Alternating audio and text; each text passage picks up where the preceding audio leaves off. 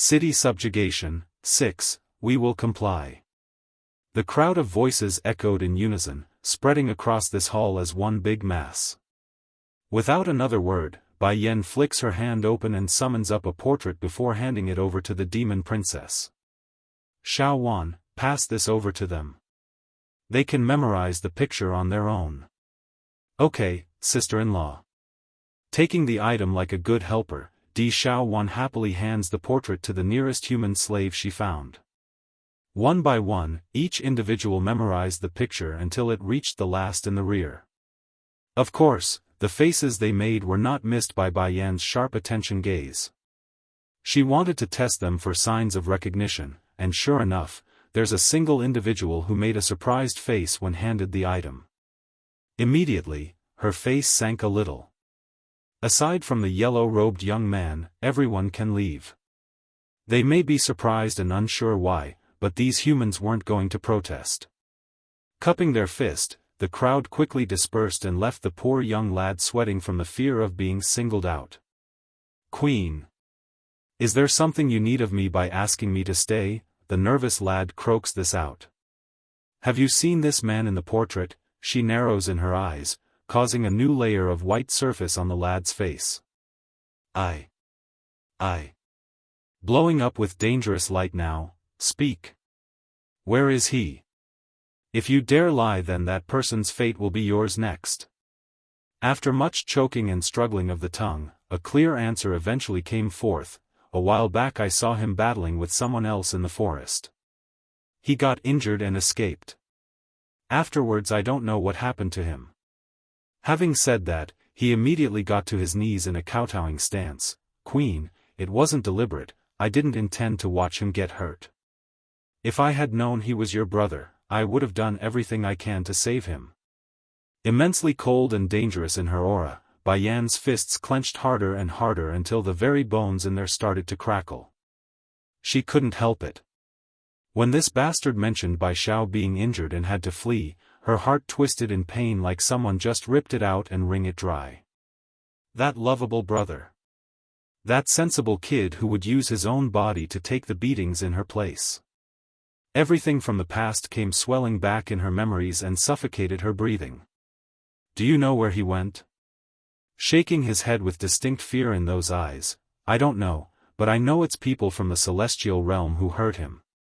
Celestial realm. Gnashing her teeth, an unbridled fury roars out of Bai Yan's throat, wanting to engulf that very name in flames. If those people dare to hurt my brother, then I will subvert the entire world if I must to exact revenge. Now the debt between her and the celestial realm just went up by another card.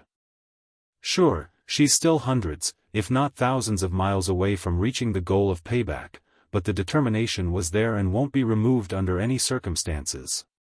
Yen. Coming over to give her a hug from behind, Ditsang's voice grew tender and warm like he's going to change whatever ill fate that might befall his brother-in-law. Don't worry, I will help you find that boy. He will be all right.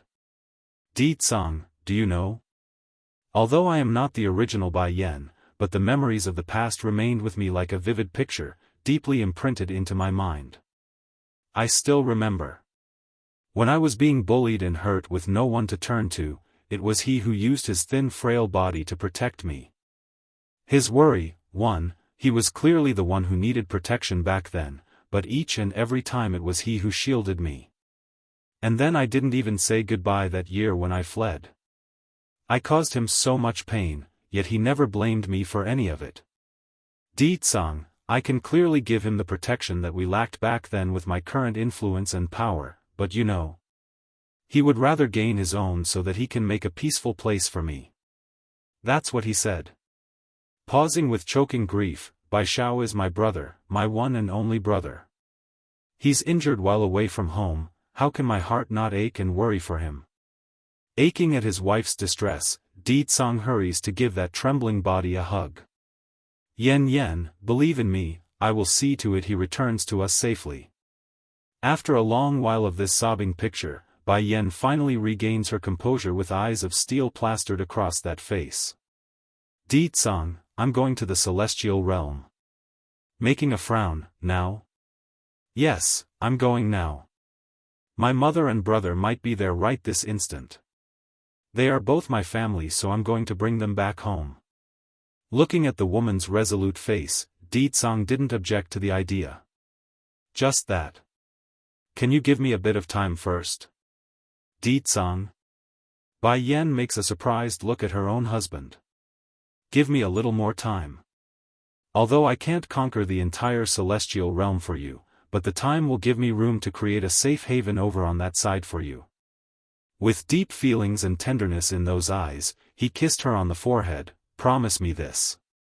Give me a little more time and I will accompany you to find my mother-in-law and brother-in-law. Okay. Bai Yan knew her insistence on the matter would only worry this man, therefore she didn't resist. I'll wait for a while longer and use this period to improve my strength. When I break into the celestial rank, he won't need to worry so much anymore. At least enough to protect those close to me, that should be enough, right? Despite the reassuring smile coming off of Di-tsang's face, underneath it all were not the thoughts and feelings of someone with confidence. It looks like the plan must be advanced ahead of time. If Xiaofan is being attacked, then they might be doing it because of me and Yan Yan. Watching all of this from the sideline, Xiaofan was extremely envious of the team mentioned in their conversation. So this is the bond of having a sister, it's so good. Why can't I have an older sister like Bai Yan and not this mean old grumpy brother of mine? Yan Yan, are you tired? Your complexion isn't looking so great. Asked the man who's oblivious to his own sister's bemoaning. Nodding, I'm not sure either, but my body's been feeling sleepy and tired all the time recently. Bring me inside, Di-tsang, I want to rest. This explanation relieved the Demon King, who's already got a lot on his plate. It's good that it's nothing. Although the bed here can't be compared to the palaces, you should still rest on it a little. After saying that, Di-tsang carefully supported the woman out of the hall like she's some sort of frail item that would shatter at the slightest bump. His worry, too, what are you still doing here, said the demon princess towards the dumb-looking young man who had been stayed by Bai Yan earlier. Are you going to scram or do I have to kick you out? Shuddering, the individual didn't need no urging to throw himself out the door. He's afraid this girl would take his life for being even a second too later. Princess, Dragoni then comes over and gives the girl a slight tug of the sleeve. When will brother come out? Cheering up in her mood at the sight of this cute missy, Xiaofan unconsciously reached down to pinch the pink little cheek. Smiling, you've already taken my sister-in-law as your godmother, why are you still calling me princess? Raising a super sweet smile, Auntie. That's good, said the princess with a stupid grin. Thankfully I have you to stick around with me. Those heartless pair always leave me behind. Come, your auntie here will take you out to eat delicious things. At this moment the sweet Dumbaklutz has discovered the benefits of having a niece because she won't be so bored with this extra companion. Oh, I can't wait for sister-in-law to get another baby. A girl would be the best. Auntie, are you state teacher's wife? Staring curiously, the little dragoness suddenly looks up to ask using that childish voice. Stiff in the face and lips twitching, Xiaofan had to take a good moment to calm her fluttering heart. Who told you that? Listening to rumors is no good, Dragoni, I am still an unwed maiden. But that's what everyone in the demon realm says. Twinkling like the starry stars in the night sky, Dragoni didn't carry any room for doubt. Going white again, Xiaofan bites her lip like a rattled fox. Dragoni, you mustn't let those people fool you. Your auntie I. And state teacher. We aren't in any kind of relationship. Growling, don't let me find out who is spreading all these rumors, I'll show them. Shame for her though. The main reason there's such rumors floating about in the demon realm was all thanks to Di-tsang. Even if she does figure out the source, it's not like this scaredy fox would go do anything. Back over in the main bedroom, Di-tsang and Bai Yan had just gotten into a comfortable position on the bed. Yan Yan, don't worry, I won't let anyone hurt you no matter the cost. Holding her head against his chest, his arms seemingly wants to melt their body together by this gesture. Slightly startled by his words, Bai Yan's forehead tightened in discomfort. What's going on? It's nothing, said the man, kissing her forehead in an attempt to stop her worrying. I only don't want to lose you, that's all. After saying this, Di Tsang leans over and kissed her on the lip, letting his emotion flow into her by mingling their tongues together. He wanted her, and she wanted him, there's no denying it as their panting breath huffed and groaned from the desire erupting from within. Eventually the man's hand tears away the last layer of fabric shielding his prize, and that's all he needed to see. Nothing was going to stop him now. Erecting his weapon of choice, he reaches down, prying her legs apart and aimed for the wet sanctuary of all men between her thighs. Yen Yen, I love you. He purrs beside her ear, getting a silent nod from the flushed woman beneath himself, indicating she's ready. He thrusts it in the next, powerful and deep in his ramming, getting a cry of pain and ecstasy from her mouth as that back arched upward to form to the shape of his rod. Bai Yen moaned as the man dug deeper and deeper into her with every thrust, curling those toes after coming close to the first orgasm.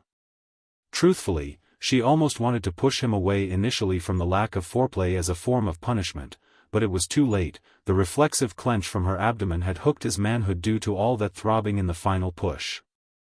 Then again, this devilish of a man wasn't going to let her go anyways at this point, and they were just beginning for the night. A good sleep later with much sex in between. Bai Yen was feeling rather drowsy on this morning as the faint light shot through the window screen to land on her closed eyes. Gradually opening them, the view was groggy at first until it eventually orientated to that striking and familiar face she spent all night connecting with. It's a happy one, but also a yearning one for more. His worry, 3, Yen Yen, why don't you go back to the mainland during this period? Since your strength is now higher, you should be able to enter the 3 miracle hidden underneath the 3 powers there. It must be something incredibly useful if the people from the spirit realm wanted it so much. Musing over the suggestion, Bai Yen eventually nods in agreement. Okay. That's great. I have other things to do for now, so I won't go back with you, but I'll come later.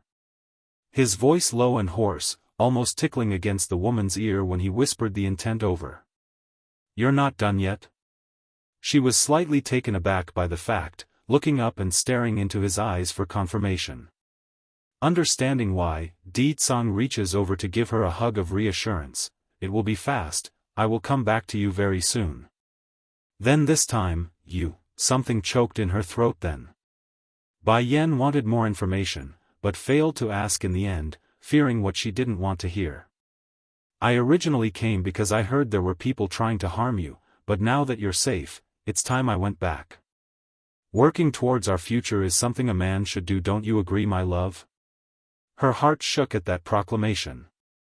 If those are sweet words of trying to score points with Bai Yen, then it's definitely working.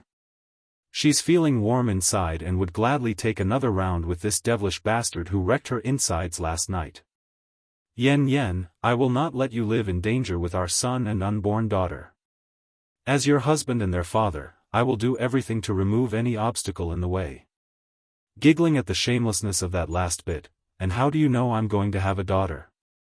Because, the man's finger slowly slides down to her belly, we already have one trying to compete with me for your attention.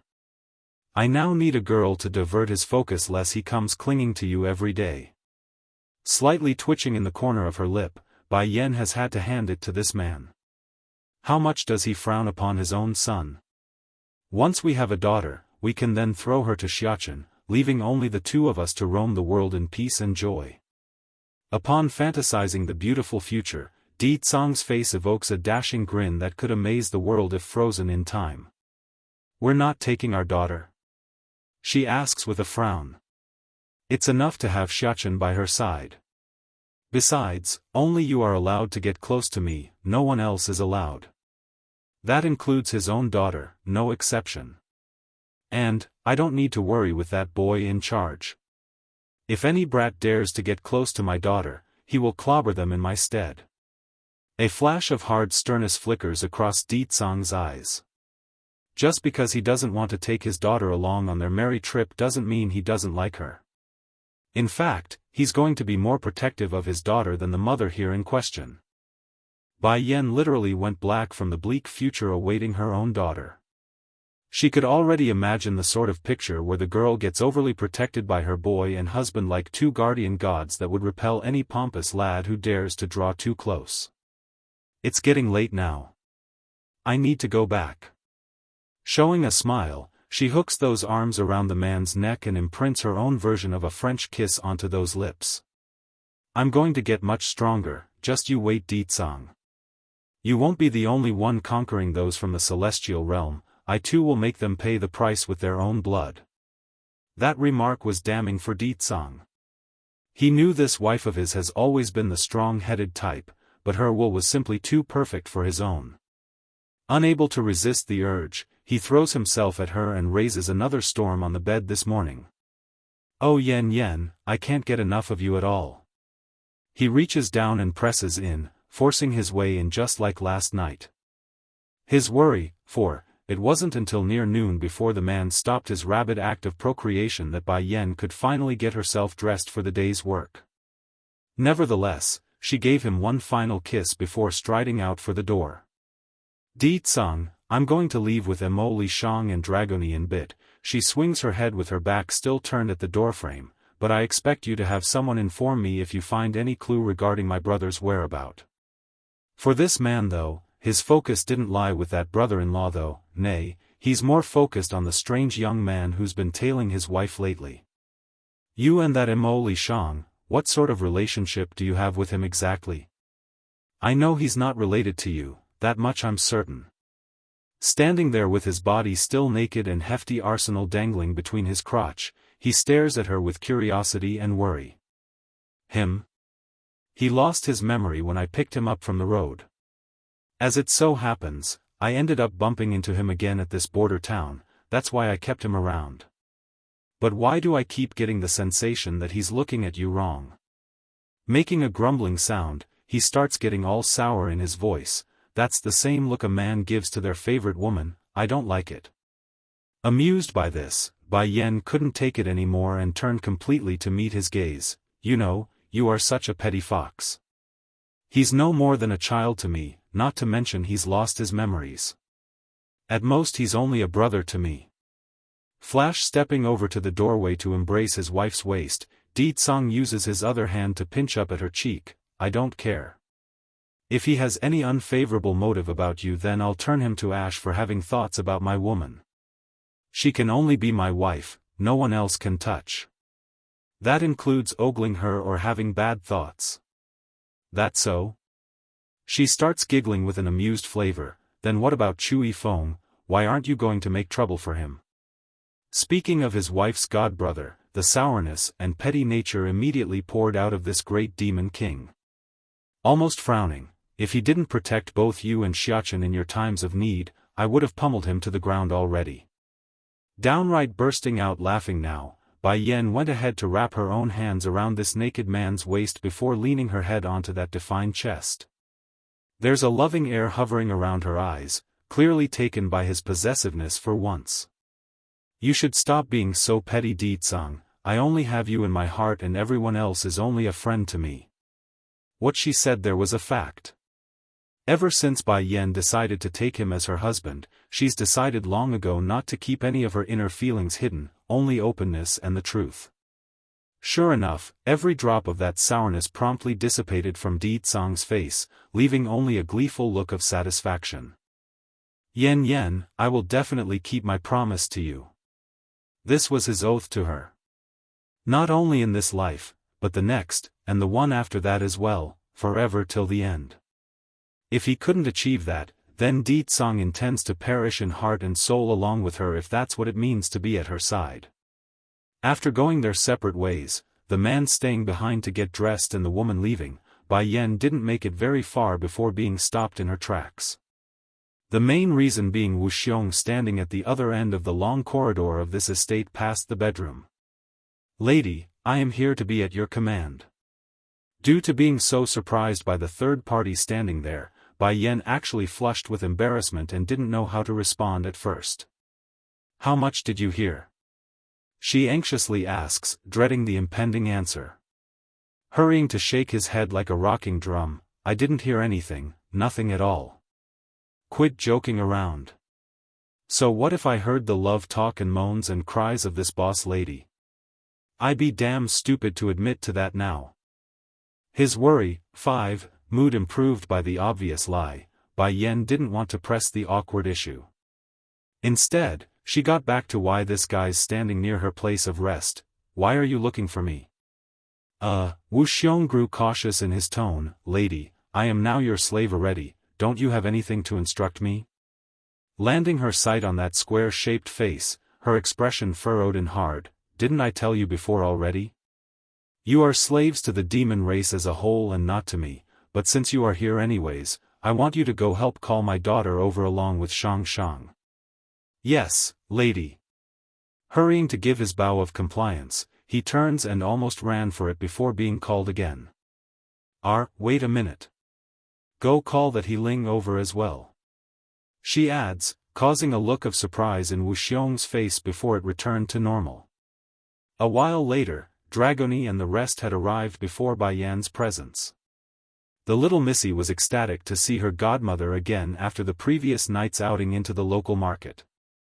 Mother, her voice innocent and lovely as usual. Go pack up everyone, we're leaving this city now. Queen Mother, the milky doll of a baby nearly threw himself at Bai Yan's feet after breaking free from Mo Li Shang's grasp. Did you ask His Majesty about my origin? A touch of embarrassment flew into Bai Yan's face over that question. She didn't know how to answer that without making the baby sad.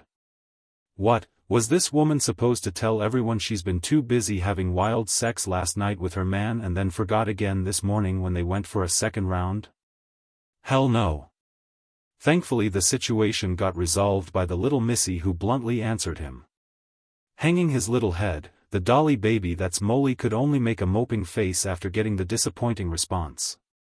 I promise you Molly, I will ask for you next time, okay? Giving the baby's head a warm hug, she felt terrible right now for her own carelessness.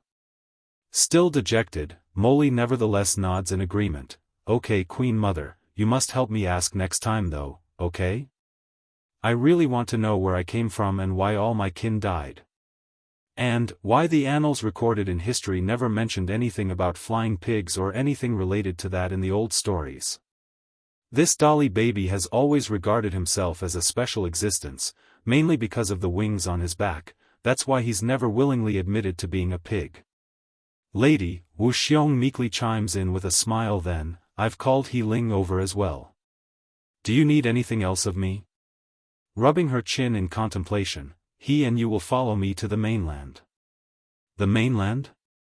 He Ling's mouth twitched profusely at the notion. Does she mean that human realm where it's pitifully short on resources, even worse than this border city? As unwilling as he was about going, He Ling didn't have the nerve to object. He could only bow his head and press down his inner grudge for further instruction. Wu Xiong, don't forget your promise. Bai Yan shoots a warning stare over to the big guy before leaving. If you can't get any news regarding Bai Ning then I'm afraid your only future is to become the playmates of those demons with a peculiar taste in their sex. Shivering right down to his spine, lady, I will do everything in my power to complete that mission, you can count on it. Miracle 1, Holy Land. On a certain beautiful island filled with blossoming flowers and plum trees, two individuals, Lord Wu Wei of the Misty Fairy House and Bai Chang Feng of the Medicine Sect, were arguing with heated flare in their faces that went all the way up to the ear. Meanwhile on the side was Lord Chu Ran of the Holy Land. He's making a helpless face at the contention between these two parties who barged into his territory on this day. Why did the two of you come to my holy land if you want to fight? There's your own Medicine Sect and Misty Fairy House, go there instead. My little holy land can't afford to host the two of you, so hurry and leave. There's good reason for Lord Chu Ran to make such a demand. The two over there were some of the strongest cultivators on these lands. If they start a brawl on his home then it might as well become a wasteland afterwards. So, for the sake of keeping peace on the Holy Land, and for his own home, he must hurry and send these two troublemakers away. Unexpectedly, instead of leaving as told, the look these two gave to this host was that of discontent and anger. "This holy island is my granddaughter's place, why can't I come and see? Rather it's this old thing here." Bai Changfeng points accusingly at his in-law. "Why is this bastard from the misty fairy house here? I want an answer." The matter regarding Bai Ning has always been a thorn in this old grandpa's heart, therefore it didn't take much to provoke it when finding someone he didn't want to see here of all places. Talk about a volcanic eruption. Ignoring the furious look coming his way, Chief Wu Wei first organizes his own clothes before speaking. "I came to have a look at my granddaughter's place. Regardless of whether or not Yen Yen is willing to recognize me as her grandfather, my son is still her father, that won't change regardless of your opinion." In other words, their bloodline was inseparable. No matter how angry this old grandpa was, Bai Yen was still his blood and kin regardless of what others want. Bai Changfeng snorts with derision. "Your wife and son aren't bad, I'll give you that. However, until my daughter is found, I will never forgive you for what you've done back then." Against the grief-stricken face of his foe, Chief Wu Wei didn't have any rebuttal. He knows the fault lies with him, so he kept silent on the topic.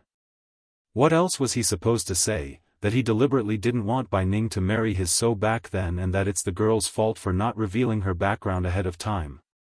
That's ridiculous even to his own ear. Let's calm down, everyone. This matter happened long ago, plus Chief Wu Wei here knows he's wrong. Lord Chu Ran starts playing as the mediator. More importantly though, didn't he promise to help find Bai Ning at all cost? She's still his son's love, so there's no question about his sincerity, is there? That comment did help soothe the mood in Bai Changfeng's heart. However, the look of disdain didn't leave the old grandpa's face at all. "We will talk when I have my daughter back.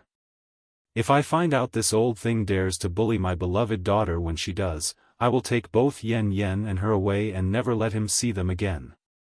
I've made some stupid mistakes before." Chief Wu Wei heaves a long sigh in response. "I know that, don't worry. As a upfront promise, I will use my remaining lifetime to make up to your daughter and never let anyone hurt them again. Is that good now?" "Miracle, too, how come you're all here?" It's then when their argument was at a standstill, a faint soft voice cuts in from above and catches their ear. In particular was Bai Changfeng and Chief Wu Wei, who immediately recognized the said owner. Dressed in a rosy red dress, her figure was mesmerizing under the brilliant light of the glistening sun. "It's great that you're all here, now I don't have to go out of my way to find each one of you. I'm just curious, did all three of you carry the keys for the miracles? If so, can I have it?" At first Bai Changfeng was taken aback by this request and furrowed his forehead. However, he eventually released the tension to only turn it into absolute shock on his old face. "You broke into the saint rank, high level at that. How long has it been since she first stepped into the monarch rank? How can she make so many breakthroughs? This is ridiculous." Chief Wu Wei didn't fare much better either. He's bleeding inside, one for being the one who pushed this amazing granddaughter away before she was even born, and then destroying the bond that he was supposed to hold as her grandfather. "If only I didn't break up my son's relationship with her mother, then Yenner would have grown up happily in my misty fairy house. Perhaps her achievement would surpass what she has now with the proper support from the very beginning." Chu Ran laments a sigh at the sight of this woman. "I still remember when Zhengqi brought you back here for the first time. You were so severely injured that there's not a trace of your body that wasn't covered in blood. But look at you now, quietly advancing into the peak of the saint rank already." Bai Changfeng openly frowned at that comment. "What did you just say? When she came to the Holy Land she was covered in blood?" "Yes," the Holy Lord faintly nods in confirmation. "Back when Zhengqi brought her back, the girl's strength was very weak, incomparable to her current strength." What followed had gone deaf to Chief Wu Wei's ear. In his mind, the only thing that kept reverberating across his head was that heart-wrenching sentence, "covered in blood, severely injured." As one could imagine, if Zhengqi, the third elder of the Holy Land, didn't bring the girl and her son back that day, what sort of fate would have awaited them? It couldn't be good if she got that injured. Thank you. Inhaling deeply, the medicine lord turns to make a deep bow to Lord Chu Ran. There's only sincerity in his old eyes right now and nothing else. Over the years, there had been countless feuds between the Holy Land and Medicine sect, but with this truth coming to light, it's bound to be resolved without problem. Why are you all acting so soppy all of a sudden? That happened years ago. Am I not fine and well right now? Bai Yen comes down from the air with her daughter in hand. Isn't that right? I'm fine now, so that's all that matters. Yenner, we've been carrying the key on us from the very beginning. Now that you've reached the minimum requirement, it's time we gave it to you. After saying this, the medicine lord was the first to rummage through his storage ring, bringing out a half-moon-shaped object. Then it was Chief Wu Wei of the Misty Fairy House who brought out a similar item, and when combined with the former, it just so happens to form a glowing shape of a sun. However, it was Lord Chu Ran of the Holy Land who had the actual looking key that fits exactly into the middle of the hole of said artifact.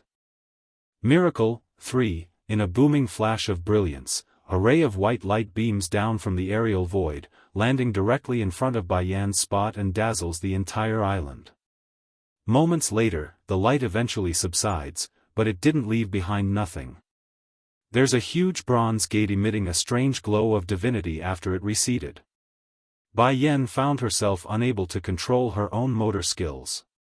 She's like a moth right now, being drawn in captivation to a burning pyre of flame. Though beautiful, it's dangerous and likely to lead to self-destruction. In the end, her entire existence disappears from sight as the light envelopes her body once the gate opens. Lord Chu Ran made a solemn look at this change. Lord Bai, Chief Wu Wei, go call your elite disciples here, we need to stand guard while she's away. I don't know what will happen, but we cannot allow any form of interruption during this period. The two grandfathers nodded in agreement regarding this matter. They too don't know the consequences of this bronze gate being destroyed, but they have no intention of finding out when it's their own granddaughter that's in there. Very soon, a formidable fighting force was gathered at the Holy Land, with many speculating the reason for their summoning. Back over on Bai Yan's side, things were very quiet and eerie. There's nothing but a sea of mist that blocked off her view in whatever place she got transported to. In the end, she could only wander around aimlessly searching for signs or clues to what to do next. Unbeknownst to the woman herself though, she has never been alone since her arrival. Surrounding her within the mist were 4 hazy figures, a tiger, dragon, phoenix and a turtle. They made up the 4 loyal guards that has always protected her. Minutes later. Hours passed.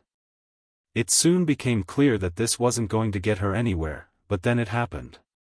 In the middle of aimless wandering, Bai Yan suddenly bumped into some invisible force with her forehead and nearly fell backwards from the impact. You're here.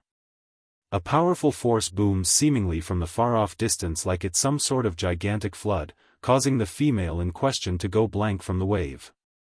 Despite the sound signature being clearly that of a woman's, it's hardly feministic or gentle. In fact, it's majestic and strong like a hero of a battlefield. Furthermore, a powerful gush of sadness suddenly overcomes Bai Yan's heart, causing an unusual sense of familiarity for the woman herself.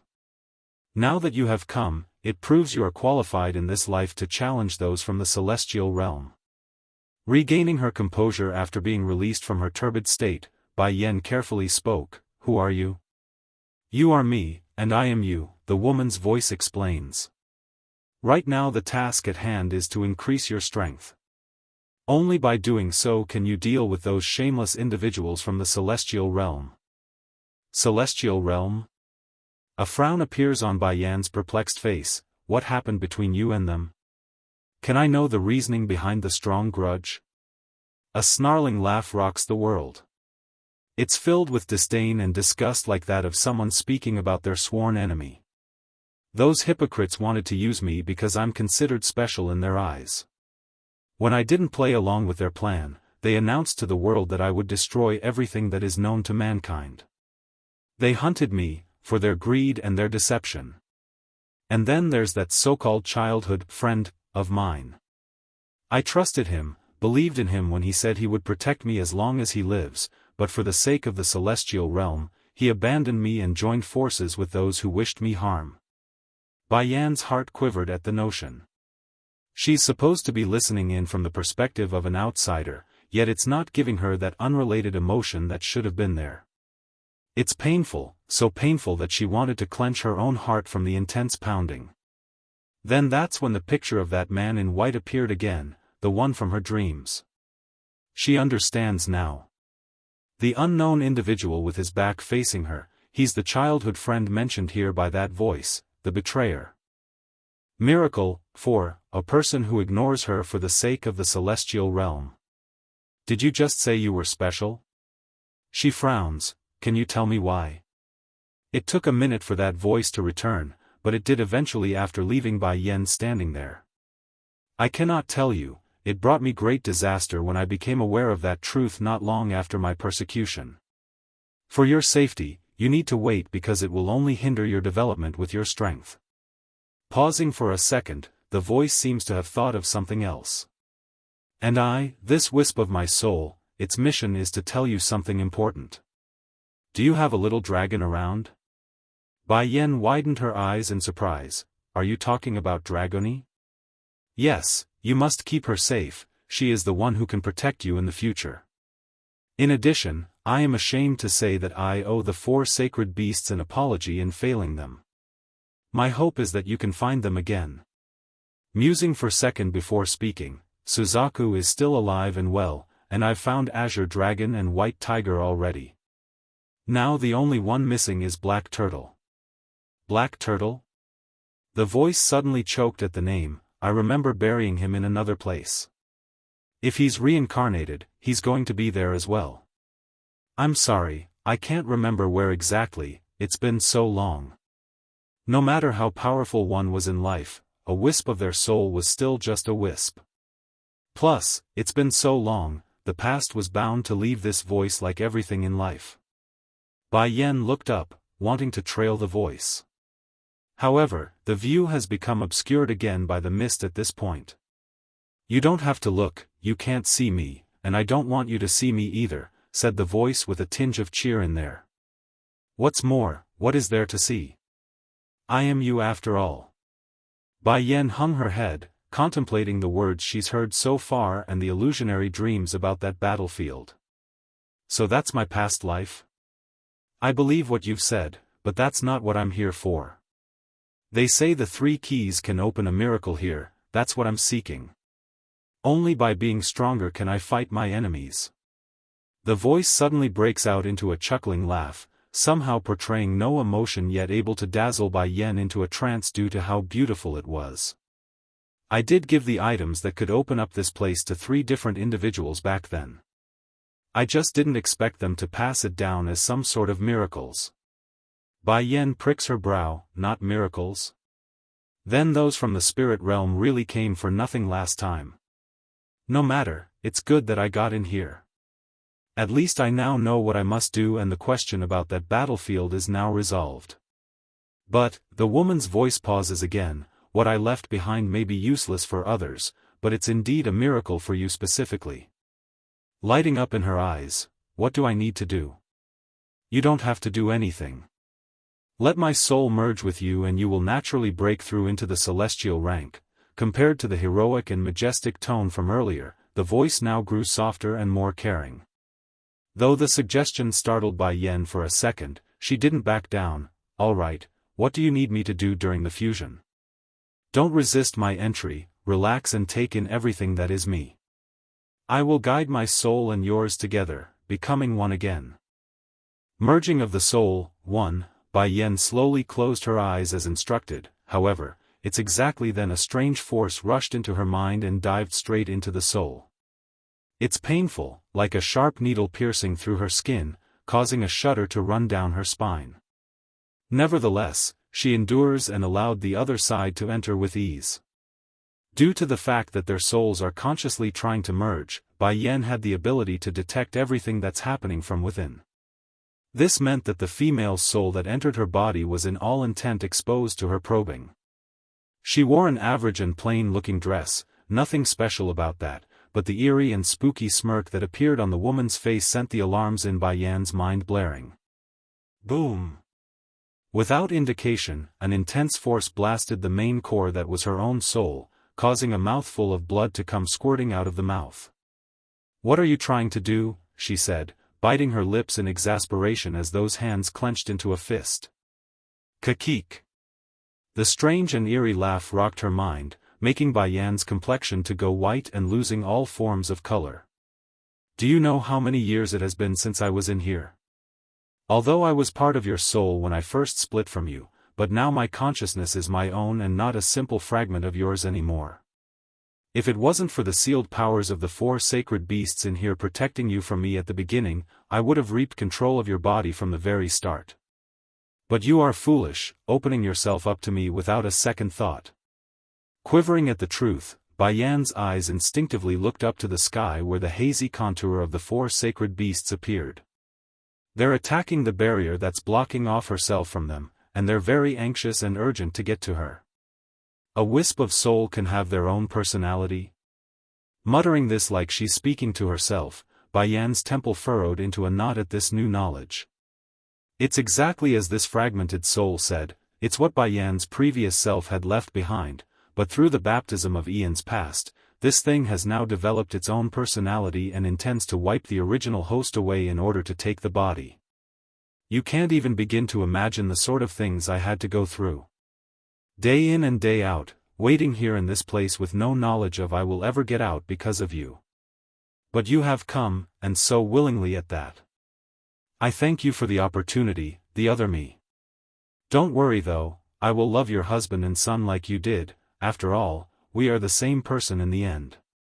Originally Bai Yan was flustered and even panicked at the predicament she threw herself into, but once Di Tsang's name was brought up and the image of that dashing masculine face popping up in her mind, any hesitation and uncertainty was resolved. She's determined, not only for her own life, but for her husband, and most importantly, her own boy. That naughty yet lovable son of hers, the one Bai Yan could never leave behind. "I need no one else to love them, I alone am enough. Don't get ahead of yourself." Bursting open her eyes with fire in them, "I am the original. I refuse to believe a mere fragment of my own soul can outdo the original. You will be defeated by me and will submit to my will. Humph, I have never yielded in my life, not this one or the past. Even against the heavens, I have never feared, let alone a mere shard of my former self." Thinking up to here, Bai Yan didn't wait and sat herself into a meditative pose, gathering all her focus on battling this invasive force. Merging of the soul, 2, boom. A powerful and raging force explodes out of Bai Yan's core, forcing the invasive soul to backpedal several steps. "You're just a high-level saint rank, how is that possible?" There's horror and disbelief in the female soul's eye. Sneering, it was her turn to go on the offensive. "It may not be possible for others, but it's me. And you're just a part of me in essence. Damn it!" A flash of viciousness flared in the soul's eye. Originally she only said all that in order to make Bai Yan loosen her guard. She didn't expect the effects to be counter-effective and make her blow up. "No. I've waited for over 1,000 years, I cannot give up on this chance. I don't want to be just a soul. I want to be a real person." Determined as well, the soul fragment rushed towards Bai Yan's core again, her figure becoming sharp like a blade ready to tear into it. However, forget about drawing close, she didn't even manage that before being blown away by the invisible force. "Didn't I say it already? You're just a part of me, and now I'm going to take you back." Bai Yan coldly states this with full-on malice in her words. Then without further urging, her own soul began to spread like a plague, which directly eases the anxious-looking ethereal beasts hovering outside the barrier. "No!" The soul fragment shrieks, "Please let me go, I was wrong. I won't dare to go against you anymore, please don't melt me." Unfortunately for this overly confident existence, Bai Yan felt nothing at the plea. After all, it's like she said before, they are one and the same in the end. So, without another word, her own soul completely tosses itself in with the attacker and becomes an entangled hot mess. And since the fusion of a soul doesn't happen in merely just a day or two, it would be a while before her consciousness fully returned to normal. Spirit Realm. Inside a large palace, Lu Qingyu, spy, was sitting quietly inside the garden pavilion when a girl hurried over to make a report. "Miss, your father wants to see you." "He's looking for me," she cocks a brow in surprise. "Do you know why?" "I do not know, milady." "Then you go first." The lady waves her hand, dismissing the maid with that gesture, and began musing over the sudden summoning. Ever since that day she submitted to Bai Yan at the Misty Fairy House, Lu Qingyu's life hasn't been her own to decide. Therefore, as unwilling as she was to return to the spirit realm, this woman could only do as told. Fortunately, the lies she spouted worked in front of her father's eye and didn't raise any form of doubt, otherwise she wouldn't know what to do then. But this summoning after 2 months of nothing, it worries her. Uncle June, caressing her chin, a flash of coldness flickered in the lady's eye. "Are you able to guess why that old thing is looking for me?" Lu Qingyu was undoubtedly a noble lady of the spirit realm, but due to her father's lack of care and even disdain for her existence, she's never been able to experience the kind treatment that came with her status. Heck, even her surname was that of her own mother and not her father's. Merging of the soul. 3. Junho's response came right away. "I suspect the Spirit Lord is planning to make a big move." Shuddering inside, Lu Qingyu's posture grew tense. "Let's go, we need to go investigate the matter. I can only hope that the old thing doesn't go to the mainland, otherwise.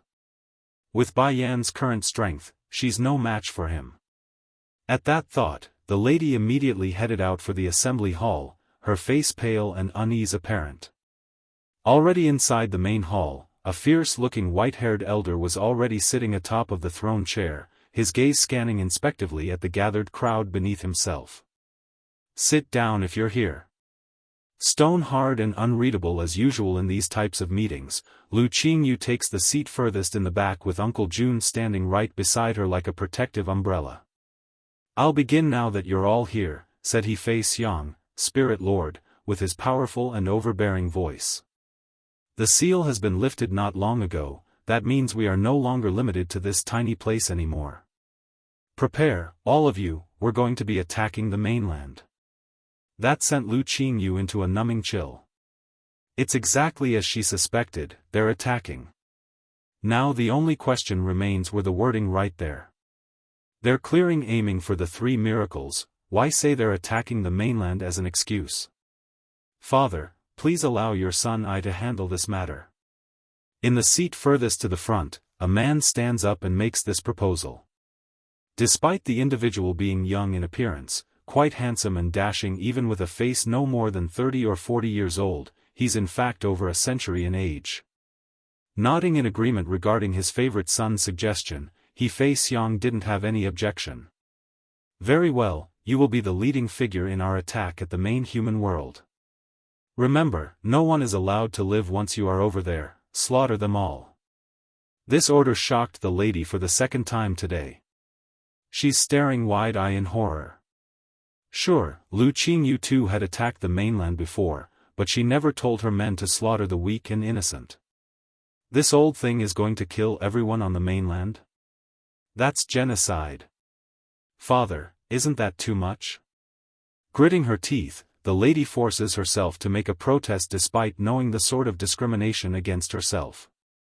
Isn't it enough to simply expel those living there when occupying the mainland? Why must we let a river of blood flow? Shut your mouth. Father does not need someone like you dictating what he does or doesn't.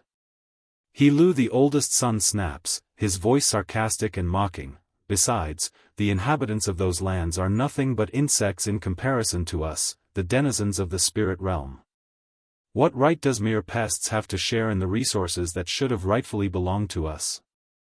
Although the level of spiritual particulars in this small little realm were superior to the mainland, but it's still small in comparison. There's food, there's land, and there's many unexplored resources waiting to be exploited. How could he Lu endure the boring days that was the spirit realm? I am not dictating father's decision, I'm. Lu Qingyu clenches her fist, a flash of anger permeating those eyes. However, before the lady could finish her words, an interruption was shot over in the form of a cold snickering sneer. You're nothing but a bastard child with a different surname, how dare you talk back to me? Father's words are law, and the world has always been the survival of the fittest. Those insects are only good as a stepping stone for us. Lu Qingyu's expression flew into a rage. If she hadn't known these people wouldn't heed her words, then she might have really lost it. In the end, this lady could only retract her emotions like a stone statue to their ridicules, just like in the past. Merging of the soul, fourth, father, she looks directly up to her own father with firm eyes. There is a girl from the mainland, the wife of the demon king. If we massacre the lives in the human world, I fear it might provoke the demon realm in force. He Fei Xiang had a frown on his old face then. It's not like he doesn't know about this intel. In fact, he knew more than he let on to the public. For example, regarding the incident where Di Tsang exterminated the former Snake clan because of that woman, he knows about it too. However, there's not only the 3 miracles that's attractive in this spirit lord's eye, there's also many other treasures awaiting him. I am firm on this matter, there's no need for further discussion. Lu Qingyu, the matter is settled and will be handled by your brother He Lu. Piercing her own palm with the nails, Lu Qingyu gets up from her seat with a deep look. Father, you will regret it one day for not listening to me today. Without another word, she turns and left for the outside in a decisive manner. Father, this girl is too wild, are you just going to let her be? We must teach her a lesson. He Lu grits his teeth. Curving his lips into a smirk, teach her a lesson? Son, that can be left to a later date. The first and foremost is conquering the mainland. If you can complete that mission well, I will make you my heir. Yes, father. A flare of delight enveloped the man's eye. That's right, Lu Qingyu, I will be the heir one day, and you on the other hand can only be an insect under my feet. Alright, that will be all everyone, go back and carry out your businesses. Waving his hand, the spirit lord dismisses the group. Yes. Cupping their fists, they complied readily and dispersed. Originally He Lu was still ecstatic at his own future prospect, but that soon changed as soon as he's out the door. What are you still doing here? Huffing a grunt, he asks the woman in white. Are you really going to slaughter the humans living there? Ho, he sneers. Nothing but a group of insects, what do you care? If you don't listen to me then don't blame me for your own destruction. Squinting her eyes in, Lu Qingyu carried a coldness in there that it's piercing. Just because you are incapable of doing something doesn't mean I will be the same as you. He Lu crosses his arm around the chest, the posture taunting, if you think you are so incredible then go seduce that demon realm's king. Maybe then father will have a new opinion about a bastard child like you. You, flushing red, Lu Qingyu was done at this point. Whisking her sleeve as she turned away, don't drag me down with you if you're so insistent on dying.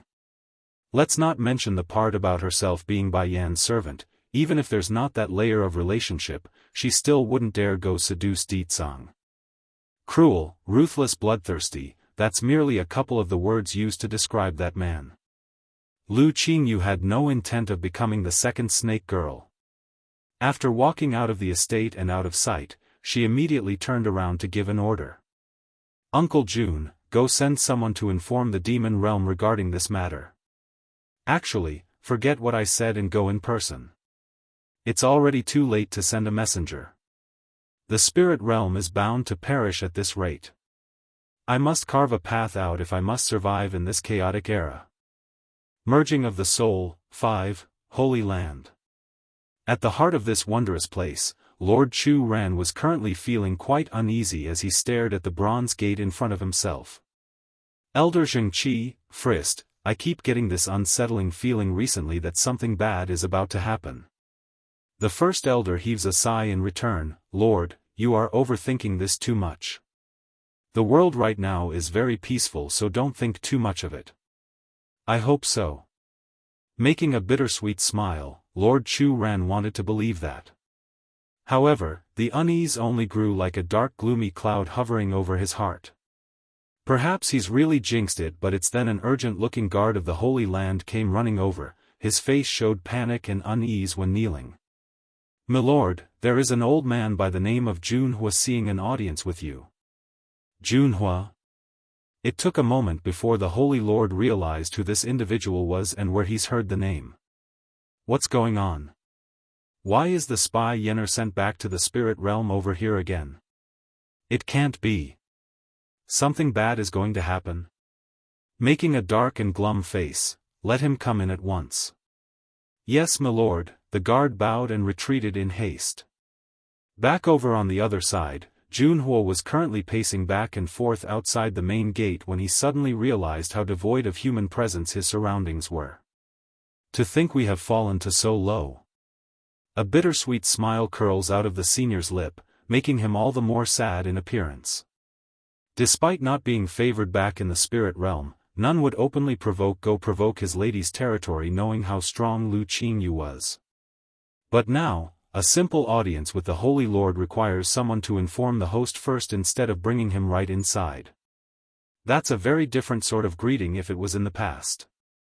Of course, the discontent was still only discontent. This old senior would never dare show it on the surface.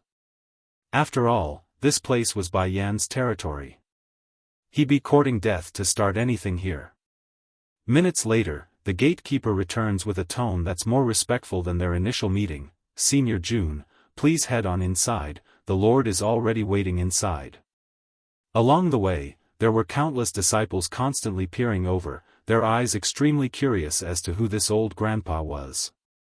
Nevertheless, Junhua never met their gazes, only following closely behind the gatekeeper so that he would hurry up in the feet. Minutes later, after many twists and turns through the forest and gravel pathways, they have arrived at the central island housing Bai Yan's bamboo cottage. "I remember Bai Yan had you go back to the spirit realm to act as a spy for her. Why did you return so soon? Is there something you need to say by seeking me out?" Lord Chu Ran makes a frown that couldn't be missed. Hurrying over with his hand cusped into a respectful manner, "Holy Lord, I came at the behest of my lady to pass on a critical message." "What message?" A wave of unease shook Chu Ran's heart. His worst fears are starting to come true, he could feel it. It's those people from the spirit realm. They want to attack the mainland, and this time they don't intend to leave anyone alive, not even the civilians. Boom! The news was like a heavy hammer, smashing into the Holy Lord's heart until it's crushed and scattered to pieces. "What did you say?" First Elder Zhengqi snaps, his expression frantic as he grabbed onto the other man's collar. "What kind of master do you have over there? How can he intend to slaughter everyone, and the innocents as well? Damn it!" Breaking into the celestial rank, 1, this world may be dictated by the old ancient rule of survival of the fittest, but no one in the upper echelons would ever issue such a callous order. There's not much other reason, simply because millions of lives are what they call weak. Murdering and slaughtering the main populace? That's absolutely crazy. Only a madman would try that. This order was issued by the Spirit Lord and will be carried out by his eldest son He-Lu. I speculate there will likely be some celestial ranked masters coming with him, so you need to prepare. Celestial ranked? Chu Ran shuddered at the thought, his face extremely ugly. Even if the spirit realm sent a saint rank over, their 3 powers would still have trouble repelling the enemy, let alone masters 1 rank higher than that. "Senior Jun, thank you for your message." Even in the face of such news, Lord Chu Ran didn't let himself fall into disarray. Slowly loosening his fist, "I will let Bai Yan know about what you've done for us and nothing less." Only then did the senior release the breath that he didn't know he was holding in. For Junhua, the Holy Lord's promise was the most important and the main purpose for him coming in person. "There's no need to worry so much, Holy Lord, I have already sent someone to go inform the demon realm and its king.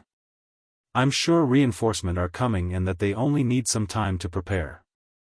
Making a flattering smile so that he looks sincere, "I'll take my leave first since it's getting late. Please begin making preparations during this period." Arching his fist, Senior June didn't look back and walked out of the Holy Land.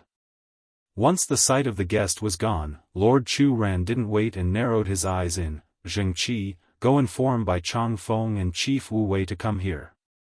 Let them know we must discuss the matter as soon as they can make it." As much trust he has for Bai Yan, they could never entrust the survival of everyone in this realm to another outside force. At the very least, they must organize a resistance and backup plan lest they fail in the end. Important seeds must be kept safe and planted for the future. "Yes, Lord," the first elder nods, showing the concern on his old face. "Perhaps this time will be the greatest our Holy Land has ever come across since its inception." The medicine sect wasn't far from the Holy Land in terms of distances, rather it was the misty fairy house that required some traveling. Even so, it only took 2 days before both leaders arrived at the Holy Land after being informed of the situation. They are too much. Bai Changfeng of the medicine sect slams the table with his fist, causing the structure to shatter into 2 halves. "Those blasted people from the spirit realm. It's enough that they tried to claim the miracle in our hands, they also want to massacre the human world? We can't do nothing." Chief Wu Wei was more level-headed when he spoke. "Did you not hear Lord Chu Ran's word just now? They say there's going to be celestial rank masters coming with the invasion. Do you think with our strength of a saint rank can resist those people?" That remark instantly sniffed the life out of the old grandpa because it's a fact, the truth. "Let's not argue on this matter." Lord Chu Ran also had a worried face when he decides to join in their discussion. "I've thought of this already. We do not need to defeat those that's coming, instead, we should focus on stalling them until the reinforcements from the demon realm arrives to help us. That should be enough to secure our victory.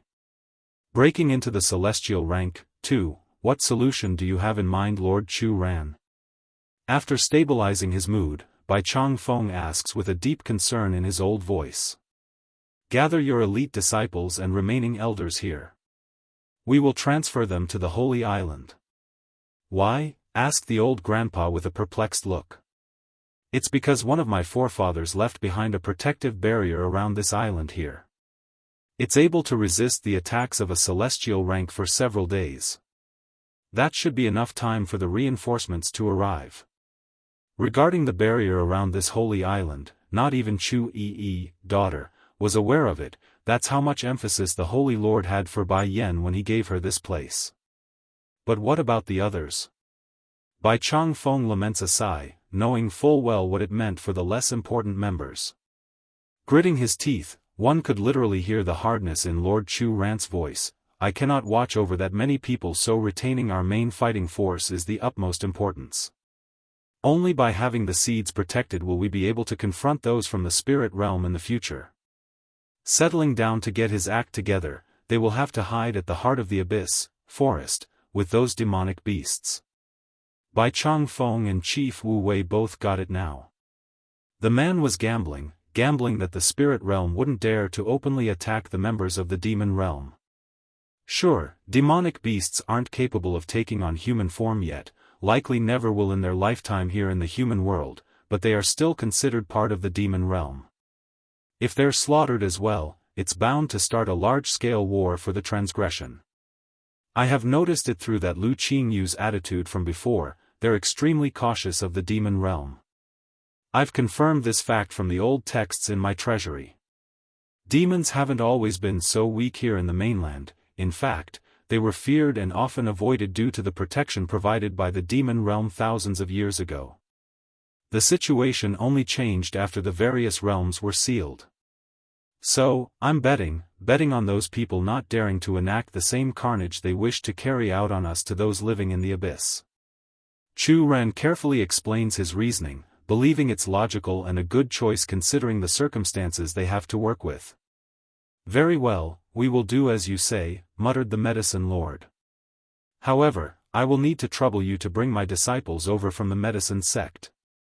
I still have other things I must do." "What's the matter?" I'm going to pick up the lawn house. Making a faint smile, the medicine lord didn't bother to hide his wish. They are the only ones who didn't abandon Yenner during her time of need. For that, I must keep them safe for her sake. I cannot allow my granddaughter to lose another family member. I know this will take up more room on the island, that's why I'm willing to subtract a couple of spots from my side to accommodate that family. Chu Ren actually gawked his mouth in surprise before issuing a long sigh with his head shaking. Taking that as his way of not agreeing, Chief Wu Wei immediately grew hurried like his counterpart. If not, we can subtract some spots from my misty fairy house. The Lan family must be able to hide inside the Holy Island. Making a bittersweet smile of his own, Lord Chu Ran decides to stop teasing the two. Let's stop arguing. I never said I won't agree, I'm just lamenting how lucky the Lan family is. If they didn't have such a wonderful granddaughter, they might not make it through this peril.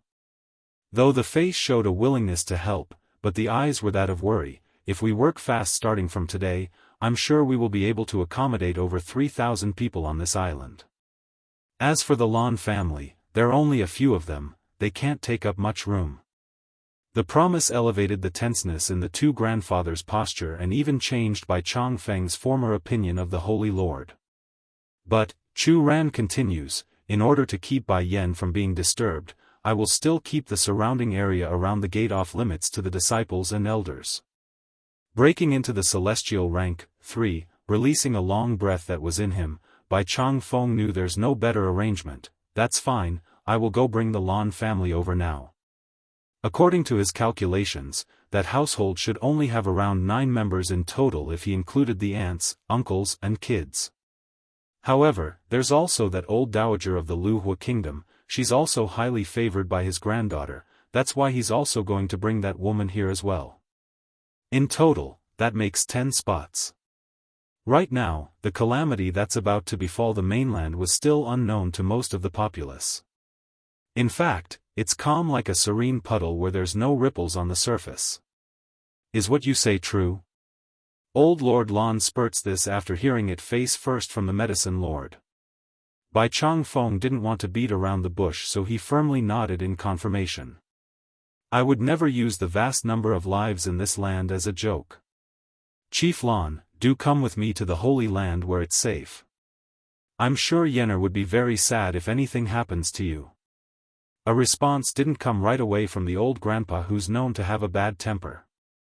Instead, he gazed down at the floor as if contemplating something before looking back up with a helpless smile. I've seen many things over the years, whatever turbulent wave and wind, I've experienced it all. Take my wife and children away, I'm staying behind. Chief Lan. Bai Chongfeng frowns, not approving the decision in the least. What do you mean? Showing a bittersweet smile, look around my home, it's not just my family who lives here, there are those who followed me through thick and thin. When my household was at its lowest, they never once thought of abandoning us. Now in front of such great danger, I cannot leave and ignore their lives.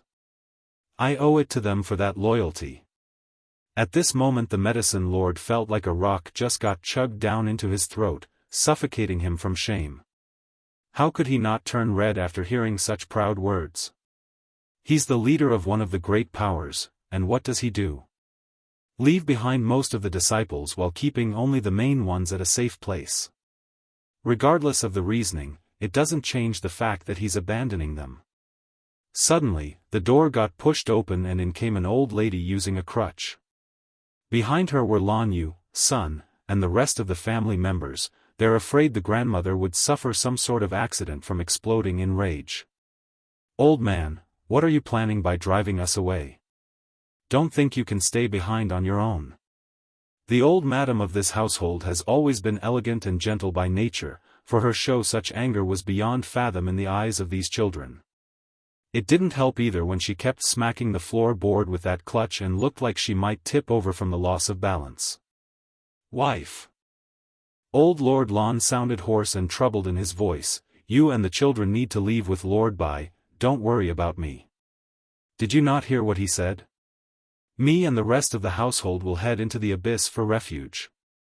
The old madam huffs a grunt, of course I heard what he said, but what makes you so certain those enemies wouldn't attack the abyss? I don't care, wherever you go, I go. That statement has left the old stubborn grandfather in a bind. He wants his wife and children to be safe, but he also couldn't abandon the rest of the household to their own fate. Loyalty versus love for his family, the struggle here felt like it's tearing the poor man apart. Please listen to me first, Chief Lan, said the increasingly concerned medicine lord. Making a cough, I and the demon beasts living inside the abyss forest are on somewhat familiar terms. Since you are so adamant about keeping your followers' safety, I will personally make a request to them, asking the locals to offer shelter to your men and women. They will be safe, that you don't need to fret. There's no lie. Old Lord Lan still sounded skeptical. Flashing with light in his eyes at the flicker of hope to change this stubborn old guy's mind, Bai Chang Feng doubles down on the offer. If you are willing to come with me to the Holy Island, then I will keep that promise, of course. If you are not willing, well, I'm sorry, but I will have to take some drastic measures. Don't blame me afterwards. His argument sounded great and all, heck, it's very tempting even for the average gentleman. Sadly, there are risks involved regardless of how much sugar he added to those words. What if the spirit realm invaders decide to ignore the Holy Land and go slaughter the demon beasts in the abyss for some unknown reason? So, even if he has to drag this stubborn old man along, Bai Chang Feng would do it regardless of the individual's wish or will. Breaking into the celestial rank, for, Chief Lan, I know Yenner doesn't want to see you in danger. If the threat can't convince you, then I might as well directly knock you out to leave. Slowly rising from his seat, Bai Chang Feng's voice carried a faint hint of threat, showing how serious he was about the matter. Old Lord Lan was completely taken aback by this picture. Twitching in the corner of his mouth, the stubborn old grandfather didn't expect this famed medicine lord to be so despicably shameless. I have also heard that your eldest grandson is currently trying to woo the current queen of the Feng Qi kingdom, is he not? Although that lassie isn't one of the core disciples of the Holy Land, but with my influence, I can also get a spot on the Holy Island for her. What do you say, Chief Lan? That's a good offer on my part, isn't it? All smiles there, Bai Chang Feng whipped out the carrot and the stick, leaving nothing untouched in this discussion. Almost crying in his old face, old Lord Lan felt like a helpless kid right now in front of his own family and relatives. Making a bittersweet smile in the end with obvious worry for the rest of his followers still, you're already going that far, what else can I say when it's either me being knocked unconscious or come willingly? Chief Lan, let's do this. Go speak with your people and have them all wear the exact same uniform. This way the demon beasts living in the abyss can recognize who they are and keep a close eye on their safety. The abyss forest is treacherously dangerous to begin with. If anything, those from the Lan family can flee with the demon beasts when the going gets tough. They should have enough room to hide in that vast stretch of land. Then I will have to bother Lord Bai to arrange this, said the stubborn old grandfather. Old Madame Lan and the rest of the family were very much relieved by the stubborn man's compliance. They honestly thought he would get stupid again and refuse to leave with them. With the main goal completed, Bai Chang Feng figured it's time he told the rest of the world about the impending danger and how they should head to the abyss as well for safety. The ones whom believed the news didn't hesitate and promptly packed up their luggage at the first sunrise. The quickest to move would of course be the flower brothel and the alchemists that Bai Yan helped produce. Hualuo has always been faithful to her mistress. By leading over 1,000 members under her, she led the first batch into the vast forest that made up the abyss. As for the second wave of refugees, it had to be the demon beast sect that submitted to the little steambun a while back. They are firmly in belief that the boy was their savior, and what other convincing did they need when their prize dragon was now acting all tamed thanks to the boy's arrival? Unfortunately, more were of the opinion that Bai Chang Feng has lost his mind due to being old and senile. It couldn't be helped. The homes, the territories, the wealth, these were all precious to the commoners and lower factions out there. Telling them to abandon everything that was their foundation merely based on a single man's words were ludicrous. Inside the bronze gate, sitting crossed-legged on the ground, Bai Yen had an air of white constantly surrounding her body that's exuding a faint blue glow. Boom! Suddenly, a streak of heavy thunder rocked the whiteness in the sky before landing directly onto the woman's body. Breaking into the celestial rank, 5, like a stone sculpture sitting on the ground, she doesn't move. Boom! A flurry of lightning strikes came smashing down in succession, one stronger than the last. It wasn't until half an hour later did the trial come to a halt and allowed the glow from her body to evaporate into the air. Because of the fact that she made the advancement inside a separate space, those outside remains unaware of her breakthrough still. Half a ring later, Bai Yen finally opens her eye and looked around at the 4 false shadows surrounding herself. Seemingly aware of their mission being completed, the love and yearning they gave were undeniable. Even so, the shadows eventually returned to the darkness despite their unwillingness. Bai Yan's heart clenched at their departure. Though she knows they do not exist in this place, but the instinct to reach out doesn't change. One day I'll reunite the 4 of you, then we can fight our way back to the celestial realm. They will pay for what they've done to you all. Inhaling deeply, Bai Yen eventually rose from the floor and continued to walk further inside. It's just that her journey didn't make it more than few steps before stopping again. Not far away, a black pool of thick nauseous liquid was giving off a nasty smell into the air. It's making her uncomfortable and she didn't like it. This pool of energy. Why is there something like this here? It can't be, my soul fragment mutated because of this thing? That's why it produced its own personality and wanted to devour me? Her expression gradually grew heavy, getting a strong suspicion that this dark gooey mass wasn't right. Huh? Noticing an object next to the pool, Bai Yen immediately flashed step to the side and got hold of the item. It's a bamboo scroll upon first glance. Alchemic recipe? When reading its content, her eyes nearly popped out from the name. Heck, even her hands were trembling with joy. 10th grade alchemic recipe, Godhood Dan pill. It's true that when Bai Yen first attempted the 8th grade pill in the Misty Fairy House it was very difficult, mainly due to her body being unable to resist the thunder strikes from above.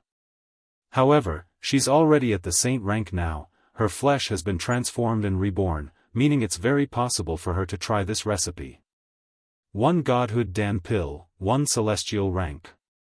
Due to the effectiveness of the medicine, the process is extremely demanding with very difficult to procure ingredients. In addition, the alchemist's soul must also be strong, otherwise the pressure will cause permanent damage to the lower half of the body, effectively crippling the individual. Bai Yen went silent upon reading this part. I just merged with a fragment of my soul, that should be enough, right? Pausing then, she got hesitant and became unsure if this was the right move. The reason why this alchemic recipe was sealed and graded as a 10th grade formula is because it requires the strength of a celestial rank to refine. I hope that whoever can get their hands on this would use it to the benefit of the future generations. This way my efforts wouldn't be for naught and forgotten. Godhood Dan pill, 1, retracting the bamboo scroll into her storage ring, Bai Yan's sight now focuses back onto the pool in front of herself. For some reason, the image of a huge black dragon kept creeping up into her mind the more she looked at it. Not wanting to twiddle with something even she felt uncomfortable toying with, Bai Yen quickly left the premise and continued forward. It's a good thing too because the deeper she went, the better her senses became due to the increased amount of spirit particles around the air. That swept away the earlier discomfort created by that puddle of black liquid. She suddenly stops, showing shock in her eyes over the garden of herbs and rare ingredients. Incredible. There are so many rare herbs that I never thought I would ever come across, and the ingredients listed from the recipe is also here. The more Bai Yen stared at what lies in front of herself, the more excited she became. With all this I can try making that Godhood Dan pill today. Huh? Standing not far from where she stood was a withered old tree. It's completely black in color to the point where it looked like it's been burned to a crisp, yet the surface gave off a shiny sheen like some sort of marble material. But that's not what alarmed Bai Yen the most. it's one of the dried husky leaves that dropped to the floor. On the very moment when the flimsy-looking sheet of organic material hit the ground, it instantly vaporized into a wisp of black smoke and flew towards the general direction of where the black pond was located. Understanding now, so that's why, this is the reason why that water is contaminated, it's from this tree. But why is this tree doing that? I have never seen anything like this before. A lot of questions remain unanswered, but since the tree was planted by the original owner of this space, Bai Yan figured there must be a reason. Perhaps there's a use for that black pool of water even, pity though, she's in no condition to start pursuing the matter. Gathering the herbs and ignoring her own curiosity, it didn't take long for Bai Yan to gather everything and to get the needed ingredients ready for her impending refinement session. I should do it here. If outside, the thundering strikes might just wreck my entire island. The image of her neat little cottage and lovely garden being torn to shreds didn't sit well with this control freak at all. That decided, she immediately brought out the cauldron to begin working. How funny, heaving a long sigh, back on Earth I died because I was trying to refine a 9th grade Dan pill, and now I'm challenging something even harder and more powerful. This time I must succeed, failure is not an option. Stern and serious in her face, Bai Yan flicks a finger and ignites a fire beneath the cauldron. Then with careful precision, she uses her powers to send each ingredient mentioned on the list into the container for further processing. Across the continent making up the main body of the human world, blood was flowing and staining this landscape from top to bottom. It's a dark time right now and no one was safe as the invaders attacked in mass. For those unwilling to heed the warning, they were the first to go trying to defend their own homes. Sadly, whatever resistance they offered the attackers from the spirit realm were futile and were quickly squashed. Sir, the territory up ahead are homes to those monsters in servitude to the demon realm, should we continue to attack? At this moment He Lu was riding atop of a magnificent-looking steed with a pronounced high lineage. This eldest son of the Spirit Lord was reveling in his glorious conquest of the human world and could care less about the obstacle up ahead. Godhood Dan Pill, 2, Father's order is that no one here in these lands are allowed to live, and since these demonic beasts are living here, they too are within that range. Sir, said an old man next to He Lu, the demon as a race have always been very united against outsiders. If they learn of what we do today, it might just provoke a war between the two realms. He Lu snorts derisively at that comment. I heard the granddaughter of that medicine sect is the wife of that demon king, and didn't we attack her before? It's the same as declaring war, what does it matter if we slaughter a few demonic beasts now? The old man frowns and got more disgruntled in his face. The Spirit Lord have always been wise and intelligent, how can his son be so clueless and foolish? The two issues cannot be compared together. The denizens of the demon realm aren't stupid. No matter how prestigious a queen is, she's still only one human. We can always claim to be unaware later and use that as an excuse. What's more, they're already at war with the celestial realm, they wouldn't want to be confronted on two different fronts. By then, we can just feign ignorance and compensate with some sort of material gift. As for the monsters here in the forest, the old man stifles a smirk to avoid showing his own disdain for others. It's well known the demon realm have issued an edict to every other realm long ago. Anyone who attacks their kin will be hunted down to the ends of the world. Consider sparing these demonic beasts as a favor to the demon king, after all, we're already going after his queen. In other words, his opinion was that the demon realm should thank them for sparing their kin and not be infuriated for even having that idea. Anne. I don't intend to kill the demon queen. What do you mean by that? Narrowing his eyes in, He Lu turns to stare at the senior wearing the pine flower patterned robe. This old thing, relying on his strength as a celestial rank to defy me. He's even daring enough to refuse my orders. Even if we claim not to know of that woman being the demon queen, but what if? Pausing, the old man attempts to let his words sink in. What if the demons refuse to leave the matter be even with compensation? He Lu burst out into a sniggering laughter. It's cold and derisive as it rang across the city. So according to Elder Yuan's wording, you want us to not kill anyone from the medicine sect, Misty Fairy House and Holy Land as well? Is that what you mean? No, the old man shook his head. The monsters are known to have a short fuse when protecting their own kin, that's true. However, when have you seen them protecting humanity? Even if the Demon King pampers his own queen, the woman's relatives are only ordinary humans. We can kill them and any other human without having to worry about the repercussion from the act. At most. The Demon King will only ask for some sort of compensation in order to satisfy his woman's need. Compared to the wealth this land provides, that's nothing. Elder Yuan, an insufferable anger fills He Lu's chest. Don't forget what my father's orders are. When carrying out the invasion, you are to assist me in my goal. So, I'm telling you now, whether it be humans or demonic beasts, all must die. Red in the face, the arrogant man's spit was flying all over the senior's face when he started yelling. Stone cold without a hint of emotion now, Elder Yuan responds in a rather bland voice, if you want to go die then you can do it on your own, we here won't accompany you into the abyss forest. You, pointing his accusing finger with grit between his teeth, good, very good. Once we get back to the spirit realm, I will report everything to my father and have him decide. Godhood Dan Pill, 3, heavily whisking his sleeve, He Lu was done with this and turned away. He knew trying to force the matter won't get him anywhere, especially when the other side was so open in dismissing his order. Due to the news of their invasion being delivered long ago, the core members of the three main powers have long gathered at the island making up the heart of the Holy Land.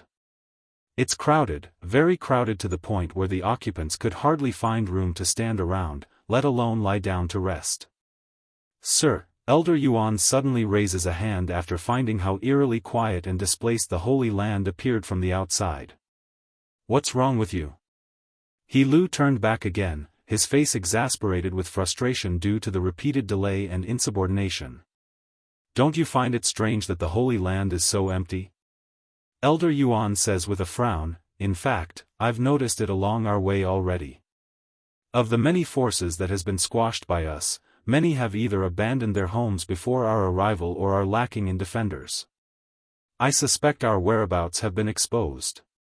Unlike other times when they attacked a place, they did not linger in a single area for long, only sending a couple of their subordinates to perform a massacre at the local ruler's home. Sure, in comparison to Bai Yan's strength, these grunts wouldn't pose much of a threat, but to the average cultivator and lord, they're hugely superior and were easily overwhelmed. Just as Yuan Xiu was undecided and meditating on whether to continue, a fluctuation in the air instantly caught his senses. Those old eyes lit up as a result of this fact. There are people there. Leaning forward in an attack stance, the senior's figure instantly disappeared from sight for whatever's ahead. He Lu was very ugly in the face right now after being tossed behind. Sadly, the old bones that's constantly dismissing his authority was the strongest subordinate among his group, so he could only stuff the complaint and follow. Under the effects of a hollering voice, the noisy clamoring on the island was instantly sniffed out. Yuan Xiu of the spirit realm is here for a visit.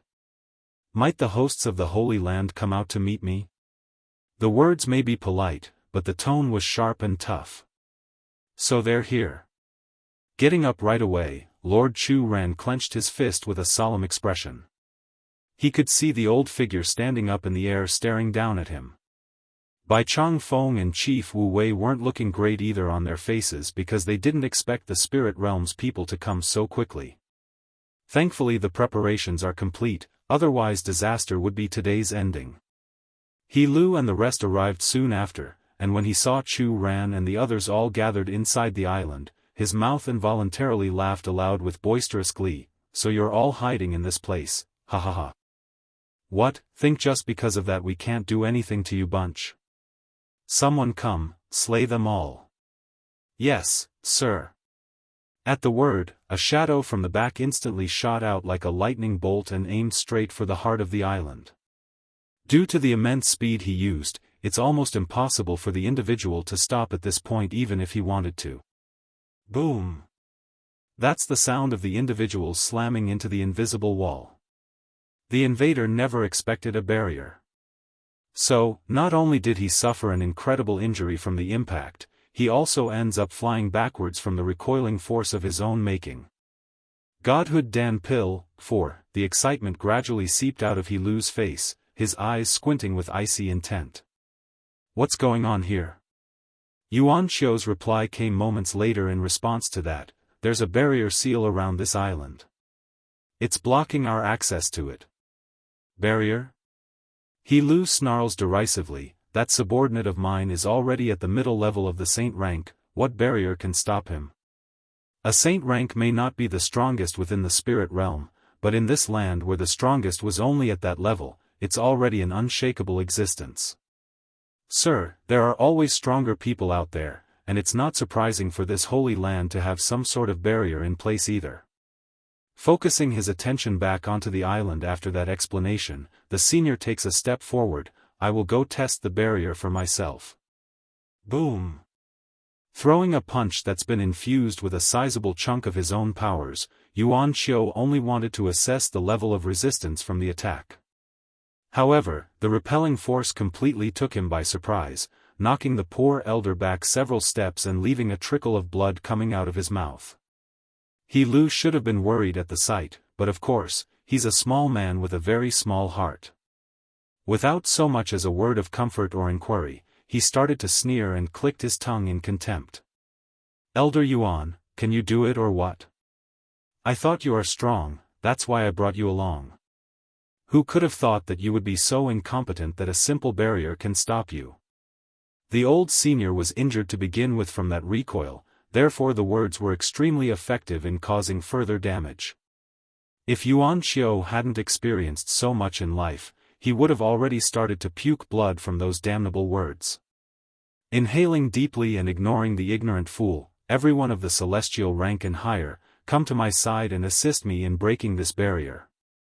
At the drop of that order, several powerful individuals immediately stepped forward from the group, their eyes cold and stern when standing next to their leader. The following attacks were fierce. Though the barrier continued to hold under this bombardment, the people inside were definitely feeling the tremors as a result. Lord Chu Ran, nothing will happen, right? Asked the medicine lord with a concerned voice. Twitching in the corner of his mouth, the Holy Lord attempts to reassure his peers while also reassuring himself. What else can happen? This barrier seal is something my forefathers left behind, so it shouldn't fail. Of course, there's no way to confirm that belief right now since it's been ages since the seal has been activated. Maybe it's been damaged in some way due to wear and tear? Father, Chu Yi shrinks her neck in while clinging to her old man's back.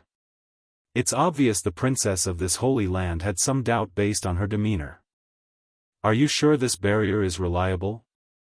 Why do I feel like your words are not believable? Coughing awkwardly at being pointed out, although this barrier won't last forever, it should be adequate until reinforcement arrives. Don't worry, it will hold. Unfortunately, the next quake from the impacting blows came as soon as those words left this mouth, further destroying the credibility of that statement. Who's he kidding? It's a direct slap across the face. Embarrassed and spluttering now, it's going to be all right, nothing's going to happen, boom. This time even waves had started to rack up along the water's surface, causing many standing to falter and stumble. No matter how much Lord Chu Ran attempts to soothe himself, it's too much. Turning to look at those celestial rank masters, he's pale and anxious in the face. Dramatic breakthrough. 1. Chu Yi just couldn't help but twitch in the corner of her mouth over her old man's expression. It's not reliable, and the consequences of such a blunder would mean a long river of blood today on this island. Lord Chu Ran, do you feel it? It's then Bai Chong Feng of the medicine sect spoke from the rear, the grandpa's face showing heaviness on the surface. This question startled the Holy Lord, but his furrowed brow quickly turned to amazement after he sensed it as well. Why is the spirit particles in the air so much stronger than before? Under normal circumstances, Lord Chu Ran would have long noticed this drastic change in the air if his attention wasn't so focused on the attackers outside the barrier. This wasn't normal, heck, it's at the level of shocking even, that's how dense the air felt around them. Fast. Quickly cultivate. After his initial shock, he immediately commanded. This must be Bai Yan's doing inside the miracle. We must take advantage of this and train while it lasts. Not saying another word, the Holy Lord immediately got to the floor and went into a meditative pose, allowing his skin and pores to take in all of the energy floating around the air. Others also followed suit after seeing this. Naturally, the improvements in this amazing opportunity would depend entirely on their own efforts, but it's going to be high when the air was so thick with energy. Meanwhile, back outside the barrier, Yuan Xiao and his fellow attackers were flabbergasted by the actions of those inside. It didn't make sense why someone would start training in a time like this when their lives are about to be sniffled out. These people, did they go mad because of fear? He Lu almost fell into tears from his own laughter. It's mocking and disgusting. Do they really think a few minutes or hours of training is going to make up the difference? We have several celestial rank cultivators here. They must be truly desperate that any idea is a good one now. Swoosh, but the ignorant and foolish are always going to be taught why they are wrong. Right as he's thrown the mockery out there, a gusting storm promptly gathered above their heads, shocking and causing He Lu to pop his eyes out in disbelief. Isn't this a bit ridiculous and easy? How can they make a breakthrough on the last minute? Then, before their eyes could register this reality, a series of beaming pillars of lights rose from several individuals from within the barrier, showering the world in a rainbow assortment of colors. What's going on here? Grim in his face, Yuan Xiao asked his men with a tense pace in his breath. If it was only a single person, then it can still be a coincidence, but there's so many at once. It can't be, this holy land still has a trump card up its sleeve. Back over in the heart of this lake island, those who are trying to make a breakthrough, this includes many of the disciples and elders, had automatically blocked off the noises from the outside world. They're urgently trying to advance and didn't want anything getting in the way of their focus. Of the many who are doing so, the first to come out of the trance-like state was Bai Chang Feng of the medicine sect. The old grandpa appeared mighty sharp in that moment when he opened his old eyes. Dramatic breakthrough, too. The old leader of the medicine sect was already on the brink of hitting the limit on what a monarch-rank cultivator could reach thanks to the essence he got from Bai Yan. But now, through the help of this dense level of spirit particles, he's able to exceed his limit and directly hit the saint rank in one go. Lord Chu Ran and Chief Wu Wei were both getting anxious, of course, after witnessing the old bastard's achievement in one-upping themselves. They've been competing all their life. There's no way the other two are going to let one get ahead of the other. He Lu literally wanted to slap himself at this point after witnessing that scene. Elder Yuan, what is wrong with these people? Why are they making a breakthrough now and not another day? This is unrealistic. Incredulous very apparent in his voice. Damn it! What is going on here? This can't be right. As if reading the arrogant man's thought, Lord Chu Ran and Chief Wu Wei also made a breakthrough just then, causing a flurry of storms to form above their heads. It's huge, easily enough to call this phenomenon a typhoon because trees on the ground were quickly being ripped upwards and bouldering rocks flew away like little pebbles. Sir, if my guess is not wrong, someone must have opened up the miracle already. After some speculation, Yuan Xiao echoed out some of what the other celestial realm masters were thinking. Those people must be tapping into that power and using it to their advantage. Showing horror in his eyes, He Lu flew into a rage. Who dares? How dare they touch the power in there without permission? Though the Spirit Lord didn't openly relay the truth to the public regarding their main objective, but since this force was in charge of the invasion, it's normal for Yuan Xiao and the eldest son to know of the goal. What they didn't expect though was someone making a move for the treasure ahead of themselves today. Waste, this is a true waste of such treasure. If their breakthroughs are the result of the miracles, then it can only mean the power will diminish for every person that uses it. Damn these insects, how dare they use what rightfully belongs to us? Yuan Qiu exclaims, aching in the heart over the sight as well. In other words, only by using it on themselves from the spirit realm would said resource not be tarnished and wasted. What's the use of you saying so much now? He Lu sounded distressed and grits his teeth. Hurry and go break the seal before it's too late. Kill them all before they stain what belongs to us. Since he's the eldest son of the Spirit Lord, a very likely candidate of becoming the next ruler of the spirit realm, He Lu firmly believes everything in the human world now belongs to him. So, how could he not get angry when others are defiling his property? Boom! Under the combined assault of these celestial rank cultivators, a crack has begun to form across the surface of the barrier. Naturally, the sight elated the invaders once they realized the effectiveness of their attacks. If it is 100 years ago, maybe then we wouldn't be able to break this thing. Too bad for those inside, it's degraded after so long. Everyone, muster every ounce of strength you have left, we're almost there. A couple of more hits should do it. Combing his snow-white beard with his finger, Yuan Qiu sounded very pleased with the results and firmly threw another punch with the fist. More cracks appeared again like the senior claimed, indicating the barrier would soon give like shattered glass if nothing was done from the inside. Lord Chu ran. Furrowing, Bai Chang Feng of the medicine sect mutters in a low-pitched voice in order to not alarm the nearby disciples, I believe the barrier won't last very long at this rate, we must look for another way. Chu Ran shook his head, that smile bittersweet in understanding, I know what you mean, but this is already my last trump card. There's no other plan in place. Dramatic breakthrough. 3. Chief Wu Wei's expression didn't look so well after hearing that. Shooting a glare at the Holy Lord, if I had known you are this useless then I wouldn't have allowed the Lan family members to be placed here. They might as well have gone to the Abyss Forest instead, that would have been more secure. If they are killed because of our mistake then how am I supposed to explain it? Yenner's face? Yun Feng, Bai Yan's father, was also present to hear all this. Though the man didn't speak, his own frown was very deep on that handsome face. I still haven't found my wife yet so I can't die in a place like this.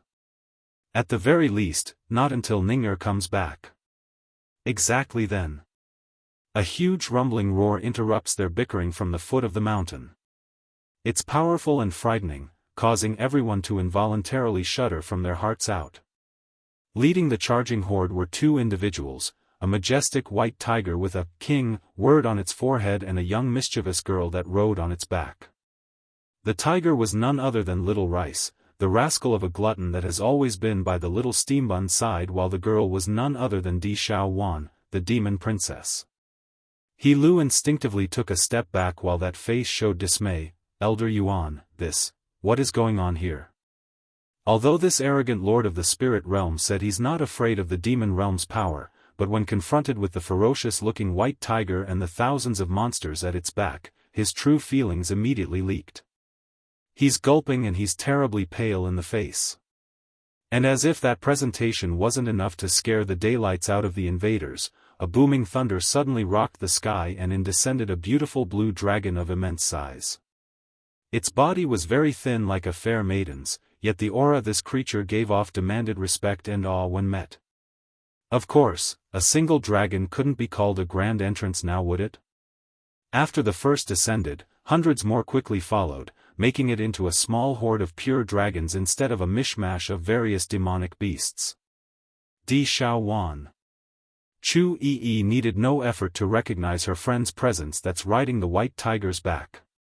Ripping into her old man's sleeve with excitement in that voice, Father, quick, withdraw the barrier. Tied between listening and following his instinct, Lord Chu Ran had to spell out the doubt outwardly, you really want to withdraw the barrier? Di Xiaofan is Di Tsang's sister. The girl's words instantly silenced her old man this time. Who's Di Tsang? He's the king of the entire demon realm, the lord and master of all demonic beasts under his rule. Mustering a force in the range of millions was no exaggeration, and he's seen firsthand how quickly that man could call upon that power in the misty fairy house. Chief Wu Wei of the Misty Fairy House didn't need no urging either. Exclaiming in excitement at the news of reinforcement, "Fast, quickly withdraw the barrier. Rescue is here." Unexpectedly though, once the barrier around the island was withdrawn, the dense rich spirit particles around the area didn't disperse around the surrounding environment and kept hovering above their heads. Grayer. Little Rice released a shockwave of a roar as he rushed for Chu Yi's location. Perhaps it's the new and enlarged look of the little glutton's appearance, but the girl in question apparently didn't recognize who the tiger was and just stood there frightened and cluelessly. Then again, Little Rice's ferocious appearance did strike fear into the masses. Careful! Chu Ren exclaims in great fright over his daughter's safety. Dramatic breakthrough, for, to no avail, the distance between the two were just too close for the girl's father to act. Before Lord Chu Ren could take action to protect his own daughter, the tiger's body was already in front of the girl's face. Why is this tiger attacking me? I didn't do anything. All frantic and confused, the Holy Land's princess kept asking herself in that frozen state. That was until a warm and icky feeling overcame her woes and knocked her out of that sluggish state. Blinking in dismay as she rubbed her slobbered cheek free of that saliva, Chu Yi stared in wide eye at the white tiger wagging its tail. You're Little Rice? After a good while of examination and disbelief, the princess eventually came to terms inwardly that this giant of a ferocious feline was indeed the very same cute pet that has always been by Bai Yan's side. The main issue was that murderous aura and powerful muscle. It's nothing like the previous version. Continuing to wag his tail, I've grown up now, so of course you don't recognize me. Anyways, where's my mistress? Why isn't she here? I've missed her to death. Little Rice? Eyes of all those present were now firmly locked onto the huge tiger's body, their faces showing incredulous and disbelief. This big guy is Little Rice? How come he's grown so much in only a few short months? Lord Chu Ren asks with surprise still apparent in his voice. Puckering his lips to one side, the glutton of a tiger explains like a little baby, that's because my strength has increased, so of course my body will also grow bigger. This new me is my real form. Lamenting a sigh, Chu Yi finds this truth to be a real shame and pats the tiger's head. I prefer your former smaller self, it's much lovelier. The way you are right now is too scary. Scary is good, that way those dirty whores will stop coming to make trouble for my mistress. Huffing a snort, Little Rice was all grumpy at the very thought of those women who made trouble for them before. Lan Xiaoyun is here as well? Recognizing her other friend from among the crowd, the demon princess lights up in the face and ran over to pat the girl's shoulder. It's been a while, Xiaoyun. How have you been? It's true that they haven't seen each other for a while now. The last time would be at the medicine sect, and since then their squad of earth-shattering 333's been separated till this day. Are you a demon? Asked Lan Xiaoyun with curious eyes at her friend. No wonder, this explains it all on why Xiaochen can command all those demon beasts. His old man's the boss of the demon realm. That means Bai Yan won't be harmed by anyone anymore. If I am not wrong, you are the princess of the demon realm? Yuan Qiu of the spirit realm suddenly asks from the enemy's line. Huffing a grunt, Di Xiaowan didn't give the old senior any face. You old thing got a lot of nerve, touching my sister-in-law's relatives. Just wait until my brother comes, he will definitely make you all suffer defeat. Changing in his face over that remark, Yuan Qiu thought the princess was absolutely crazy. However, regardless of his own dissent and dissatisfaction, he's not blatant enough to openly display the feelings inside of himself. Princess, this is a misunderstanding, it's a misunderstanding. The senior wanted to make a few more excuses, but his efforts were in vain because the arrogant and pompous He Lu had become infuriated over that previous comment. Nothing but a princess of the demon realm, how dare you flaunt in front of the prestigious me? If you touch so much as a single one of us here, we of the spirit realm will immediately take allegiance to the celestial realm. By then it will be on two fronts that your forces have to contend with. It's over for you animals.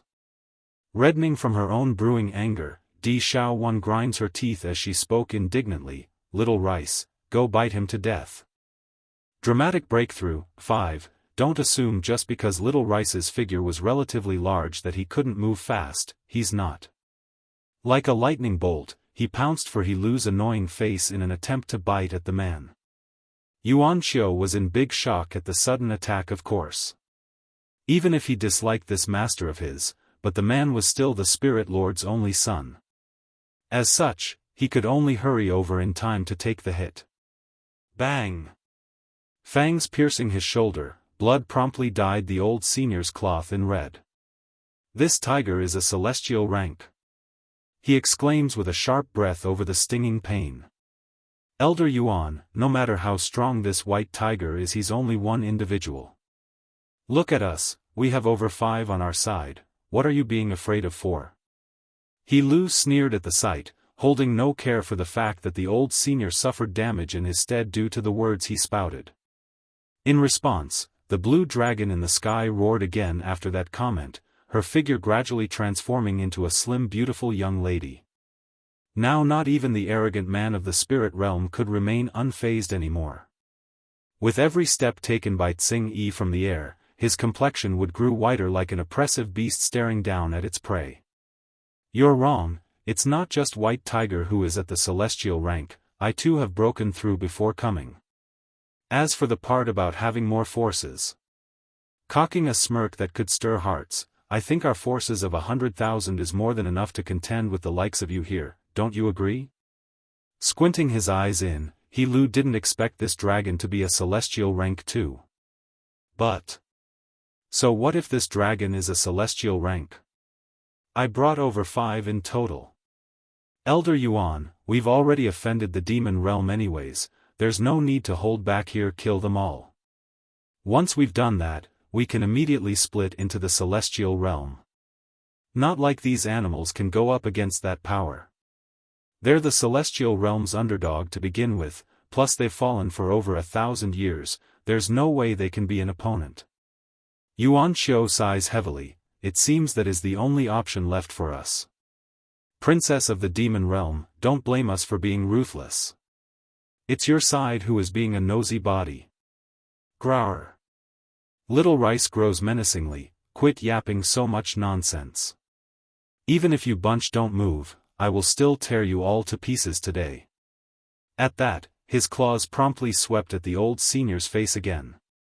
Yuan Xiao didn't want to take another hit like earlier of course and resisted the attack with his sword this time around.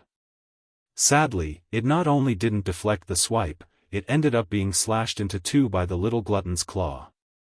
Understanding the situation wasn't faring well for their leader, the other celestial rank masters immediately took action and attacked from the side. Tsing-Yi wasn't going to sit idly from one side after seeing this either. So, brandishing her own green blade, she joins in on the fray from her angle. However, unlike the others who had been at this stage for a long time, the lady was still new to this level of combat and could only do so much with her dance of emerald lethality. Little Rice, I can't hold these people for long.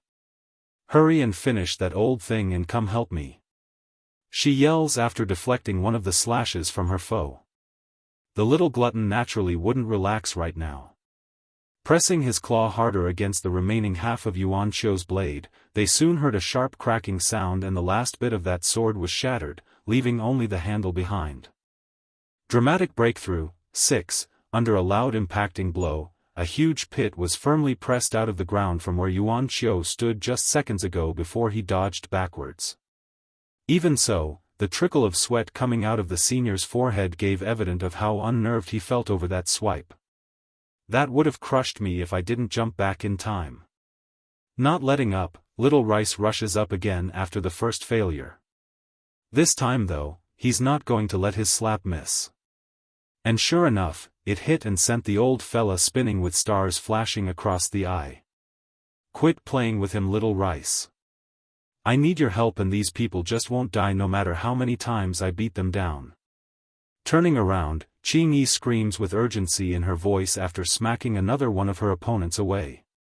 This finally stopped the playful tiger from toying with his foe like a cat. Speaking in a contemptuous manner, so what if you had reached the celestial rank before me?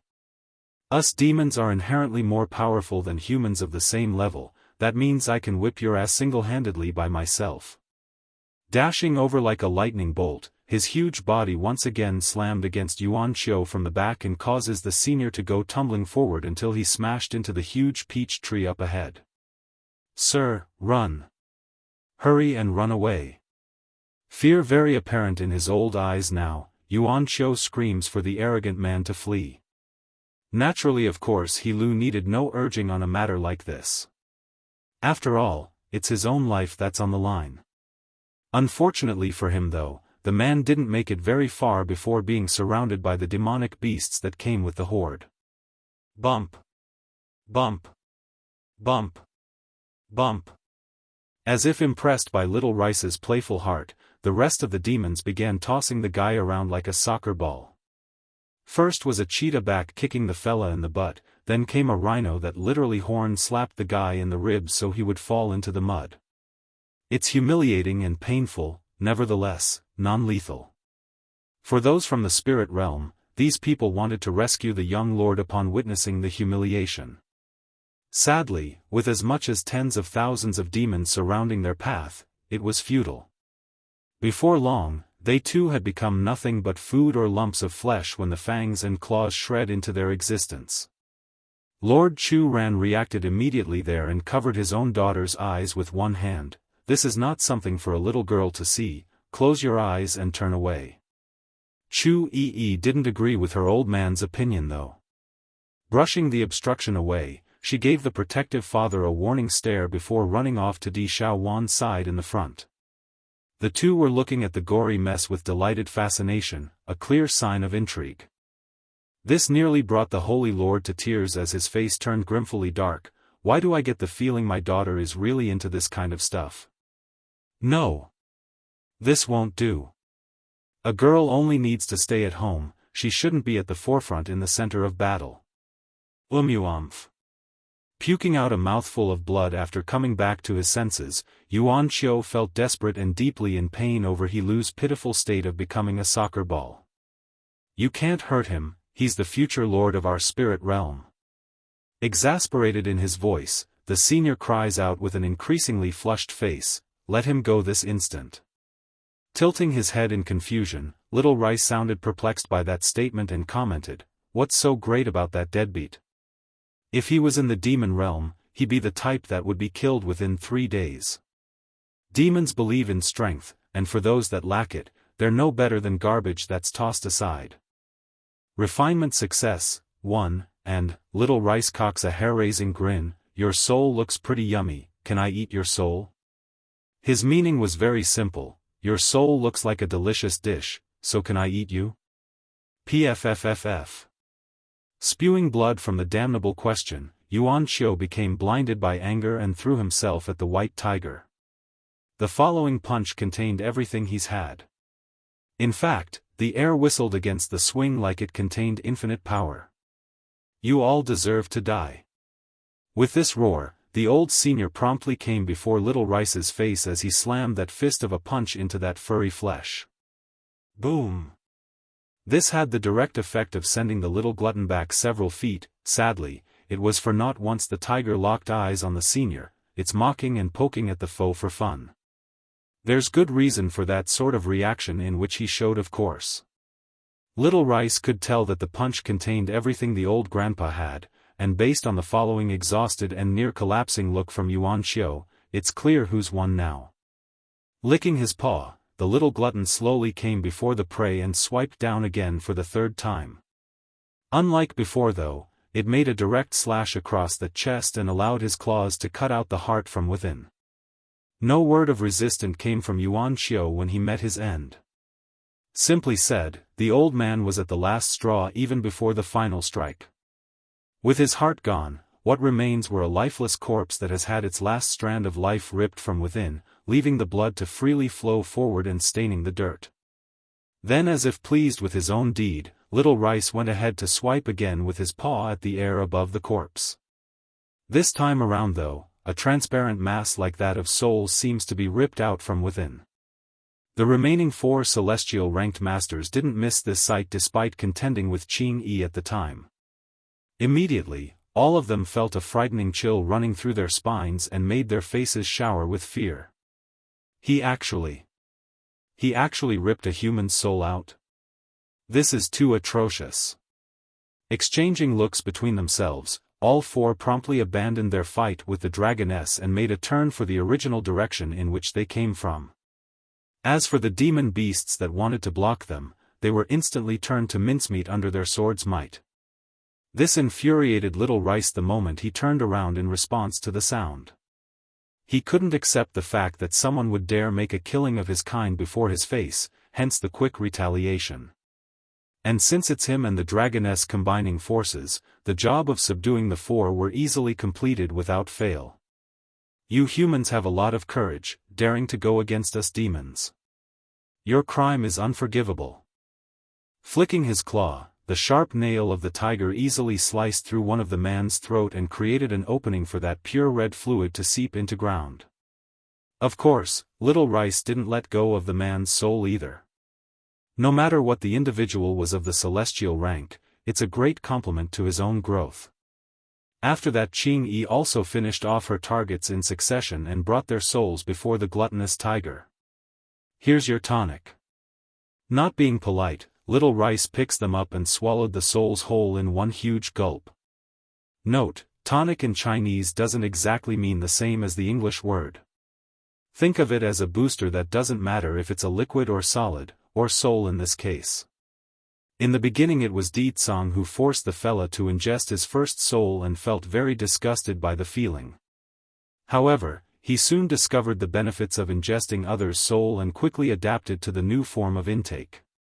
Refinement success, too. Now without Di Tsang's coercion, Little Rice would automatically look for souls to consume.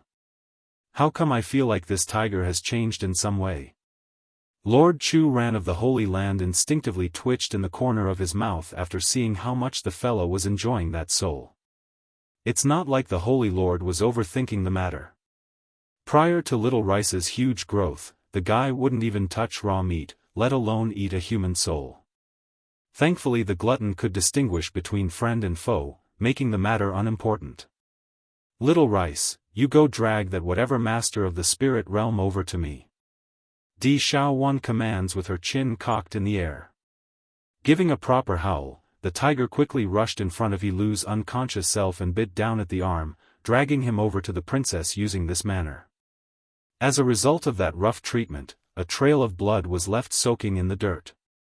Pay! Sounding disgusted by the taste, Little Rice tosses the sack of meat from his mouth. Di Xiaofan very much agrees with her friend's assessment of this person. To add her own scent in there, she stomps down at the rib and causes immense pain from the injured until he woke up in a flail. Hurry and save me, Elder Yuan, he cries out with urgency after coming back to reality. Snorting at the outcry, Little Rice blows an unhappy grunt from his nose. Quit crying. That old thing is dead, and his soul has become my food, so no one is going to come save you. Elder Yuan is dead? Impossible, he is a celestial rank cultivator.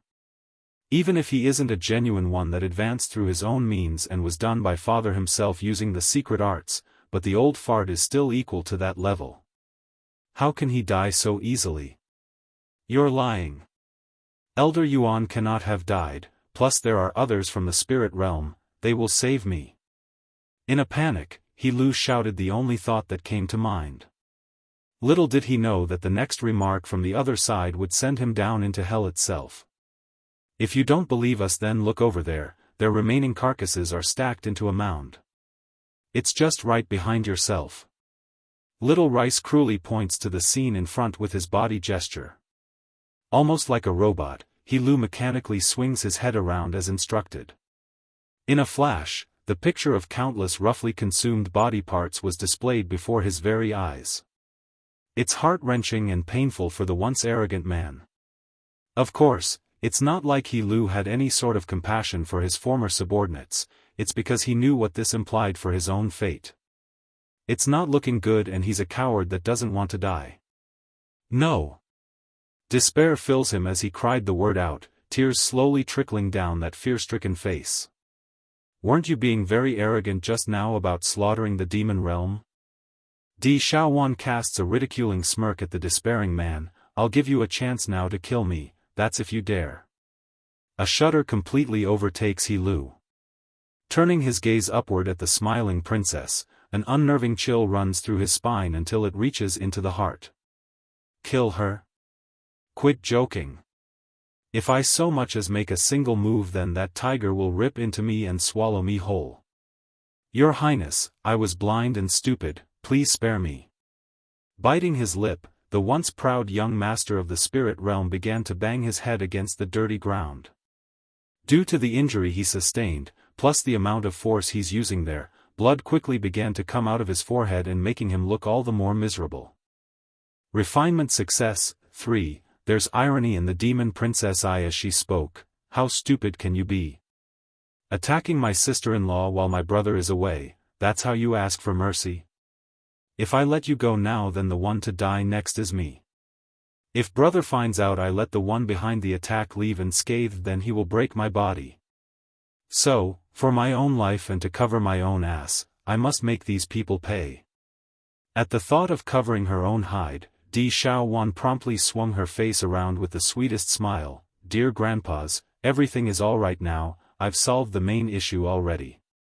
I bet you're all still very scared, so go ahead and rest. I will have the bunch here cleaned up with my men. Relaxing in his expression over that comment, Bai Changfeng gives his own beard a comb before speaking in an appeased manner. How come your brother didn't come with you? That, he went into the secret domain in search of Xiaofan. Now I am in charge of watching over the demon realm and protecting sister-in-law. Scanning her surrounding after that reply, the princess was quickly deflated after not finding the familiar figure in which she sought. Where's my sister-in-law? Bai Changfeng falters for a second. She's inside the miracle. That answer actually made the sack of meat on the floor look up right away. He Lu had his suspicion that someone has taken the miracle prior to their arrival. Now it just confirms the idea and indicated their spirit realm no longer has a chance for the treasure. Understanding that much, the once arrogant man hangs his head low again, not wanting to attract further attention from Di Xiaofan or anyone for that matter. Then I'll stay here and wait for her until she comes out again. I can't risk having other idiots coming to make trouble for sister-in-law while she's inside. Reminded by her own words, the demon princess promptly glared down at the sack of meat with menacing eyes. Little Rice, Tsing Yi, shred this bastard into pieces for me, I don't want to see him ever again. He Lu nearly peed himself as he shot his face upwards in horror. No, but before the man could cry out his objection, a paw had already come swinging over and sent him flying out. Then before that spinning figure could make an impact from being thrown so far, a white blurry flash had come before his face and pierced into the chest where the dantian, core, was located. Clack! With his core shattered, He Lu was no different from an average person at this point. It's equivalent to a death sentence anyways if there are no others to protect him forward. Along the way I saw the aftermath of what these thugs from the spirit realm did. They slaughtered thousands, including children and women. Although we managed to solve the crisis and save many, but the dead and wounded won't change. I bet they would love to tear into these criminals who committed the heinous crime of taking their loved ones away, far more than whatever we can do to them. Little Rice suggests after his act of crippling the prey. It's not that the tiger had a heart of gold, rather he's just not interested in anyone not of the celestial rank. The soul wasn't going to help his growth and the flesh on this bastard wouldn't taste good either. Okay, Di Xiaofan nods, then watch over him carefully. I don't want those from the spirit realm coming over to rescue him when we're not noticing. No problem, leave this matter to me. Patting his furry chest, Little Rice proudly proclaims his assurance and bit down at the man's leg. His treatment was rough and uncaring when dragging the bastard away. It has to be said though, this He Lu sure has a strong level of endurance in that body of his. Even after losing so much blood he's still alive. Tsing Yi, Dragoness, you go too. All smiles, the princess pricks her brow like she's thought of something sneaky. I alone am enough while waiting for sister-in-law. Truth was, the girl wants to be the first one to welcome Bai Yan when she comes out of the miracle. This way her image would rise another notch, and that meant more leverage when asking for help against that mean old brother of hers. Refinement success, for Tsing Yi wasn't like the gullible little rice, she could easily see through the princess's intent. Smiling there, all right. With the two leading general of their horde gone, the remainders had also stopped in their tearing of the dead bodies and came before Di Xiaowan for further instruction. As for you all, stroking her chin in a contemplative manner, go patrol the area around the Holy Land. We've captured the young master of the spirit realm, so that side wouldn't do nothing. If any of you find sighting of the enemy, come inform me immediately. Yes. The horde answers in unison, causing an instantaneous shockwave to rock this land. Fortunately, the crowds of demonic beasts were willing to leave right after giving their reply, otherwise the residences here would be quite afraid for their own lives. Furthermore, it appears this other side of the demon princess has won over many of the male disciples present. Their eyes showed admiration and a sense of love towards the girl. Princess. Finally, a handsome young man decides to muster up his courage to come forward. Shy in his voice, thank you today for the help, may I invite you for a meal tonight? Sparkling in her eyes now, Di Xiaowan didn't think anything wrong of this idea and responded in kind, what would you like to eat? The young lad gives a shy nod to act all gentlemanlike. There is a restaurant outside the Holy Land in the city below, we can try their medicinal stewed chicken. I heard it's very delicious and is often crowded with patrons. I know the owner, so I can help us skip the line and directly take you inside. Now the princess's eyes were shining like the sun. She has always been a victim of delicious food, so it's her one irresistible weakness. So when are we leaving? She had on a look of urgency and anticipation, which brought hope to the lad's face. Others who had similar ideas were quite envious of their peer right now. If they had known it would be this easy to invite the girl out for a date, then they too would have stepped forward. In the end, it's cowardice that caused them to miss this opportunity. Feng Shaoling, what are you trying to do? Chu Yi saw how easily the sweet Dumbaklutz was being kidnapped away and decides to step in. I warn you, don't hit on her or I'll let my father know and kick you out of the Holy Land right now. That warning worked as expected and stopped the one known as Feng Shaoling in his tracks. The poor lad was trembling and didn't dare to speak another word. And you, Di Xiaowan. Chu Yi had wanted to start reprimanding her friend when Lord Chu Ran suddenly tugged at his own daughter's sleeve. Making a dry cough, Yi, she is the princess of the demon realm, and Bai Yan's her sister-in-law, you. But before the Holy Lord could even finish his sentence, the heated girl had brushed the hand away and continued to stare angrily at her friend. It's the look of someone being harsh and disappointed. Just because he asked you doesn't mean you should say yes. Do you know what he intends to do? When strange men come near you, the first thing you should do is to distance yourself lest they kidnap you with some food. Giving a harumph, the one known as the Little Witch just turned into the protective mother hen of their group. That comment completely scared the daylights out of Lord Chu Ran. If he didn't know the identity of this sweet Dumbaklutz, then it would still be fine, but he did, and that meant precaution was of the utmost importance here. Shame though, if only the man knew of the past, then he would have passed out right then and there. The reasoning? Back when the two girls met, they had fought against each other. What are you being angry with? Staring blankly at her old man's steaming face, the girl apparently didn't understand what she did wrong and went back to her friend. I'll go with you instead, what do you want to eat? Don't forget, we're the earth-shattering 333. If you're going anywhere then it's with us. Earth-shattering 333? Chu Ran shot a disbelieving stare at his own daughter's back. Why does this title sound so appalling? Refinement success, 5, okay. All gleeful in her eyes, Di Xiaowan happily answers, I want to eat that herb chicken pot he mentioned. When presented delicious food, the princess would be willing to endure anything coming out of her snappy-mouthed friend. Heck, the girl even forgot about her initial scheme of being the first to welcome Bai Yan once she's out again. That's how much she loves eating. But I still miss the pastry shop you took me back in the Luhua Kingdom the most. When are we going back there? Biting her finger, Di Xiaofan just couldn't find anything remotely as good as that establishment. There will be opportunities in the future. Grabbing her demon friend, Chu Yi then dragged out Lan Xiaoyun before flying themselves out of the Holy Land for the nearest city. Chu Ran watched this entirely from the back and had on a dull face. Why do I have a sensation that something bad is going to happen? Bai Chang Feng of the medicine sect also had the same idea, just that the old bearded grandpa didn't want to say it aloud. Chu Ran may not know it, but he clearly did regarding the level of damage Di Xiaofan could produce simply by herself. It's not lacking in comparison to the little witch of the Holy Land, and together they form a danger of unprecedented level.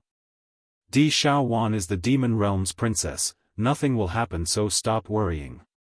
Despite his true feelings, the medicine lord decides to go against his own consciousness and not warn his counterpart.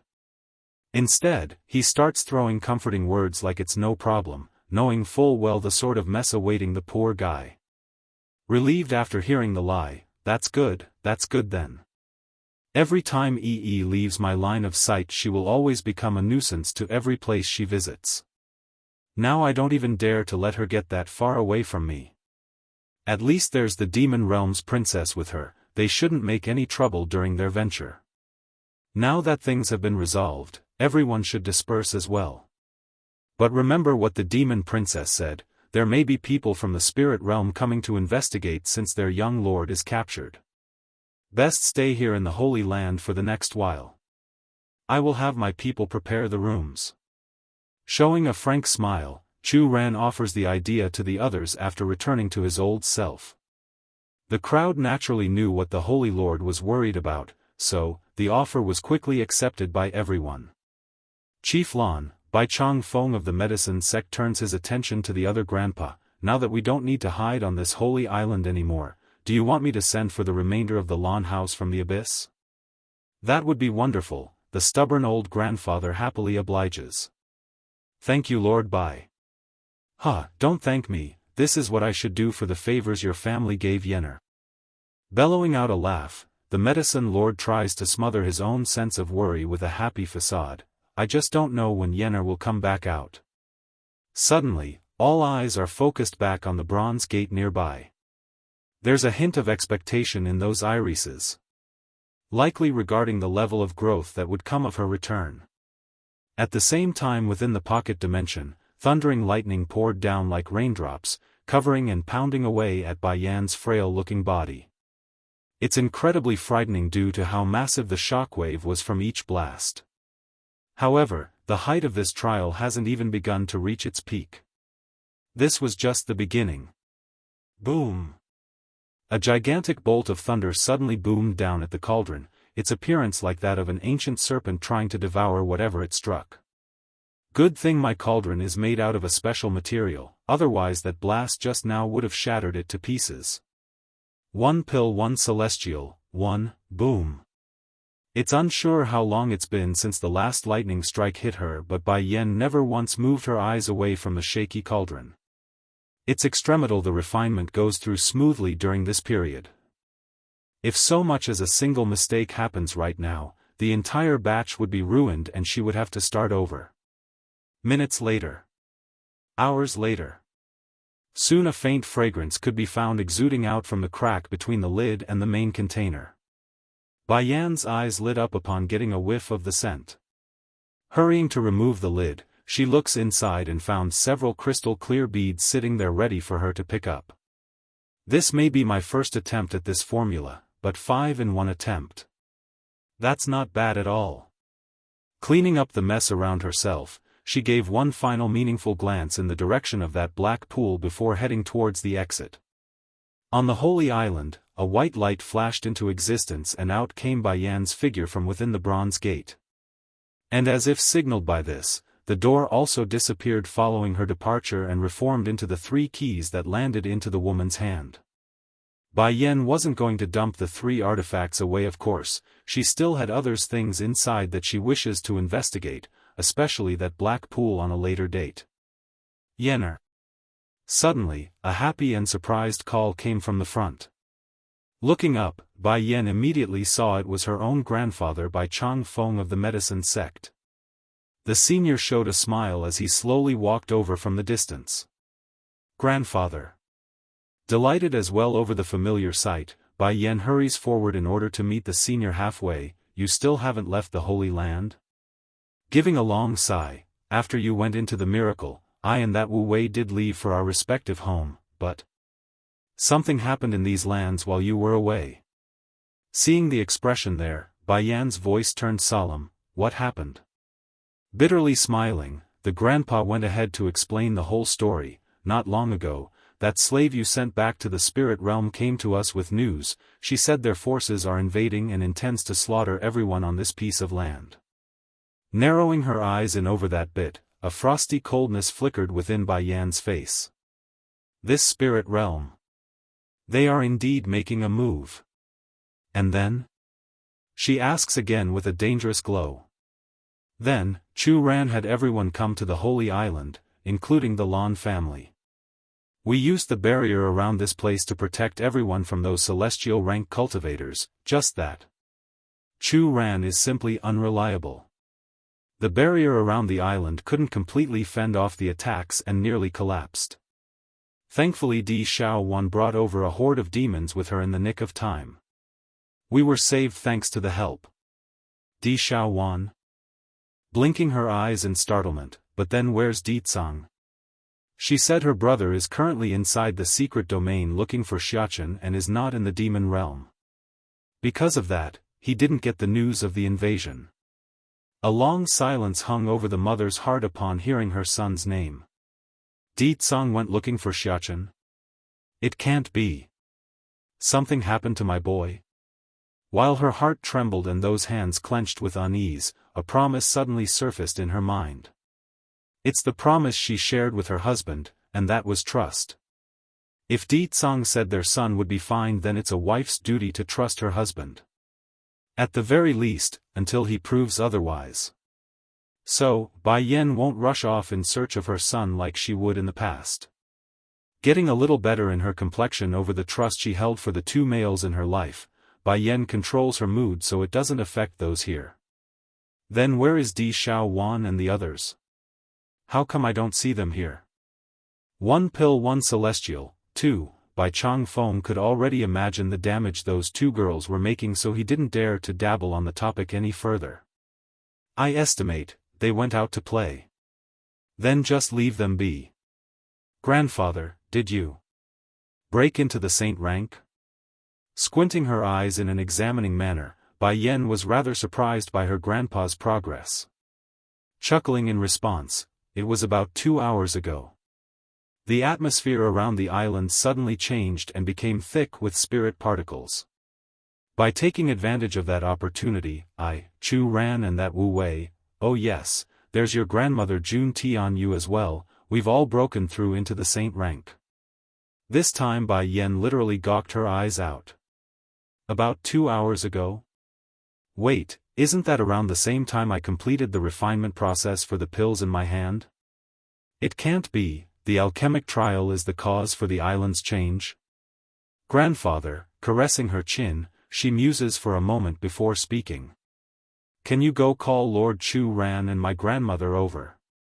Bai Yen originally wanted to include Chief Wu Wei in her sentence but halted at the last moment due to the trouble of deciding what to call that man.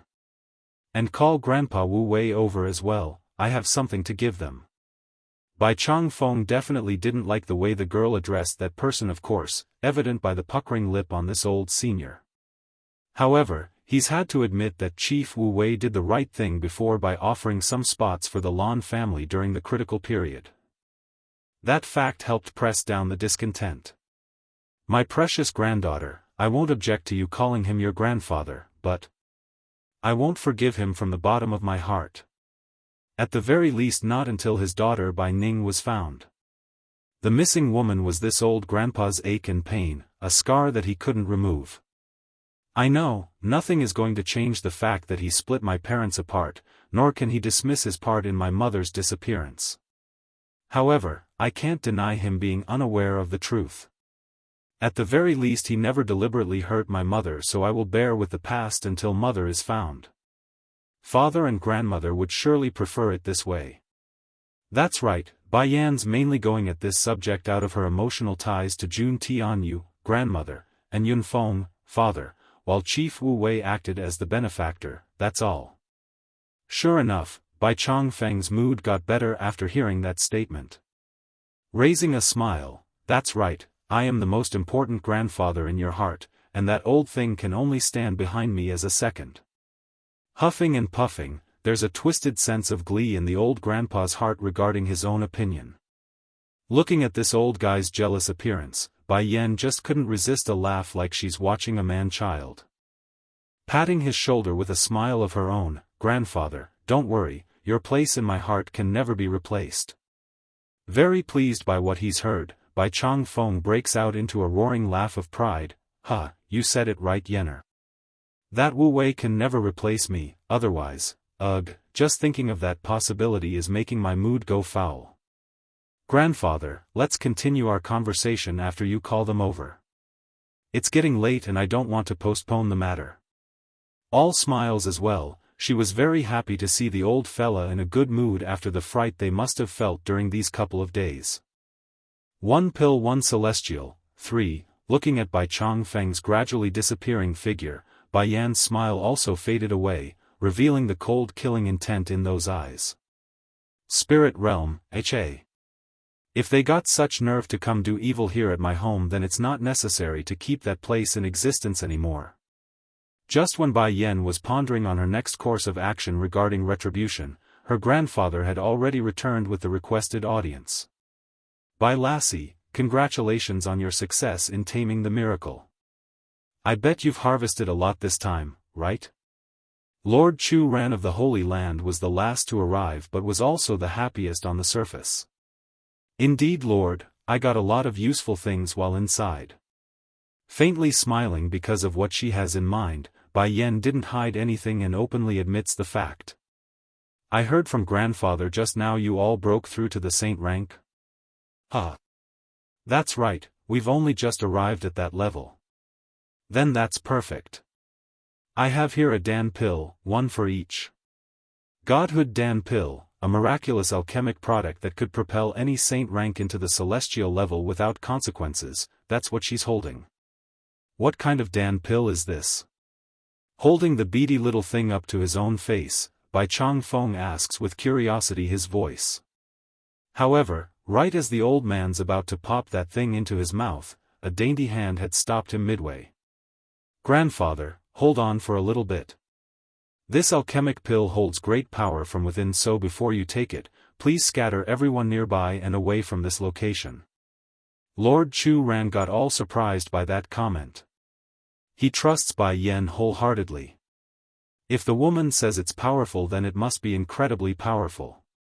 Making a slight cough, I'll do just that and scatter everyone nearby. We wouldn't want them to be injured by the spillover. After that said, the Holy Lord immediately left the Holy Island again to carry out the job. Bai Yan didn't mind waiting. Remaining quiet until the person returns, she kept silent despite the constant badgering from her grandparents for more details. The efficacy of this medicine is too amazing. Rather than telling them, it's better to let them experience it firsthand. Lord, did those people disperse yet? She asks after the man returns with a very pleased smile. I've made them wait up in the mountain peak, now there shouldn't be anyone left on the main area. Can we start now like this? Yes, go ahead. I will go over there and rest while you all begin. Leaving the group to take a seat on the closest chair she could find, Bai Yan appears lazy and relaxed in her demeanor despite the eyes being that of careful scrutiny. Bai Chongfeng was the first to begin. He's the most curious of the bunch and swallowed the pill in one full swing. Seeing this, the rest also followed suit and popped the medicine like him. In an instant, a dominant force gushes outward from their meridian and into the rest of their veins, causing the body to tremble and shake. What are you all waiting for? Hurry and meditate. It's then that Bai Yan's voice drifted over from the front. Meditate? Shock filled the group's heart. Hurrying to sit down with their knees crossed, each of them wanted to hurry and absorb that river of energy into their dantian. One pill, one celestial, 4, boom. The sky suddenly becomes riddled with flashes of zapping light before it completely merged into a series of lightning strikes at the group. It's too abrupt and left the receivers all confused and unsure of what's happening. Boom. Boom. Boom. Boom. The whole Holy Land has now become shrouded in a thunderstorm, leaving no space unturned. Atop of the main mountain peak here, the many disciples that came up here to avoid being caught in the spillover were fascinated and scared by the constant rumbling and hammering from the sky. They never seen anything like this, so it immediately caught their eye. What is going on here? I've never seen anything like a purple thunder cloud before. Showing a frown of awe, Zhengqi, first elder, was eyeing the sparks of light from afar. This is not normal. Something of such large scale must be deliberately caused by an outside source. Just now the Lord ordered us to leave the main residence and hide up here in the mountain peak. Can it be because of this reason? If it was us there, then we would have turned to ash already under that barrage of light. Renyi, second elder, adds, surprised as well by the scene. But then boss, why is that storm cloud attacking the Lord? Nothing will happen to them on the island, right? Just like his second brother Qiu Shu Rong, third elder, was eyeing their biggest brother right now, but instead of surprise, his were that of worry. Of the three main elders of the Holy Land, Zhengqi was the most knowledgeable. Therefore, if he doesn't know, then the other two wouldn't either. Do the two of you remember the thunderous storm created by Yenner's attempt at making the 8th grade Dan pill? I speculate this is also a trial from the heavens, just that. Giving a pause, the first elder takes a second to collect his breath. This time it's someone breaking into the celestial rank. Celestial rank. Like a thunderbolt, this news blew up among the disciples and elders. Celestial rank? Who is breaking through that stage? Is it Yenner? Just now the Lord mentioned the girl coming out, didn't he? Qiu Shu Rong sounded very excited. After all, it's his disciple they're talking about. A disciple of the celestial rank, how glorious. Zhengqi didn't add anything to his third brother's comment, only staring at the thunderstorm that's still raining down from afar. Yes, it must be Yenner. Renyi now got all happy as well. She was already at the saint rank. Breaking into the celestial rank is within expectation. No matter what their speculations were, none could have guessed it was Chu Rant's group, which was with good reason too. They've only just advanced into the saint rank, so it didn't make sense for them to have another breakthrough. The Holy Island has completely lost its former serenity at this point. The only safe location would be the one spot where Bai Yan sat. So, the woman had the perfect view when identifying which of her elders were about to falter. The first among the four were Jun Tianyu, the grandmother. She seemed to be shaking with a trace of blood seeping from the corner of her mouth. One pill, one celestial, 5, grandma, crouching down to the shaky woman, Bai Yan brings forward and presents a different pill. Eat this medicine, it will help a bit, so you must hold on. Though Jun Tianyu was still stuck in a state where everything outside her body was void, the grandmother still opened her mouth out of instinct due to the familiar aura. The effects were fast after she ingested the pill, quickly healing and reinforcing her weakening body. Of course, Bai Yan wouldn't be stingy regarding towards her family and friends. Taking out another 3 pills, she fed each of her elders respectively based on the level of need. Because of this help, the 4 struggling seniors were once again able to deal with those pesky lightning strikes from above. Time continued to elapse like this, and eventually the storm cloud fades and revealed the bright blue sky with the burning sun hanging in the sky. Yenner, what sort of Dan pill did you just give us?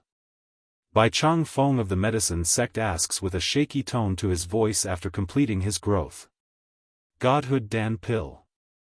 Those simple words exploded in their heads, ringing like a grenade just blew up in their minds and causing their wires to completely go fry. Clenching in her heart, Jun Tianyu's surprised face quickly changed to a sense of happy glee that's mixed with disbelief, so I wasn't sensing it wrong. We really broke through into the celestial rank? Achieving a level beyond saint rank was everyone's dream in this land, something that hasn't been achieved as far back as centuries or more. Bai Yan understood why her grandmother was feeling so awed by the feat. Speaking with a comforting tone, it's not necessarily essential to head to the celestial rank in order to break into that level, we can do it here in this land as well, grandmother.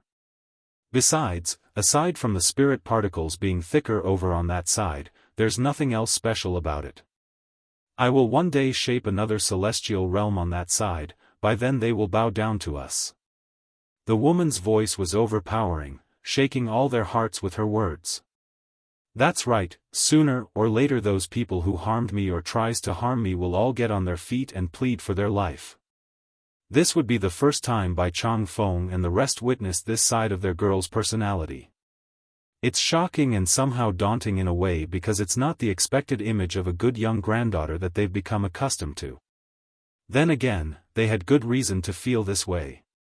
The celestial realm was the strongest among the many realms that was known so far. To claim she's going to forge a new one atop of the old one was, well, borderline heresy. Bai Lassie, Chu Ran bellows out a laugh and pats her on the shoulder. I watched you grow over these past 6 years. From your weakest to the current you, I believe you can do it, you will forge a new celestial realm atop of the ruins of the old. Bai Yan openly smiled at the firm's support as she continued, thank you Lord, I knew you would support me. Turning to her family now, grandfather, if my guesses are correct, the reason you were all able to progress into the saint rank earlier was because of the effects of my attempt at refining the godhood Dan pills inside the miracle. The spillover from the success likely affected the air and that's what caused the sudden increase in spirit particles. So. A flash of light flickered in her eyes, glimmering with a wonderful idea. I want to suggest calling everyone over to the island, whether it be the elite disciples or my flower brothel. We can have them all train while I practice my alchemy on the side. The thunder trial of an alchemy attempt was different from that of someone making a breakthrough. Unlike the latter, the former only focuses in on the specific individual and wouldn't harm those around them, making the idea feasible and very useful. One pill, one celestial, 6, oh right, there's also the lawn house. Bai Yan's expression slowly got harder as she narrows her eyes in a bit. The number of enemies I have are bound to grow in the future. I must secure their safety and allow them to preserve their own well-being as well. The lawn house was her family, while the demon beast sect and flower brother acted as her subordinate power, therefore she has a duty to see to it they're well after she leaves this place to attack her enemies. Yenner, do you want me to go handle this? Chief Wu Wei asks, his voice and face all cautious. Despite the silent answer, Bai Yan did give a nod after staring at this unfavored grandfather of hers, which in kind eased the sudden rise of tension in the air.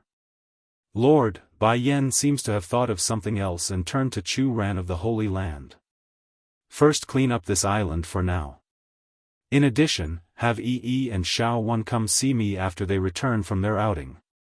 Okay. All smiles, the Holy Lord didn't resist at being ordered. If those two girls had known you were coming out so quickly then I bet they wouldn't have ran out to play to begin with. She didn't add anything to that remark, after all it's true. However, right as Bai Yan's about to turn and leave, a huge aura suddenly swamped over to them with a shadow hovering above their heads. Immediately, she looked towards the source and was astounded to be confronted by a giant white tiger that's about to directly crash into her stomach. She wanted to dodge, she really did. Sadly, not even with her current strength did Bai Yan manage such a feat with this giant ball of fur.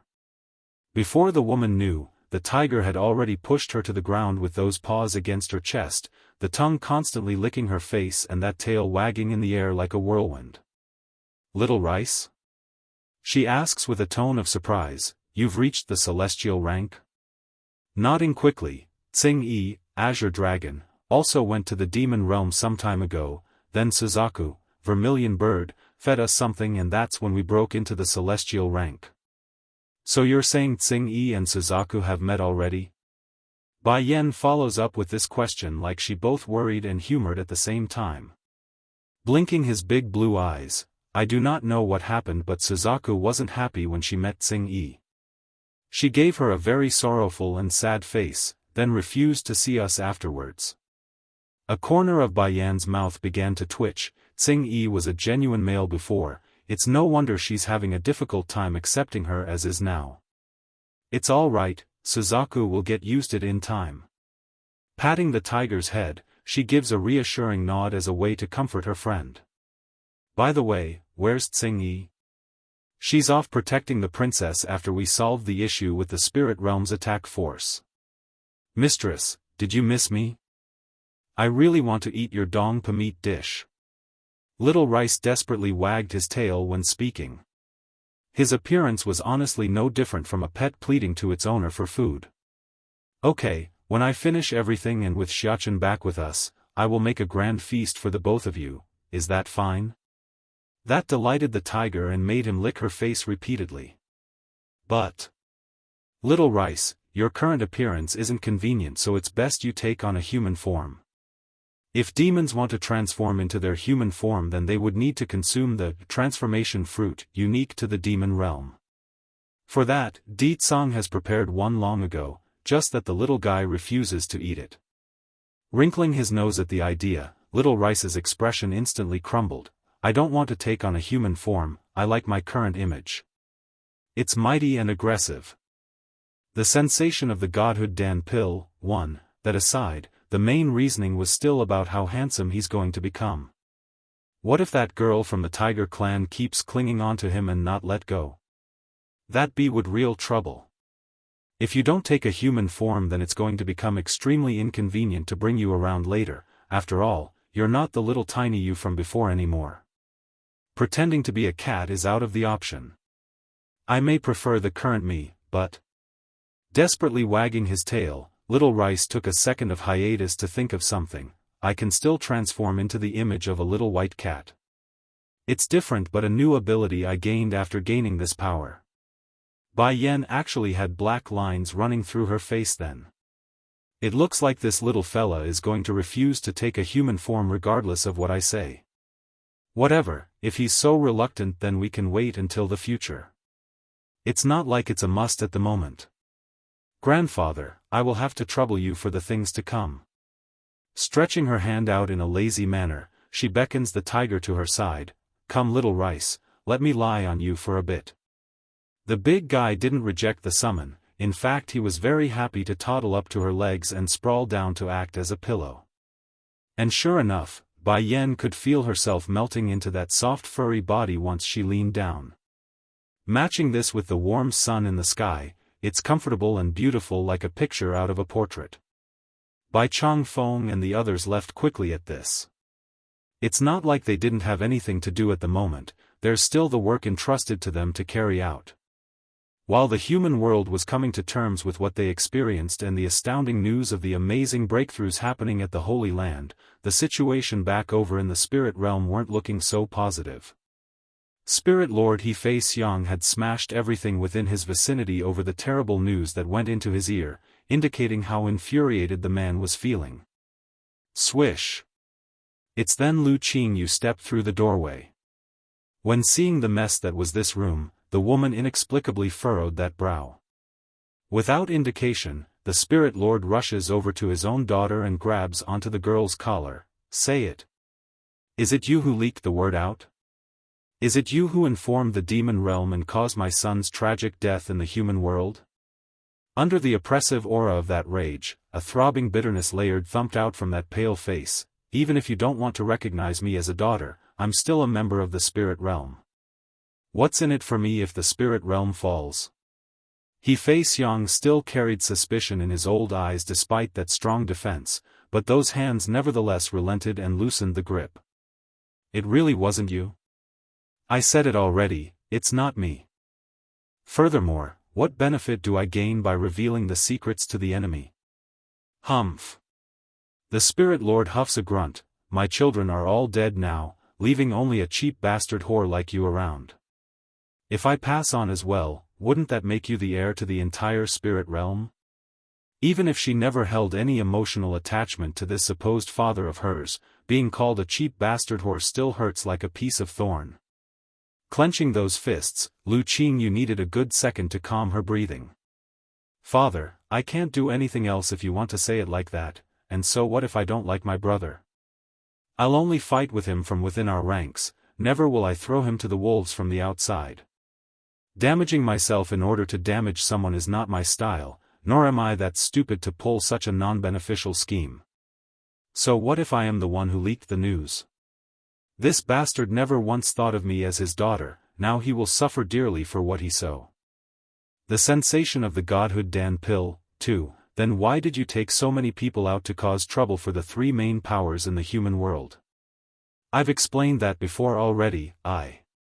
Biting her lip like she's tied on speaking the truth, I was jealous of the demon queen, that's why I wanted to make some trouble for her. I didn't expect my actions would nearly bring disaster upon us. I know my wrong. Her words sounded sincere, like she's made some grave mistake and now repents for it. Seeing this picture, He Fei Xiang's last bit of doubt was quashed. Slamming his fist on the table before speaking, "Damn those demons, I will kill them all for my son's death." Flashing with an underlying light in her eyes, Lu Qingyu knew this was the time to speak up. "What do you wish to do, father? If there's anything I can help with, please let me know. You daughter, I will do everything you ask of me."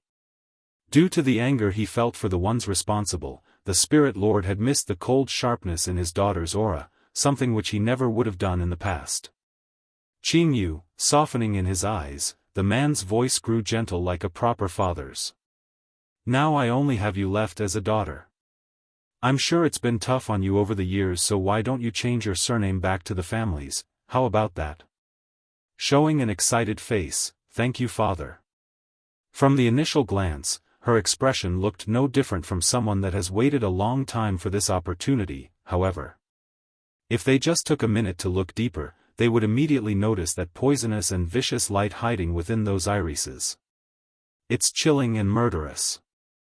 Ever since this bastard killed her mother and ordered Lu Qingyu's expulsion from the family book, this woman has never once forgiven the man in front. He's dead in her heart already, so whatever he tries would mean nothing.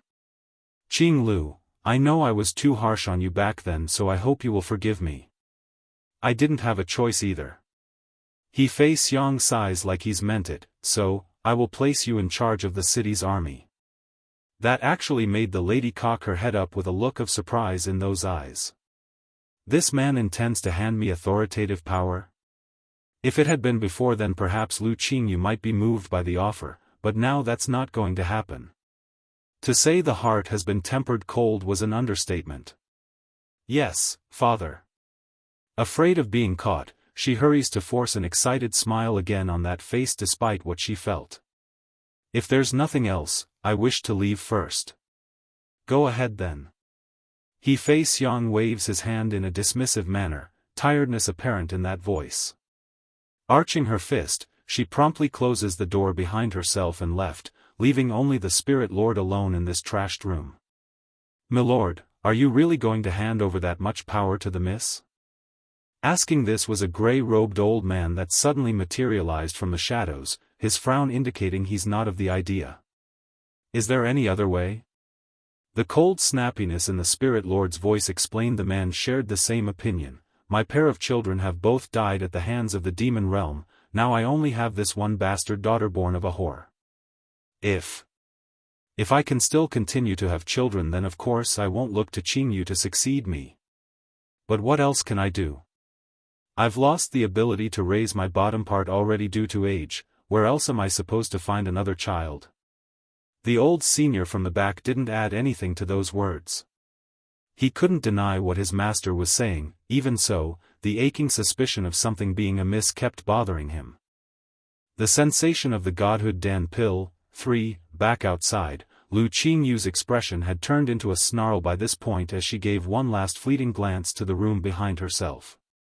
Miss, Senior June had been waiting outside during the entire exchange, so his expression promptly eased up at the sight of the lady. "How did it go?" That old thing has completely fallen for my word, so we should be good for the time being. However, whether or not the spirit realm can avoid the upcoming crisis is beyond my control. Lu Qingyu had a smug look when she said that because the image of her mother's tragic death still lingered in her mind. It's unwipeable and the fuel to her rage. Elder June, let's go, I don't believe there will be much days left for this place anymore. Taking in a deep breath, she slowly strolled for the main gate as the hatred continued to burn with each step. For the senior who has been faithful to this lady and her late mother, he just couldn't help but issue a long deep sigh. Unlike others, including his fellow peers that remained faithful to Lu Qingyu, only Junhao himself knew what really went down behind the shadows. For example, it was the lady who poisoned her own father with an untraceable potion that destroyed the Spirit Lord's ability to procreate with another female. Holy Island. Even though the terrain here couldn't be restored to the former glory of what would be considered an island out of a fairy tale, but through the efforts of everyone combined here, it's still better than the scorched earth appearance from before after the four elders made their breakthrough. For Hualuo of the Flower Brothel, none of this mattered of course after she and the important members of the Demon Beast sect were summoned over from the Abyss Forest. To this faithful follower of Bai Yan's, being able to see her mistress again after so long was the main joy she could ask for. Taking a slight bow to show her respect, "Mistress, I am so happy to see you again." Bai Yan returns the greeting with a smiling nod. "I am happy to see you too, Hualuo. How are things going at the Flower Brothel? Is everything running smoothly?" "Rest assured, mistress, I've kept a close eye on things while you were away. Now we are no longer a small power and has grown into a second-rate organization, equal to the Demon Beast sect in footing. In the past an intelligence organization like the Flower Brothel would only be able to keep a safe foothold on things due to Bai Yan's backing, but things have mostly changed by this point. Even without their founder around, Hualuo used her intellect and ability to grow the business, which paid off in the long run as shown. Of course, the benefit that came with being related to Bai Yan couldn't be denied, but the grunt work still fell on this faithful lady that was there from the beginning of this journey. "Anyways, now that you're all here, I can begin practicing my alchemy." First giving her own girls from the Flower Brothel a look to see if there are still people missing, Bai Yan then shifted her gaze over to the Demon Beast sect that has sworn loyalty to her own son. "When I begin, no one is allowed to leave the island, so don't miss this chance." Obviously none of them understood why the woman would say something so weird, but they obeyed anyways out of loyalty or fear of the consequences. "Yes, milady." Their voices in sync and united. That done, Bai Yan immediately turns for the cottage and left a ringing bang in the air when the door closed behind herself. She's going to be busy for the next while because there are still 5 portions of ingredients left over, more than enough to create a battalion of celestial rank fighters. The sensation of the godhood Dan pill, for, with a poofing sound, a pang of green smoke seeps out of the cauldron as the ingredients inside began to melt into a green liquid form. Throughout this process, Bai Yan's gaze had never once left the container, it's firm and sharp. Back outside in front of the cottage constructed out of bamboo, the crowd were all sitting cross-legged and immersing themselves in this great opportunity to cultivate. It's borderline addictive even, this feeling, causing them to lose themselves from the exposure. To be clear, at the moment there's only the residual spiritual particles hovering in the air, but even then, it's many times more potent than what they are used to. Then from out of the blue a grumbling rumble rocked the sky, causing their eyes to look upwards at the thunder cloud hovering above their heads. Before they could react, a streak of lightning promptly zapped downwards and made a direct hit onto the room where Bai Yan stood. The force devastated the content inside. Even so, the woman paid no heed to the destruction of her property, only focusing on the cauldron and the ingredients inside. Hualuo was the first to notice the huge increase in the air, causing her eyes to widen in shock when staring at her mistress's figure. Like the first, the rest of the girls from the Flower Brothel and Demon Beast sect were all gasping by this point. It's overwhelming their logic and left their brains blank. A humph. Bai Chang Feng makes a slight cough, figuring he should intervene to avoid wasting time. "You should all hurry and cultivate," such an opportunity doesn't come often and should be seized when presented. They needed no more urging after hearing the medicine lord's comment. Getting back to their meditative state, none of the Crow-D said another word. This included the 4 seniors who first benefited from the experience. They may have already broken through to the celestial rank, but reinforcing their strength and level was still imperative. Time raced away under this wonderful scene. It's beautiful and surreal at the same. At one point lightning rained down like arrows, the next its beams of light shooting up from below like pillars of rainbow.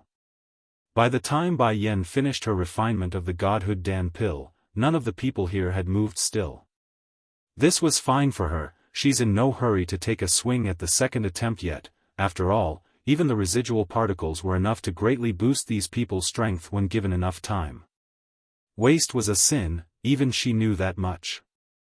3 days later. Many breakthroughs happened during this period. For the Demon Beast sect, most of their disciples are now at the king rank while their sect leader reached the monarch rank. Of course, the dragon they brought along were also part of the group. Since the lizard was already strong to begin with, the big guy was able to reach the peak of the monarch rank and only needed one more step to hit the saint rank. Now that leaves the flower brothel. Though the girls themselves were inferior to the demon beast sect in terms of strength, but most of them still managed to reach the king rank in their cultivation. This feat was something these ladies who are skilled in intelligence gathering never could have imagined. However, what's most surprising was Hualuo herself. The lady actually surpassed the demon beast sect's leader and hit the peak level of the monarch rank. It looks like you've all made a lot of advances. Very good, let's continue. Shrugging her shoulder, Bai Yan went back to the ruins of her former cottage. Continue? No one said another word. They're very confused because it never even crossed their minds that there's going to be more to this. And sure enough, many mouths were gawking the second she brought out the ingredients. The sensation of the godhood Dan pill, 5, at the foot of the Holy Land's mountain. The little chubby's fat rounded body has become soaked in his own sweat as he gasped for air from the long hike up the sloping path. Pa, we've been climbing for so long, when can we reach the Holy Land? I can't move my legs anymore. Pitch. A slap instantly came flying over from the side, landing directly onto the back side of the chubby's head. You will walk even if you can't walk. It's only been a little distance so far, so quit yapping that mouth. In the future don't claim to be my son if you are like this. His voice grumpy and unmerciful, Wang Deqiu angrily glared at the chubby beside himself. Rubbing the back of his brain to soothe the sting, the little chubby makes a blaming look but kept quiet anyways. Papa. It's then a small delicate hand reaches over to tug at the man's sleeve, causing Wang Deqiu's heart to melt away at the voice. I can't move either, I want to be carried. In front of his own daughter's plea, Wang Deqiu's serious and stern expression promptly crumbled. Instead, a warm smile bloomed followed by an involuntary softening of his voice. Alright, your papa here will carry you. We mustn't let our Xiaotong get tired now, can we? When picking up his daughter, the way he acts was completely different when facing his son. It's downright bias. Making a wronged face, Wang Xiaopeng purses his lips in discontent. Pa, you are being bias. Shooting a stare in return, say another word and I will ditch you here. That sentence instantly shuts the chubby up, but not before he murmurs one final comment. If only I can be Sister Bai Yan's son, how wonderful would that be? Not only is she good-looking, she is gentle to Xiachen, unlike my old man here. He only knows how to beat me. What are you muttering about? Asked Wang Deqiu after picking up some slight noise from his back. Nothing, the chubby jerked in the corner of his mouth over how sensitive his old man's ear was. He only dares to have that thought inside, never would he say it aloud because he knew his old man would beat him to death. Then hurry up and move your legs. I heard the chief is also here in the Holy Land, so we need to go greet him, and I also heard Bai Yan is back. The truth was Chief Wu Wei had taken into consideration of this family's relationship to Bai Yan when picking out the disciples from the Misty Fairy House. However, despite the man's effort to locate the family of 3, they were nowhere to be found, not even a trace. Due to that reasoning, a letter was left behind at the Wang family's estate. It's just that. Instead of telling Wang Deqiu to come to the Holy Land right away, Chief Wu Wei wrote that they should seek refuge inside the abyss first and to only come after receiving the signal that it's safe to do so. That's why they're so late. In the end, as a result of that twist and turn, the one to suffer here would be poor Wang Xiaopeng. Despite the chubby kid's unfit body shape, the boy's father didn't slow down at all to accommodate his struggling pace and walked even faster. "Papa, shouldn't we wait for brother?" asked the innocent Wang Xiaotong that's being carried. Giving his daughter a rub on the head regarding that comment, Wang Deqiu happily answers her, "Your brother is too fat lately, we need to help him lose some of those calories. Why else do you think I didn't bring a carriage along? It's to help him lose that fat." Wang Xiaotong nodded her head almost out of reflex. She didn't understand still, but she has full trust in her papa's decisions. No wrong could come from her father in this young girl's eye. Group Breakthrough 1, Grower. Just as the family of 3 was approaching the main area of the Holy Land, a roar suddenly boomed down from above. Next thing they knew was a huge dragon swooping in at rapid pace and blocking their path from the front. "Lord Dragon, is there something you need?" Almost taking to his knees from the pressure alone, Wang Deqiu's voice started clattering from the unease he felt. "Who are you? Where's your passage identification? Those without one is not permitted into the Holy Land." A puff of smoky air spews out of the dragon's nostril when it spoke, causing the human man to squirm backwards out of instinct. However, just when things were reaching a very awkward point, Wang Xiaopeng did his usual thing and snorts before running forward. He's quite the brazen little boy to dismiss the pressure from a being so much further up the evolutionary chain. "Lord Dragon, my boss is by Xiachen." "His Highness?" The dragon huffs a grunt in a displeasing way. "You think I will believe you just because you claim to know His Royal Highness?" The chubby guffaws a laugh with his childish voice. "If you don't believe me, then take us to see Sister Bai Yan, I know she will want to see me." "Humph, first you claim to be the prince's underling, then you call the queen your sister. Are you trying to toy with me by throwing the royal family's name around?" Wang Xiaopeng honestly didn't think this huge dragon's reaction to be so serious. Blinking his chubby eyes with a surprised light, "That's because Sister Bai Yan is so beautiful and young, I didn't want to call her my auntie." The dragon didn't comment on that logic, only moving its head closer to the chubby in an examining manner. Though not intentional, the horn did nearly scrape across Wang Xiaopeng's face unintentionally. Seeing this, Wang Deqiu promptly dragged his son back to his side without a moment of delay. He's afraid of angering this huge lizard right now. After all, it's not like everyone would know of their family's tie with Bai Yan, so things shouldn't be taken for granted. Isn't that little Xiachen's friend?" It's at this moment a voice broke in from the rear, causing the chubby to swing his head around at the 3 oncoming girls. "Princess," it only took a glance for the huge dragon to recognize those faces. Hurrying to bow his head, "Highness, do you recognize this child?" Di Xiaowan nods. "He is Xiachen's friend. I have seen him while I was at the Luohua kingdom." "Let them through with us, we're heading back that way anyways." "Yes, Princess." With the demon princess's permission, the road has now been cleared of obstruction. Boom. However, just as the group of 6 were about to walk again, a loud rumbling explosion rocked the ground from afar, making an ugly face. Di Xiaowan cries out immediately, "What's going on? Did the Holy Land get hit by lightning?" Chu Yi also ran forward with an anxious expression. When she saw the lightning were coming from the general direction of the Holy Island, her urgency erupted and showed in the astonished face she made. "Oh no, the lightning is coming from the island and Bai Yan is there right now." Her words were enough to frighten the other 2 girls, forcing them all to rush towards the epicenter without further thinking. This includes Wang Deqiu and the chubby who were lagging behind all this time. The kid actually ran as fast as any of them in this moment. Group Breakthrough 2, by the time Di Xiaofan and company managed to arrive at the scene it was already well into the event. They could see the crowds of people gathered around Bai Yan, who was working silently with her cauldron. Towards this picture, they honestly didn't know what to make of it. "Father, what's going on here?"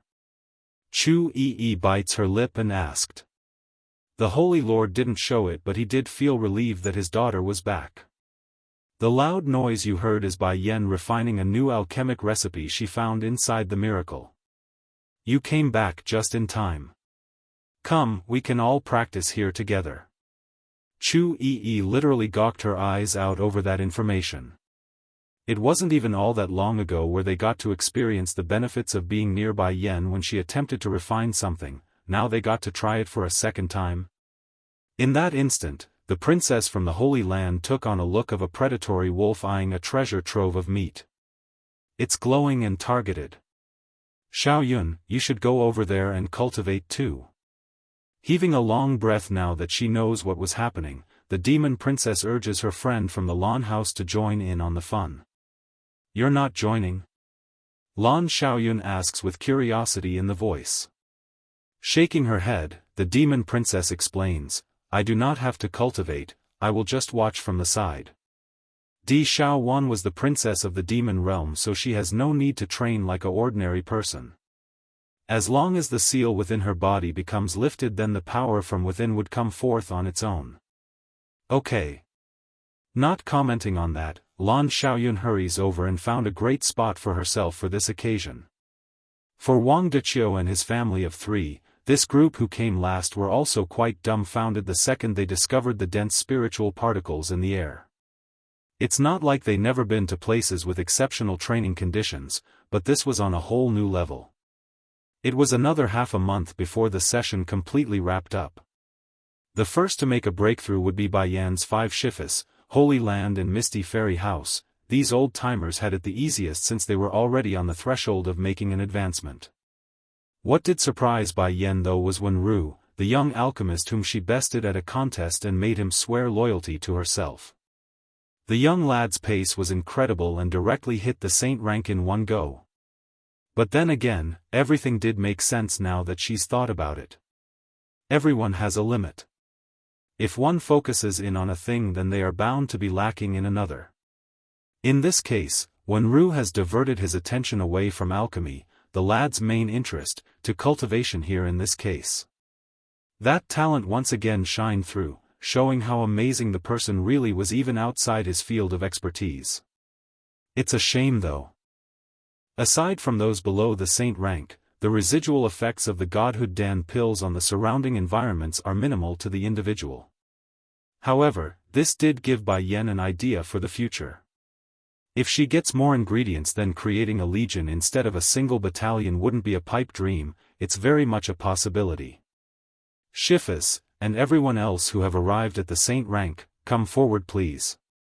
Gathering at her call, the 3 Shifas from the Holy Land and the 2 from the Misty Fairy House all showed a confused look on their faces.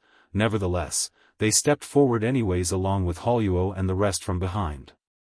Group breakthrough, 3, anyone but them has to withdraw from the Holy Land. Wait outside the mountain base until called for. Bai Yan did not directly bring out the medicine, instead she sharply orders the remaining people who didn't meet qualification to leave. Lord Chu Ran naturally understood what the lady wanted, so he immediately followed up with his own instructions, everyone follow me, no one is allowed to stay behind. But sister-in-law, I want to stay. Puckering her lips to one side in an unhappy manner, Di Xiaowan protests. Softening in her tone against the girl's protest, behave, if you stay here then the lightning will hurt you in the process. It won't, the demon princess shakes her head in denial. I'm not afraid of those thunder strikes, please let me stay. Showing a pitiful light in those eyes, it's hard to deny someone like this that's currently tugging at your sleeve in a pleading manner. Bai Yan didn't say much, only narrowing her eyes in at the girl in an examining manner. Then suddenly, her pupils shrank inwardly like she's discovered something incredible. Fine, you stay. Giving a nod in agreement, except Xiaowan here, everyone else is to leave if you are below the saint rank. Don't say I didn't remind you all if something happens otherwise. Her words were very serious, and that was enough to make those who were hesitant at first to dash off like a puff of smoke. Some of you must still be wondering about those thunderstrikes from before. I can tell you all now, it's from my grandfather's breakthrough into the celestial rank. The explanation was like a grenade, exploding their eyes until it's spinning with stars. First Elder Zhengqi had said it from the start, it was someone having a breakthrough. What they didn't know was the individual not being Bai Yan herself. Turns out it's Bai Changfeng instead. Yener. Twitching in the corner of his mouth, second Elder Renyi speaks with a hint of disbelief, but Lord Bai only just broken through to the saint rank, how? In other words, the old bastard has only recently broken through, so how could he make another advancement this quickly? Flipping over her hand, Bai Yan reveals the bottles of pills she readied for everyone. This is what I just made with my alchemic cauldron. See this thing? Holding up one of the beady little pills, this is called Godhood Dan Pill, an alchemic product that can help a saint rank advance into the celestial rank in one go. Second Elder Renyi now sounded shaky. You mean, we can all break through to the celestial rank just like that, with that pill? That's right, Shifu, anyone is able to with the help of this pill. Wait until everyone uninvolved leaves the Holy Land, then we can begin. One by one, Bai Yan hands out her supply to those gathered around. Of the many who were amazed by the opportunity, Hualuo of the flower brothel has to be the most moved here. She's always been at the bottom of barrel in her life, from setting up the brothel to protect herself and her sisters due to their unfortunate upbringing and origin. The lady has never been lucky in life. Well, that was until she met Bai Yan and was saved by the woman. Since then, things have been going smoothly and constantly improving, just that being able to step into the legendary level like the celestial rank still left her bewildered on whether or not this was really happening. Group Breakthrough 4, with a faint smile, Bai Yan gradually came before Zhengqi and his two brothers from the Holy Land.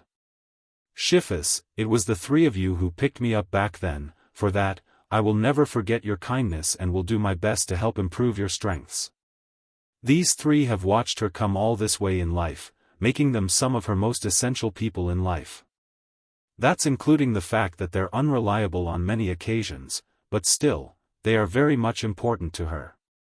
And, taking a pause to organize her words, you will always be the most important people in my world outside of Ditsang, Xiachen, and my brother Bai Xiao. Years of companionship, this feeling, how could others compare? Only by making them capable of protecting themselves could she go fight the celestial realm at ease. Fortunately Bai Changfeng wasn't around to hear this, otherwise the old grandpa would have to go find a tiny spot to weep in silence.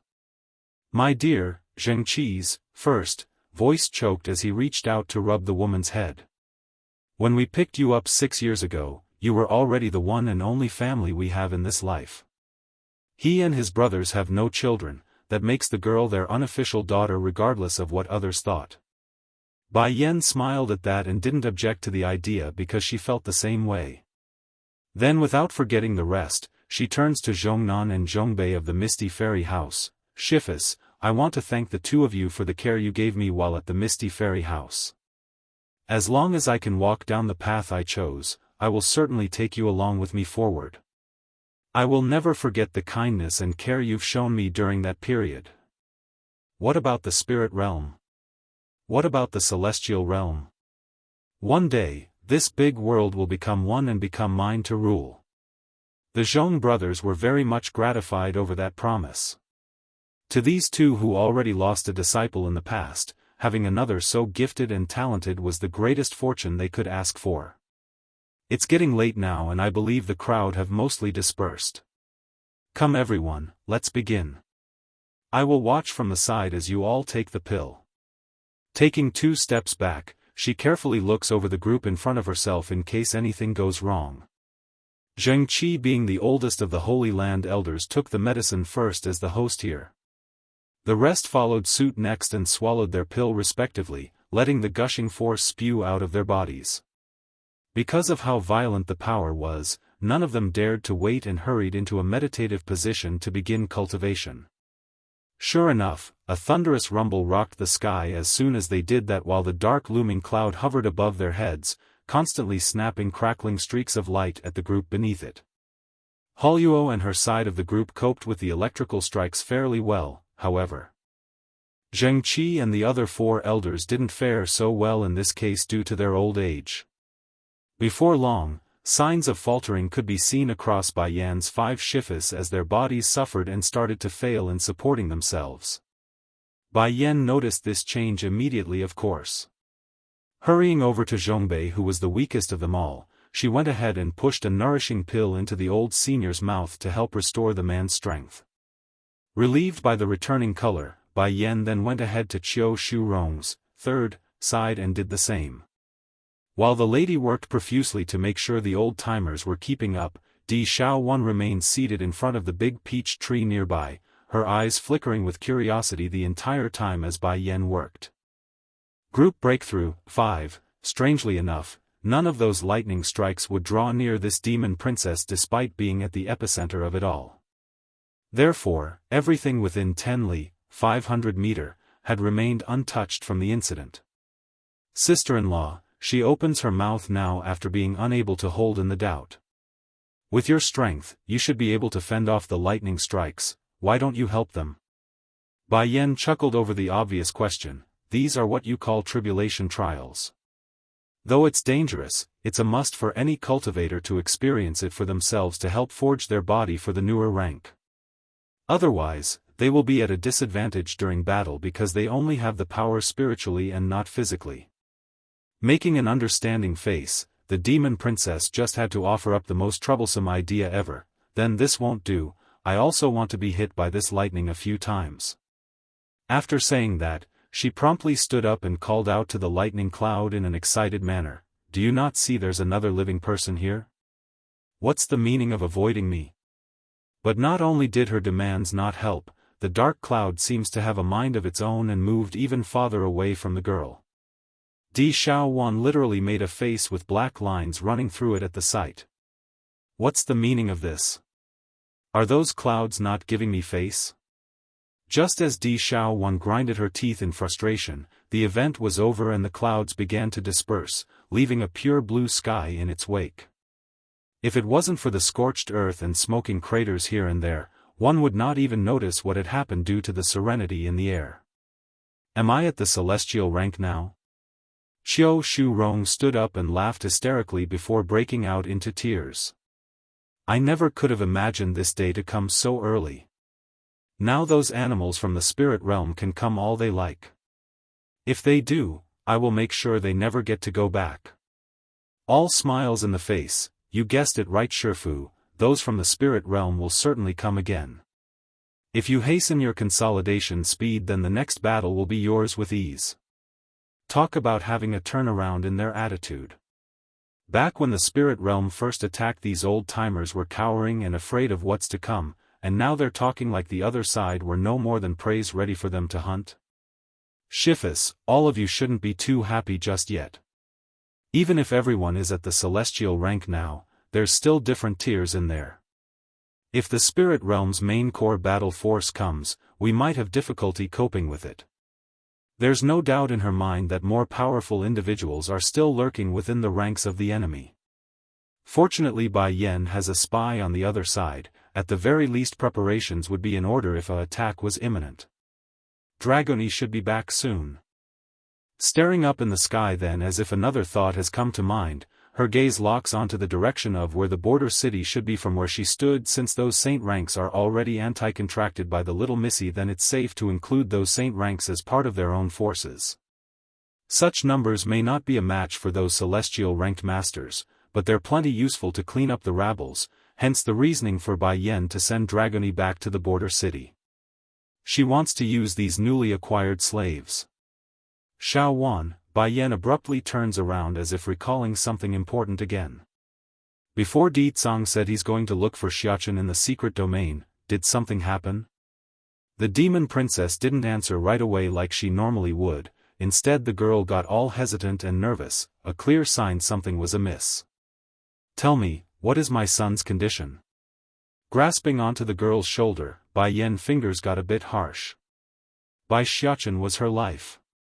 If anything happens to the boy, then this mother might as well die along with him. That's the level of importance he was to this woman. Bai Xiaochen's missing. 1. All careful in her voice. Not long ago my brother lost contact with Xiaochen, that's why he personally went to the secret domain in search of him. Don't worry, trust in my brother, he will definitely locate my nephew and they will be alright. Bai Yan did not show any emotions on the face right then, only clenching those fists intently. For a while, Di Xiaowan could not understand what was happening and got all nervous. Sister-in-law. Meek in her voice, the demon princess weakly calls out to try to get something out of the silent woman. It's only temporary, the disconnect. I'm sure brother would never allow Xiaochen to be in danger if he allowed him to go there alone.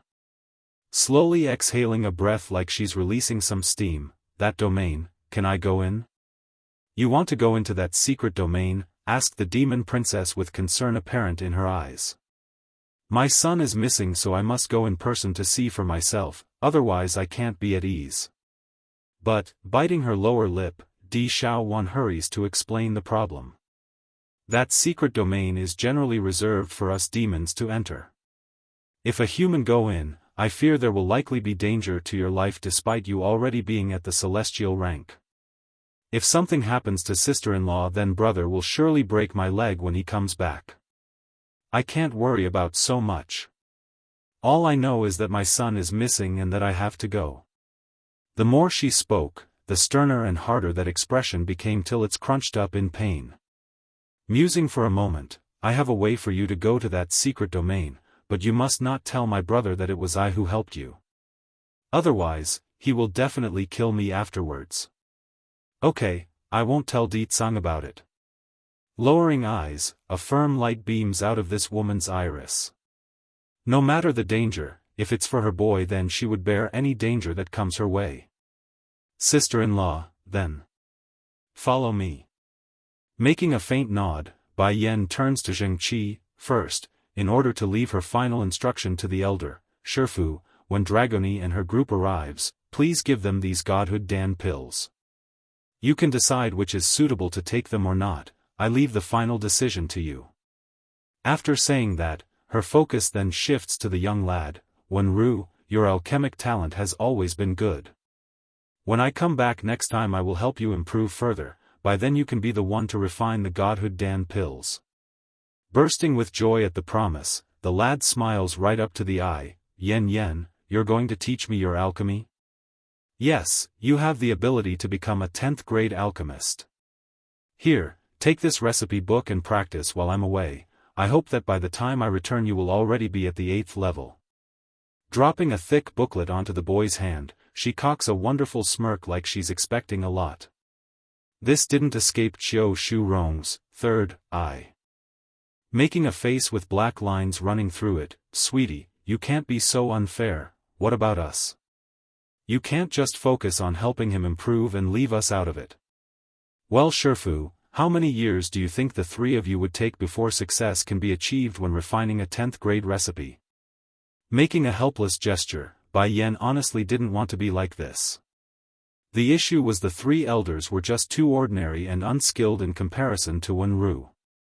Bai Xiaochen's missing, too, holding the item in his hand like it's some sort of treasure. Wenru's expression were all smiles then.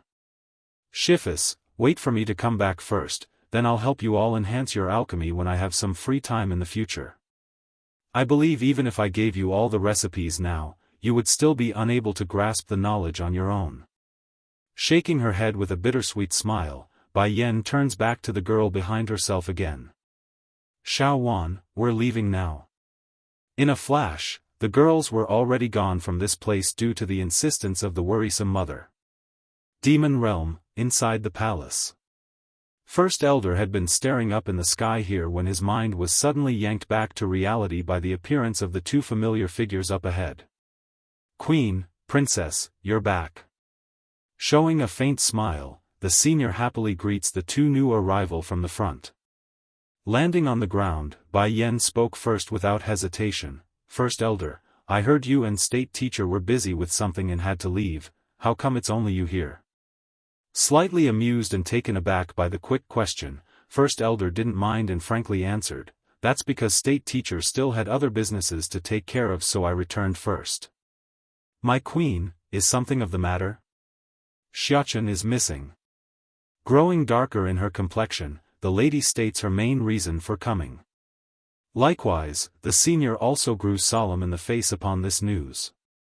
Going silent for a moment, I heard His Highness had went into the secret domain. "My queen, do you mean?" "I want to go into the domain as well." Her voice increasingly more determined and unyielding, showing how much she intends to force the matter if needed to do so. A subtle change of concern swiftly took hold on the elder's face as he frowned on this demand. "Queen, I'm afraid." "First Elder, Di Tsang once said I'm in charge of the demon realm.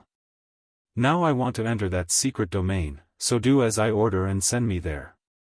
Narrowing her eyes in, that voice grew increasingly sharp as she continued, "Don't try to make any excuses. Xiaofan already told me aside from Di Tsang and State Teacher, you are the only other person capable of opening a channel into that domain." The poor senior's mouth actually jerked as he twitched from being pointed out. For a good while, no words could come out of that tongue due to how speechless he became.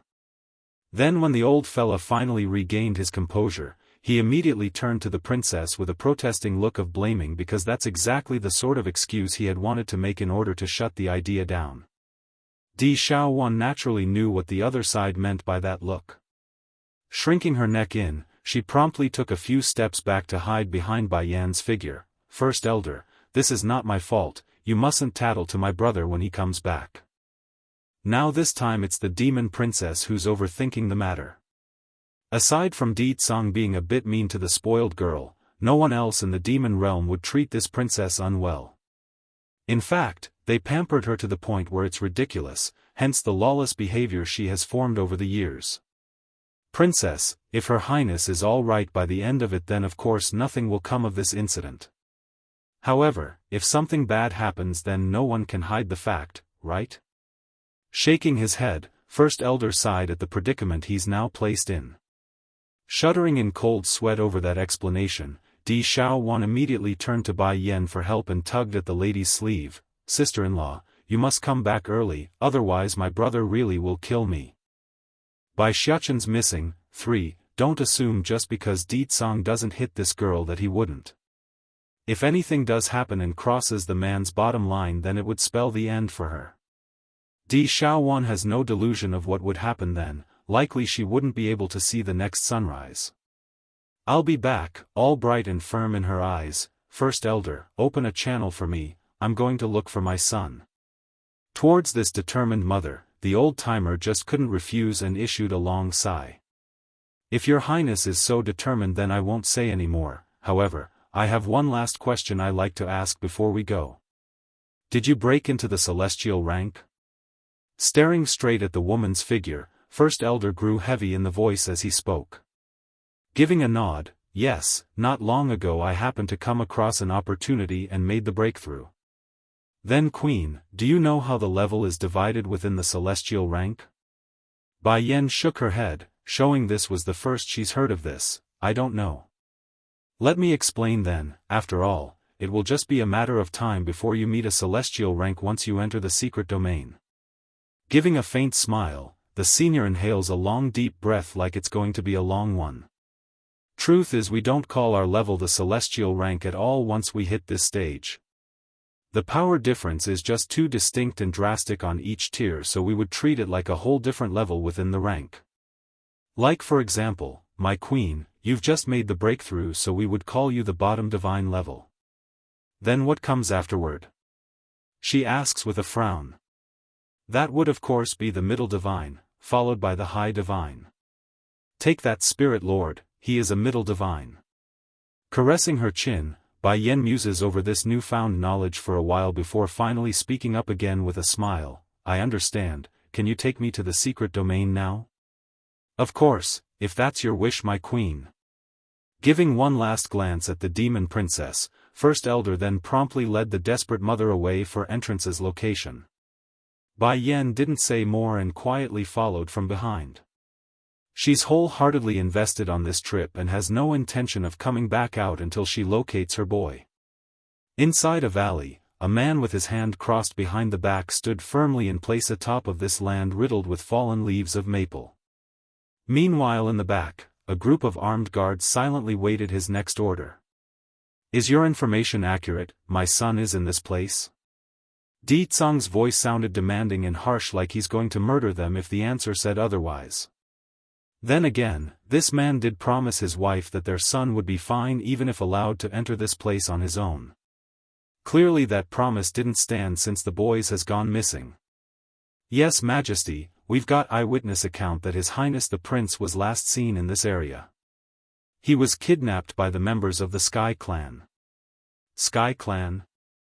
If I remember correctly, the Sky Clan belonged to the Celestial Realm and was later expelled due to a crime they committed. To think they are hiding here of all places. Growing cold and murderous in his aura now, Di Tsang's expression became unreadable. "I don't care who they are, hurting son will be punished by death." Slowly raising his hand to issue the command, "Demons, heed my order, slay every member of the Sky Clan." "Yes, Your Majesty." Taking to their knees, their voices were strong and powerful when complying. By Xiaofan's missing, for, at this order, the demons gathered here today immediately began to charge towards the upper reaches of this valley, their momentum full of murderous intent as their feet trampled the ground. Di Tsang didn't join in on the main fight, only watching this unfold from above in the air.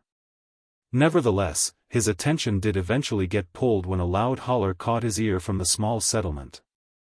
"Who is so bold to come make trouble at our Sky Clan?"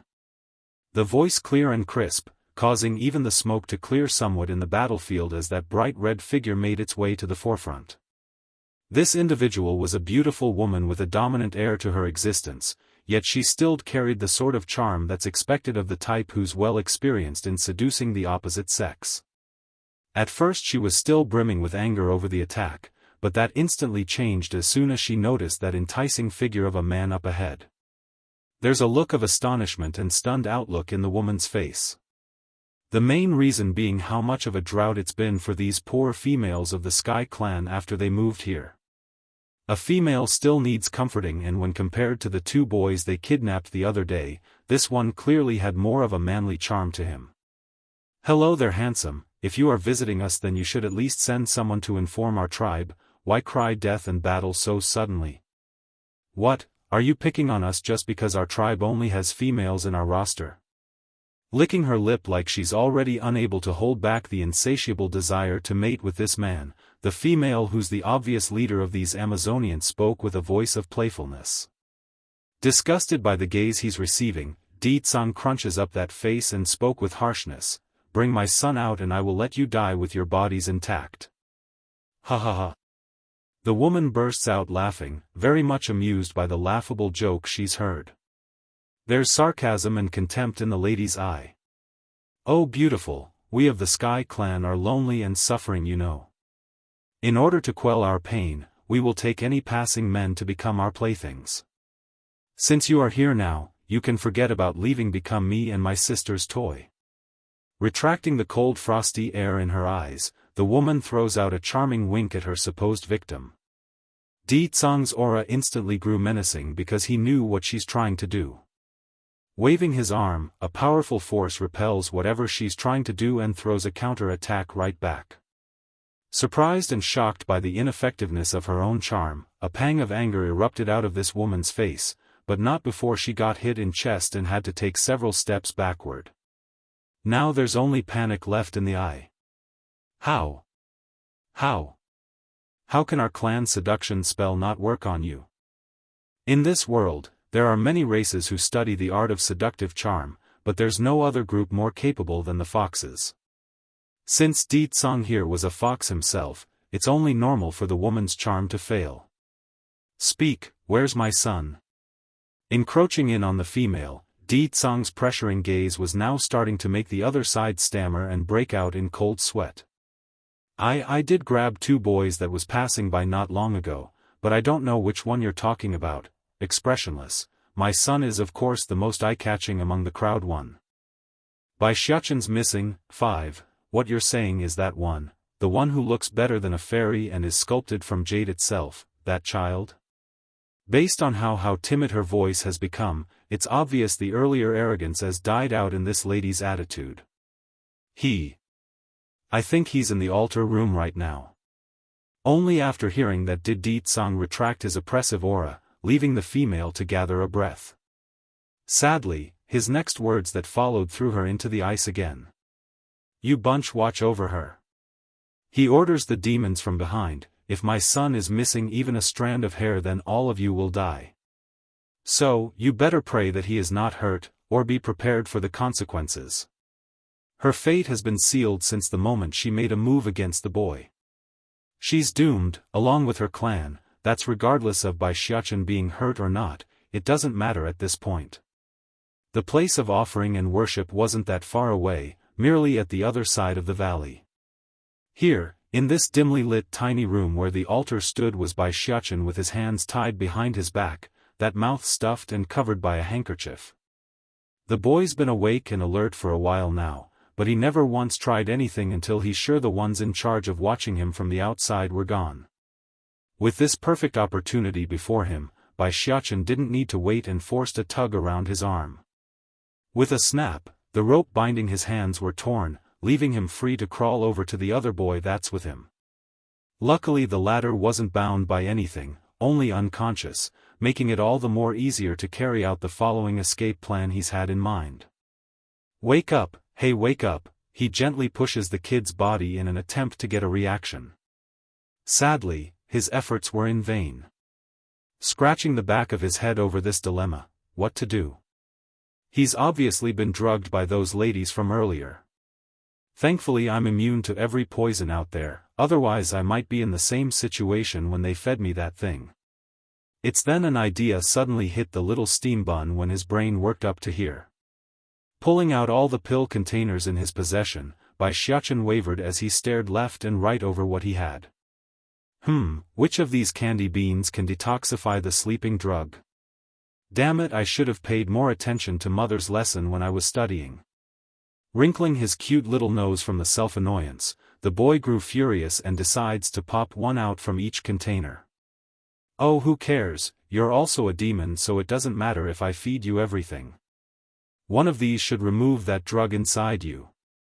In one sweeping gesture, he directly stuffs the handful of Dan pills into the other child's mouth and allowed it to flow.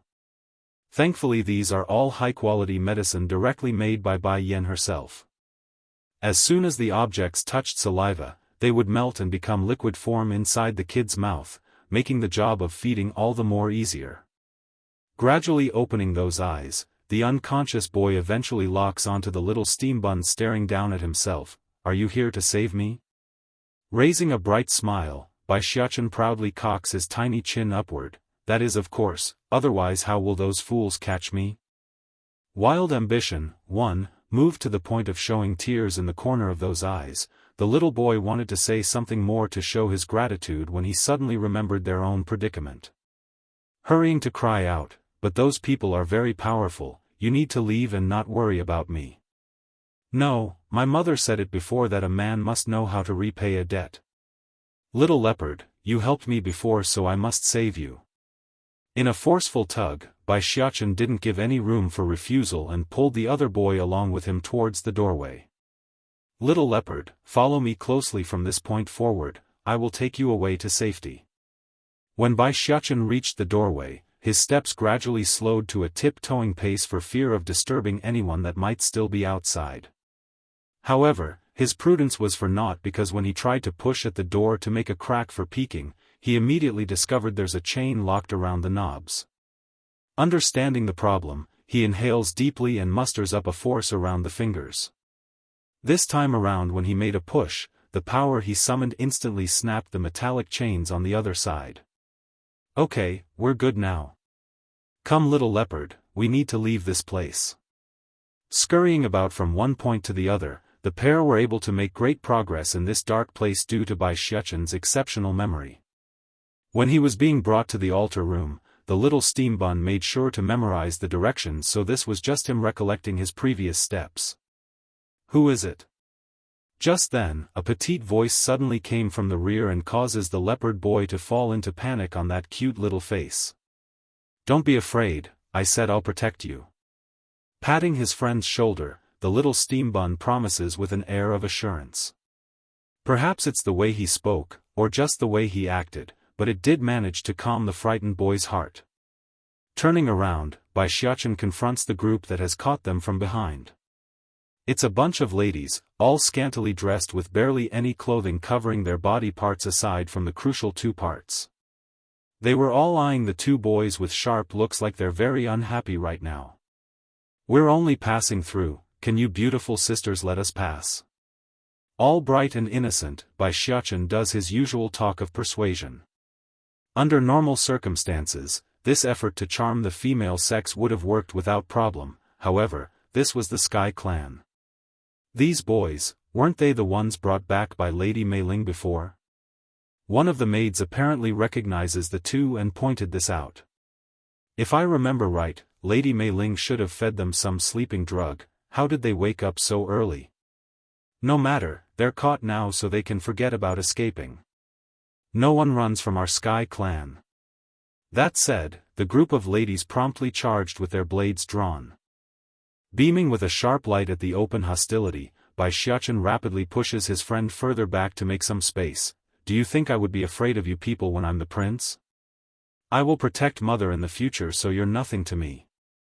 Wild ambition, too, a formidable force has now exploded out of Bai Xiaochen's tiny little figure, causing even the air around himself to gush outwards like a hurricane. Boom! Under that torrent of wind, those who attempted to approach the boy were knocked away instantly, giving the little steam bun the opening he needed to grab the leopard boy's hand to make a mad dash for the other way. Little leopard, let's go. At the main gateway of the Sky Clan, Di Tsong's dark gaze continues to scan the area until his sight fell upon the torrent of wind blowing up from afar. Xiaochen.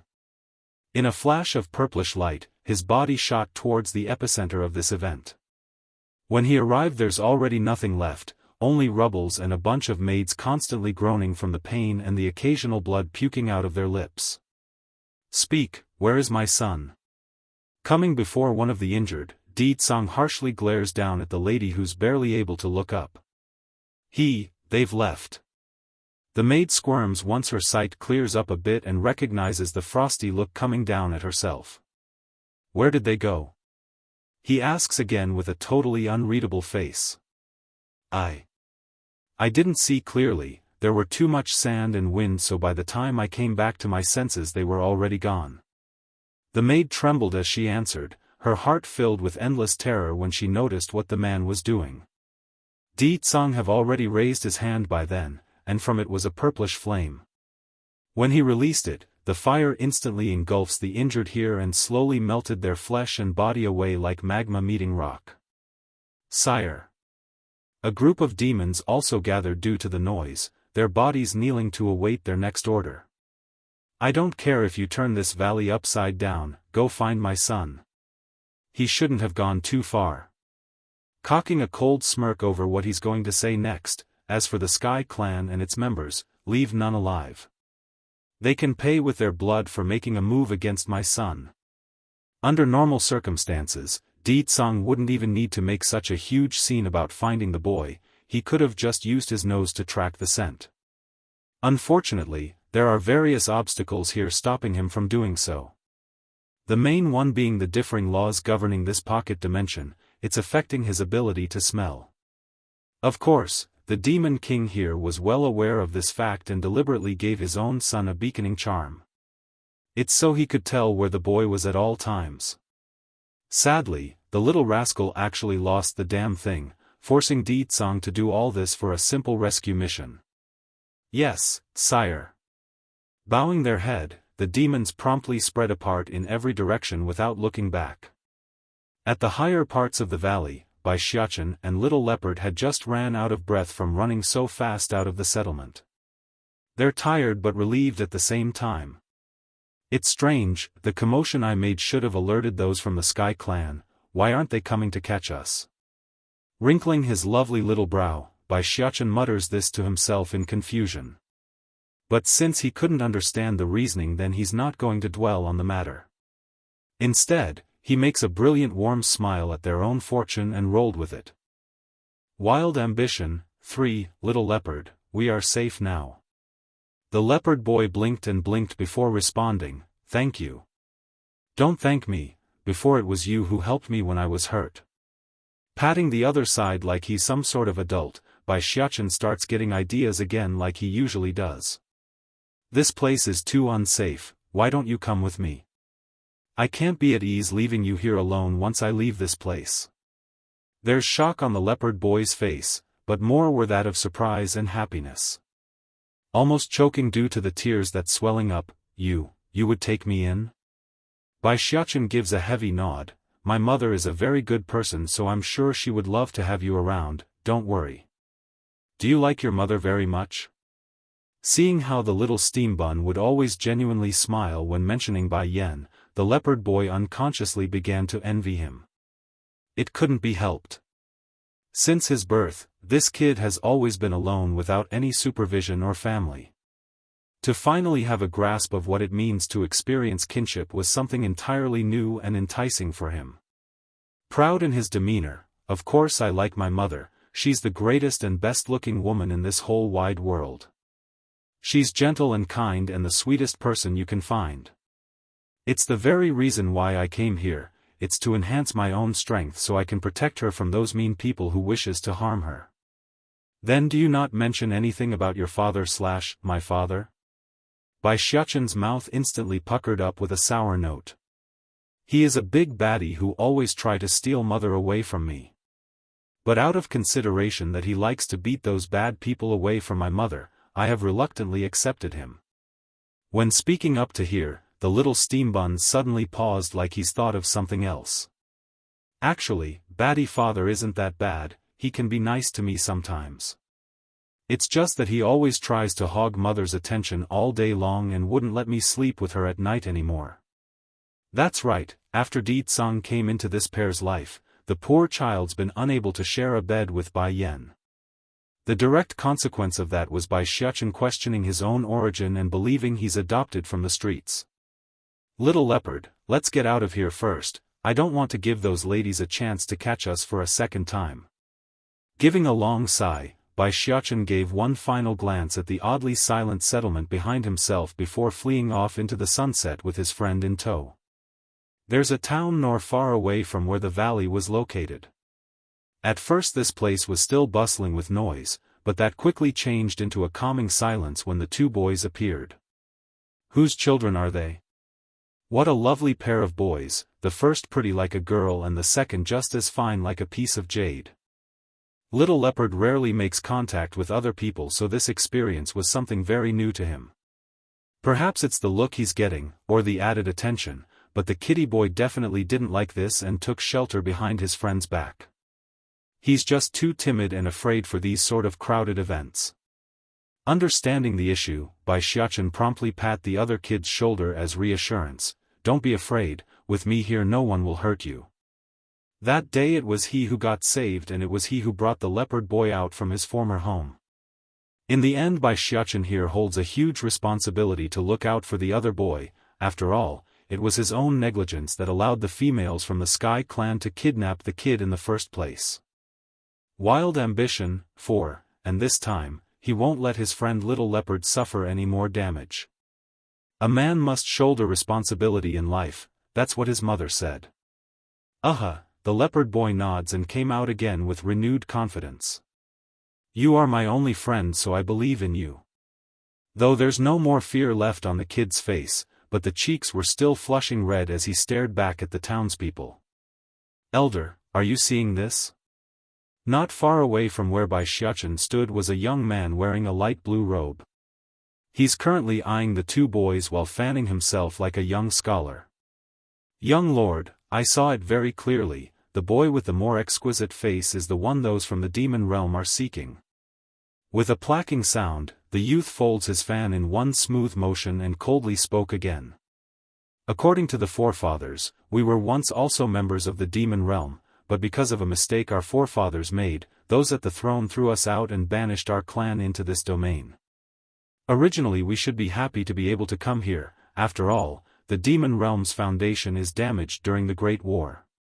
Getting cold in the eyes now upon bringing the subject up, but those accursed beings cursed us, forever sealing our ability to advance in the celestial rank here.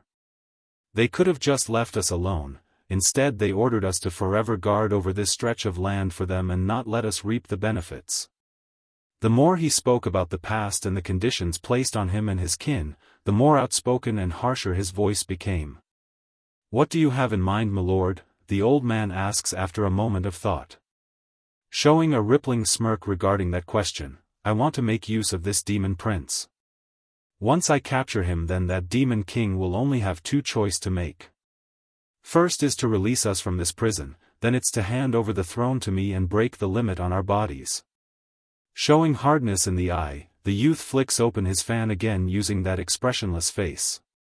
"Young lord, what plan do you have in mind?" At first the senior that's with the youth was stunned by that proclamation, but he quickly came back to his senses after weighing the cons and pros. It's true, forcing someone to do their bidding would be difficult, but it's not entirely impossible. They do have their method, and as it so happens, they have it right here in their hands. If he loses his memory, then wouldn't it be easy to control him? The youth sneers, "Our Zhang house's forefathers were stupid. I'm not going to be like them, guarding this domain just because others told them to." The old man's heart trembled then. For some unknown reason, he couldn't help but feel uneasy when listening to his young lord's words. "My lord, shouldn't we let the chief know first?" "No need." The young man shows a dark look. "That old thing is so cowardly, he will only hinder our plans and get in the way. If you want our demon wolf clan relive its glory days again, then follow my orders, I will lead us to greatness." Wild Ambition 5. While the two were scheming behind their backs, the leopard boy himself was busy scanning the streets with curiosity in his eyes. Everything was new to this young kid, and like any child, the fanciful and fun things are always the most eye-catching. However, when his sight fell upon the two figures in front that staring straight at himself, he immediately shrank his neck in and snuck behind the little steam bun again due to the anxiety he felt from the unknown. Looking up at the intervention, Bai Xiaofan's brow began to furrow inwardly as he asked, "Grandpa, uncle, do you need something?" With a fake smile, the young man makes a greeting gesture, "Greetings, Highness." Blinking his eyes in surprise, the little steam bun quickly follows up, "Do you know me? We are members of the demonic wolf clan and subjects to His Majesty. Under the king's order, we have been instructed to search for you, my prince, and to bring you to our home so news can be passed along to His Majesty." Since the tone sounded sincere and the fact that the other side's also a demon, Bai Xiaofan didn't question the truth in that statement. "Batty father is looking for me? Oh, it's all my fault. I lost that beaconing charm when I got injured last time and still can't locate it. If you are acting under Batty father's instruction, then go ahead and inform him, I can wait at your home until then." Normally he would reject the offer, but since he's afraid of Ditsang being worried for himself, the kid finally nodded and said yes. "Please your highness, this way." While under the cover of his own bowing head, the youth smirks at his own success. Reaching out to hold his friend's hand, "Come little leopard, we will go with him." "Oh yes, prepare some food for my friend, he likes to eat meat." "As you wish, my prince." Zhang Yu, young wolfing, cups his hand in compliance. The elder on the side had wanted to say something here but ended up sighing in the end. He knew his words won't change the young wolfing's mind. Oh, forget it. The young lord has never been one to admit defeat before others, even if it means using underhanded methods at times. Such a personality won't be persuaded just because of caution. Bai Xiaofan didn't think so much, he's too full of joy to worry about a trap being laid before himself. To the demon prince, he's all about leaving this secret domain once his old man comes. By then, he could run back to his mother and be the good little son that he was. An involuntarily smile blooms out of that face, those eyes full of laughter at the thought. Zhang Yu continued to walk in front right now. To this young wolfing, he's unable to keep his happiness contained at this point because he could already see himself basking in glory. That demon king loves his own son so much, that's why he's going to give me everything I demand of him. The Wolf Manor. Where's our room? The little steam bun briskly asks after stepping through the doorway like he owns the place. Zhong Yu's scheme. 1. Yes, Highness, I will have the maids ready the rooms for you. Please come with me first. Zhong Yu signals the old man behind himself while he himself led the two boys away for the temporary guest rooms. The old man naturally knew what that look meant. After a moment of musing, he immediately walked in the opposite direction to carry out the plan. Uncle Wolf. Bai Xiaochen suddenly stopped. When will my father come? This careless and unthoughtful question actually scared the daylights out of Zhong Yu. The young man thought he's been discovered, so he began to tense up. However, he quickly realizes it's his own guilt that's playing here and his rattled nerves soon settled down. I'll send someone to inform the king right away. I believe it won't be more than a few days before he comes. Grinning with a huge smile at the news, then that's great. I hope Uncle Wolf isn't trying to deceive me just because I'm a child, otherwise my mother will be very angry. Just so you know, even my batty father will get scared if she's like that. It's unsure why, but the little guy's words have had the direct effect of make Zhong Yu fall into a panic. He's sure that his lie has worked, and that the prince didn't suspect a thing. Yet why? Why does he have such an ominous feeling? Awkwardly laughing like he's trying to shirk off the unease, the young wolf attempts to move the topic along. Don't worry, Prince, no one here will dare to or be able to deceive you. I'd still like to trust Uncle Wolf. The boy's returning smile seemed very innocent and very true. Uncle, I'm starting to feel tired, so don't let anyone come disturb me later when I'm resting. Oh, course, Your Highness. Complying by lowering his head, one only needs to take a peek to discover that insidious light in those eyes of this wolfing. Done with that, Bai Xiaochen turns back to the room in question. He didn't make up the part about wanting to rest, so when he pushed open the door, the first thing he did was to close it and get on the bed. With the blanket reaching all the way to his face, the kid appeared troubled with worry. Will mother find out since I lost the beaconing charm? She must know if batty father knows. Oh, what to do, mother must be so worried about me. I better be good and wait for batty father to come pick me up so I can go back as soon as possible. I miss mother's scent so much, I want to go back. No. Shaking his little head like he's trying to throw away the thought, I'm not 3 anymore, I must learn to be independent. Only by being an adult then can I protect mother. It's then the door to the room was suddenly pushed open and in came a maid. The girl carried a tray with a bowl of soup that she placed on the table. Prince, I've come to bring you soup. It's the young lord's instruction because he's worried about you being hungry. Please enjoy while it's hot. Although Bai Xiaochen did give explicit instruction not to be disturbed, but he's a good child. As per Bai Yan's teaching, those who offer kindness must be returned with kindness, hence his lovely smile at the servant girl. Thank you, sister. The maid's face went red from blushing. She's been thoroughly won over and germinated by the kid's adorableness, so it took her a good while to come back to reality. Moments later, when he was left alone again, Bai Xiaochen didn't hesitate and quickly came before the table to get his first whiff of the delicious-smelling liquid. However, right as the drool was coming out, his nose immediately picked up another scent in here, and that caused his face to sink into a scowl. Zhong Yu's scheme. 2. Squeak with creaking of the door for the second time today, the young man known as Zhong Yu steps through.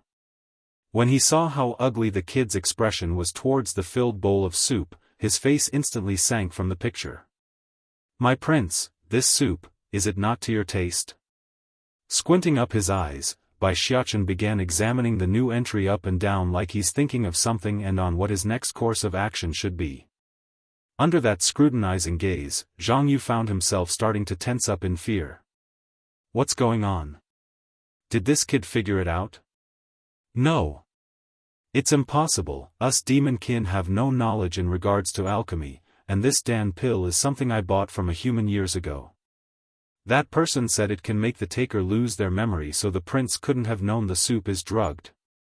Half a minute later, Bai Xiaochen's boisterous laugh suddenly broke out and brought the other side back to attention.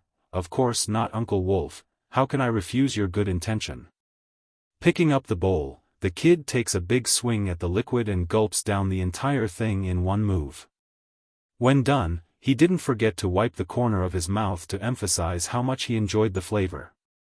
Seeing this, Zhang Yu inherently felt relieved and laughed aloud as well. "Please get some rest, my prince. I will go down first and come back later to organize everything." "All right." Saying nothing more, the boy went ahead and turned to the bed again. When he did so, the little steam bun deliberately covered part of his mouth to hide that sneaky smirk he was making.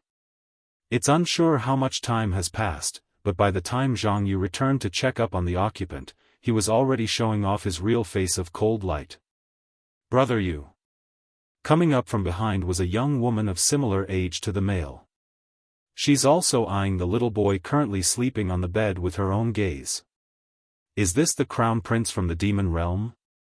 He gives a slight nod as confirmation. "Cici, you must remember, from this point forward you are his mother, and he is your child." "Don't worry, brother Yu, fifth elder have already told me everything." Making a bright smile at the mention of their plan, "I will do everything within my power to help you, you can be confident in my acting." Unbeknownst to the two scheming individuals though, the sleeping little guy had jerked so slightly due to their conversation. Nevertheless, the reaction was a brief one and quickly returned to the quiet state from before. Xiaofan, wake up." Slowly opening his eyes with a frown, Xiaofan found himself being confronted with a smiling and tender face. It's that of a woman's around the age of 20-something, a young one and barely older than his own mother's. Towards the sluggish and silent stare from the boy, Cici's wolf lady reaction was to turn to the man behind herself for instruction. Understanding he should take the lead, Zhang Yu smiles and came forward. "Xiaofan, you were attacked before, so your memory isn't so good right now due to the injury. I am your father, and this is your mother. Now do you know us?" Xiaofan didn't answer, still only staring up at the man and woman standing there. Towards this display, Zhang Yu began to doubt himself and made a furrowed look. This shouldn't be. Did the drug make the kid go stupid? It was supposed to only make him lose his memories, not wipe his mind completely to the point of damaging it. Exchanging a look between themselves, the wolf lady known as Cici went ahead to bring the little steam bun into a warming hug. It's the type of a kind mother's embrace, which was exactly what she's trying to go for. Zhong Yu's scheme. 3. If you don't want to call us father and mother, then that's fine, you only need to remember we're your family and that's enough. Oh yes, we have an eternal enemy and his name is Di Tsang. He's also the one who tried to kill you." Lowering his eyes to hide that frosty glint when they said that, it's obvious Xiaofan's will to murder these lying bastards has been lit. "Cici, let's go, we need to let him get some rest. I'm sure he'll slowly come to accept us with time." Making a small chuckle, Zhong Yu didn't bother to hide the malice in his voice due to the impression that he succeeded. He has taken the medicine anyways, so he can forget about remembering the past in this lifetime. "Okay." Cici nods and released her arms around the boy and got up from the bed, but not before giving one final glance at the sluggish-looking kid who only stared at their backs while they departed. Regaining the light in his eyes after being left alone again, Xiaofan restored the cunning look on his face and immediately rose from the bed. He's scanning his surroundings with vigilance in case those wolves returned for a third time. Once certain they aren't going to come back, the boy's first order of business was to locate the leopard boy who's currently sleeping on the bed next room over. Those people must have fed little leopard some sort of sleeping drug. Biting his lip like he's tied between an idea, Xiaofan suddenly grew tough in the face when he pulled out a small dagger from out of nowhere. In a flick, he makes a small wound on the tip of his finger and allowed the blood to seep into the other boy's lip. "Good thing mother fed me all those damn pills since I was a baby, now I'm immune to almost every poison out there and can use my blood to use as an antidote." Before long, the leopard kid fluttering those befuddled eyes opened like he's really confused on what's happening. "Xiaofan." In his haste, Xiaofan only knew to cusp his hand around the careless kid's mouth in order to stop him from making any more noise. "Don't say anything, those wolves will hear us." Startled and confused, little leopard didn't understand what his friend meant by that but still did as told. That group of bad people fed us some drug, but they didn't know I'm immune because I've been eating various herbs and medicinal ingredients since I was young. I only needed a whiff to tell, so I went along with their plan and used it to my advantage. Huffing a snort to gloat, think they can scheme behind my back.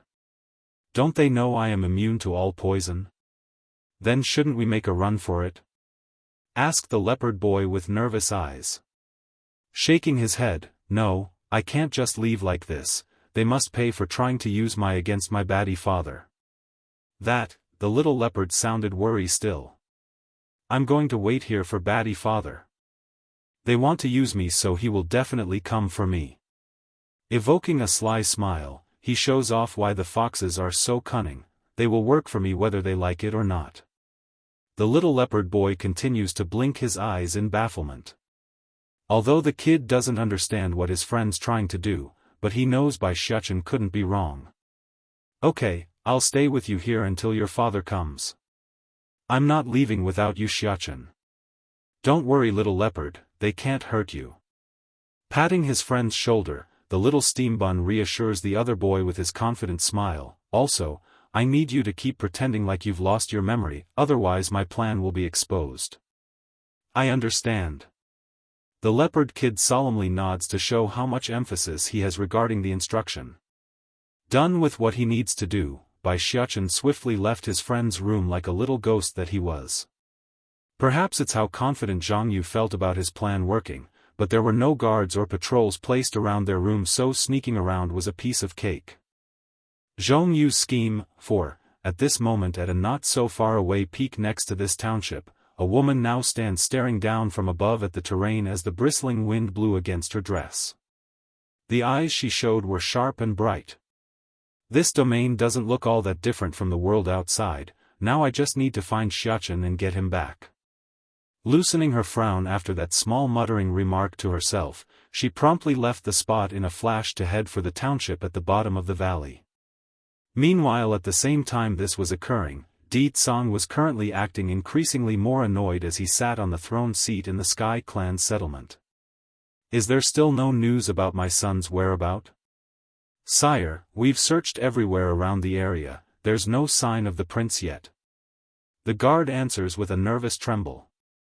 That was not the right answer, causing the oppressive man's aura to swoop over, devour the poor soldier's existence until he's choking for air. Thankfully it's then another figure came running over from the doorway to stop the act. Kneeling there, the person carefully spoke, Sire, we've just received a letter from an outsider, the stranger said it was for you. Bring it forward. He growled with a menacing voice. Yes, Your Majesty. In his hurry to comply, the soldier nearly tripped on his own 2 feet when trying to hand over the letter. As annoyed as he was over the incapability of his own men, Di Tsang didn't have the patience to punish the second individual's carelessness. Tearing apart the cover, he only needed a quick glance at the letter's content to grow dark and hard in the face. Gather everyone, we're heading to Long Town now. Rapidly rising from the throne chair, his maneuver allowed the letter to slowly flutter to the floor for everyone to see. If the king wants to see the little prince, then he will come to the demonic wolf clan's home. In an instant all faces were changing in various ways, but all had the same thought in mind, the prince is at the demonic wolf's clan's place. But before they could dwell on the issue any further, Di Tsang had already left them for the outside, forcing the rest to quickly follow suit. Lucky they did so too. Because right as the dangerous man was off the grounds of this settlement, a huge gulf of purplish instantly lights up across the Sky Clan's home, destroying and incinerating the structure and grounds. Wolf Manor. Leaning his head against the bedside rail, Xiaofan appeared bored as he stared forward in a mindless state. He's thinking of something, just don't know what. It's then the door was pushed open by a hand. Looking over, he could see it was young woman walking over. Xiaofan, you're awake? Carrying a tray of dainty pastries with her, Cici, wolf lady, sounded gentle and kind as she spoke, mother prepared some snacks for you. Come, try some, I'm sure you are hungry by now. Not rejecting the offer, the little steam bun first picked up a pastry to take a sniff. When his nose found nothing wrong with it, his expression promptly relaxed. It's not poisonous. But the thought only lasted a bite before the kid spit the stuff back out. So gross, it's nasty. Who made this food? Are they trying to hurt me with this? Cece's face was stiff as a rock right now. She just couldn't believe how the little fella could detest her cooking so much. This wolf lady could swear that in this long town, her cooking skills are top-notch. Even if it's not the best, it's among one of the best and couldn't be matched. However, one good thing did come out of this for her, and that was by Xiaofan's willingness to speak. Thank goodness this child is not a retard and a mute. Xiaofan, this is what mother here made for you, don't you like it? Flickering with a light in his big blue eyes, Bai Xiaofan's cuddly and cute face revealed a bright smile when meeting the wolf lady's gaze. Zhong Yu's scheme, 5, are you really my mother? The young woman ticked the corner of her mouth into an upward arc over that question, that is of course. If I'm not your mother then why would you be here? That made the boy sneer inside. Why am I here? Of course that's because you people scammed me here. Naturally the little steam bun wouldn't show any of that on his face, only staring cluelessly like he should when he's supposed to have lost his memories. But according to my memories, my mother's cooking should be very delicious, far better than the best cooks out there. This pastry though. It doesn't seem to match up to what I recall. Cece just gawked her eyes there. Didn't brother you claim this boy has lost his memories? Why is he still remembering the past? At least he only remembers the demon queen's cooking skill and not the person herself. Maybe I'm getting rusty for not cooking so long. How about I make another plate of pastry for you, is that fine Xiaofan? She asks with a forced smile this time around. Her mission was to please this little guy, but that doesn't mean she's genuinely happy to be doing so. Okay, grinning wide on his cuddly little face, I want to eat dongpu trotter, flour chicken, mapo tofu and stewed chicken eggplant. Cece's facade nearly crumbled in that split second under his barrage of naming. She's the Lady of the Wolves, a noble and prestigious existence in these parts. It's bad enough to ask someone of her standing to work in the kitchen, but couldn't he have at least named some exquisite dish instead of those? Those rambunctious stuff? Flour chicken? Mapo tofu? Is that something a person of my capacity should do? Xiaofan, these dishes are too ordinary, can you change it to some more exquisite dishes? Restraining her urge to smack the boy, Cece awkwardly asks with a stiff smile. Looking reluctant, Bai Xiaofan gives a nod in accordance with the demand. Then I want to eat dragon meat, it must be the kind that has lived for more than 1,000 years. A splurge of essence blood nearly came spewing out of Cece's throat just then. Dragon meat? And the type that has lived for 1,000 years at that? Where in the world am I supposed to find that? Is that hard? Making a frown, the little steam bun then went ahead to knock on his own head like he's remembered something. I just had a dream. In there, mother would feed me dragon meat and it tasted great. Although I couldn't see mother's appearance clearly, but I know it is mother's figure when she fed me the dish. Of course, his story there was nothing more than a prank. He's a demon, and dragons are also demons. There's no way he would eat his own kin. However, that doesn't change the fact that he's enjoying his own little play on toying with this deceitful witch that's trying to impersonate his own mother. Just watching that steaming yet unable to vent face was enough to delight the cunning little troublemaker. That's what you get for trying to deceive and use me. Xiaofan, there's no more dragons in this place. Growing stern, a strong light beams out of the fox lady's eye after she managed to calm her inner anger. Those dragons, I have already fed you all of them so there's none left. Now it was Bai Xiaofan's turn to choke at the shamelessness of this exchange. He expected all sorts of excuses and lies from this impostor, but to say he himself has ate all the dragons? Whoa, that really takes some skill to pull off. That, getting sly as well, the kid grows a smirky grin as well, then I want chicken soup. And I want you to eat it with me. Alright, issuing a sigh of relief, wait just a minute, I'll get it ready. After saying this, Cece made sure to leave quickly so that the boy wouldn't make any more difficult request. Looking at her panicking and scrambling figure that's practically fleeing from view, Xiaofan just couldn't help but release a chuckling laugh at his own achievement. Now all he has to do was to await for the chicken soup so he could carry out the second phase of his prank. The little devil, he did not need to wait long for the wolf lady to return. This time around, she's carrying a large bowl of chicken soup in hand with a heart of resentment. Xiaofan, the chicken soup that you wanted. Ready and prepared, Xiaofan's first act was to pick up the chopstick so he could pass on the chicken but to the lady's bowl. You eat too. As expected, it is Xiaofan who cares about mother here the most. Perhaps it's how moved she was at being served a piece, but the lady didn't have a second thought when she stuffed the chicken butt into her mouth after taking a seat. However, all it took was a bite before she spat the chunk of fatty flesh out. In her haste, she immediately grabbed a handkerchief to wipe her frowning mouth. What is this? Chicken butt, is this not your favorite food? Answering without so much as blinking an eye, Xiaofan sounded so innocent and true that it's hard to doubt his sincerity.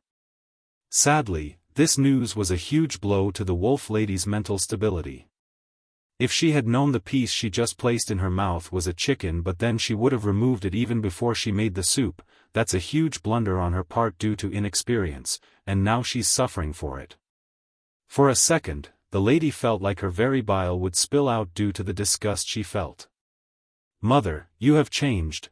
Xiaofan's little mouth had curled into a displeased pucker like he's about to cry. You used to like eating it a lot, is it because I'm the one who gave it to you that you are vomiting? Pumping a twitch in the corner of her mouth. How? How could that be? Then why did you spit it out, mother? Asked the boy with a layer of water filling his crystal-like eyes. Inhaling deeply knowing she's been cornered, Cece knew she had no choice and slowly picked up the chicken butt again with her chopstick. When those fingers felt the resistance from the clamping force she herself applied, the lady could already imagine the puking image in her mind. But still, she stuffed it into her mouth in one forceful chug and swallowed. That was it, that's the last straw. Grabbing her handkerchief, Cece literally covered her mouth and fled for the outside due to the horrific sensation. When her figure disappeared completely, the laughter of the boys chuckling could still be heard throughout the room. This is just the beginning. If you people dare to impersonate my family, then you can forget about having it easy. Then, as if to add salt to the injury, Xiaofan went ahead to take a sip of the soup. Unfortunately, he too had made a mistake and found the flavor disgust, forcing him to spit it back out like a shooting fountain. It's no wonder she puked. This is so nasty, it's hundreds of times worse than mother's cooking. Done with the goofy prank, he decides to just leave the mess for others to clean and took his place back in bed. Within the courtyard of the Wolf Manor, Cece had just finished running out of the guest rooms where she found a quiet corner to throw up. She's still trying to reach down with her fingers to force everything back out from the throat. Cece. It's exactly then that a familiar voice came from behind. When the lady recognized who it was, she immediately reached out to grab at the man's sleeve. Brother, you, that child, he is the devil, he is the devil. Cece, what are you going on about? He frowned and swipes the hand away with impatient clear in his voice. Brother, you, I don't want to be the child's mother anymore, he is a little devil. If I continue then I will go crazy. She's now hissing hysterically like she's about to lose her mind. I've already informed the king that his son's here. The person will be here soon. What do you expect us to do if we give up on the little prince? Are you trying to destroy our demonic wolf clan? The little devil, too. Zhang Yu's tone was strong and powerful, forcing the wolf lady to cower down and not say another word. Enough, go back and please the boy like you're supposed to. Also, drug his food some more, I want to make him completely obedient to me for use. He orders with a frosted tint in those eyes. Almost sobbing in her voice now, brother, you, that boy, did he really lose his memories? You think I'm wrong? That drug is something I tested before, there can't be any mistake, nor will he remember anything from before. The young wolf said it with such assurance that he could literally fool himself despite it being a lie. On the other hand, the wolf lady just felt wrong about all this. Sure, she's submitted and won't object anymore, but the aching suspicion just won't leave her heart. Then what about the other child the prince brought along? What should we do with him? Don't worry about him, I gave the kid the drug as well just to be on the secure side. He's not going to a hindrance. This left Cece rather puzzled, but why don't we just kill him then, why bother making him only have amnesia? Snickering deviously, did you not see the leopard kid's talent? Our demonic wolf clan is in need of talented people right now. If we have that boy trained, then it won't be that far off before we get a useful pawn. Making an astonished face of enlightenment, the wolf lady now looked on at Zhong Yu with admiration. She's feeling rather ashamed of herself because these are the sorts of things that would never cross her mind. I understand then, brother Yu. No matter how terrible and evil that little devil is, I'll do my best to please him. I'm glad you understand. A heaviness lifts off from the young wolf's heart over that promise. Crossing the hands behind his back like he's some sort of experienced elder, it won't be long now, Cece, our time will soon come and the glory days of our demonic wolf clan will return. Good thing that old man isn't at home, otherwise my plans will be extremely difficult to carry out. He's always so timid and afraid, nothing like me at all. Next couple of days. The atmosphere around the Wolf Manor has completely changed from its previous peaceful nature and became an explosion of commotion. Toying with the Wolf Lady had only been just the start of the little steambun's devious scheme, he had plenty more to do. First was to burn the entire kitchen down, forcing the household to turn to the outside restaurants for food. Then came the treasury vault here. Just like how he tortured the 3 elders of the Holy Land, Bai Xiaochen directly raided the precious items held in there before completely burning the segment of the manor down to a crisp. There's nothing left by the end of it, only a roasting smell in the air and the charcoal remains of the structure. It's not good, brother Yu. That kid burned down father's treasury vault. Bang! Zhong Yu was just in the middle of enjoying a fine cup of tea at the restaurant when he overheard the panicking cry of the wolf lady. Dropping the porcelain in his hand, what did you just say? That kid burned father's treasury vault? Sweating and anxious in her voice, what should we do, brother Yu? Father definitely won't forgive us once he finds out after returning. Returning from his initial shock after a moment of processing, a ruthless determination flashes in the man's eye. If I can be the king of the demon realm, then what does a few treasure matter? I can gather everything for him again at a later date. The little devil, 3, yes, as long as I become the demon king, then what else can I not get in this world? You don't need to come tell me these things in the future. Oh right, what's the situation with the drug I've tasked you with giving him? Zhong Yu asks after prioritizing which was more important. Biting her lip, I've been putting the drug into his soup every day and made sure he drank it all in front of me. I believe the toxin might be producing some unintended side effect, perhaps that is the reasoning behind his loss of control and violent behavior. Then that's good, he said with a pleased voice. Go back first and keep a close eye on him for the coming days. I don't want the boy making any contact with the outside until we are ready. If he learns of the truth that he's a fox while we're wolves, then it will inevitably cause the boy to suspect something. I understand. Despite the unhappiness plaguing this wolf lady, Cece nevertheless left the restaurant as told. Her only hope now was to get the little devil under control soon, otherwise she might just strangle him in the heat of the moment. Long Town. In the street, Bai Yan's gaze was still scanning the surrounding streets when the wolf lady came strolling out of the restaurant. As a result of the rush and carelessness between both parties, the two had directly bumped heads and crashed into one another, causing them both to falter backwards from the collision. Cece was the first to come back to attention after the initial bump. When she did so, her view was instantly showered with Bai Yan's mesmerizing contour.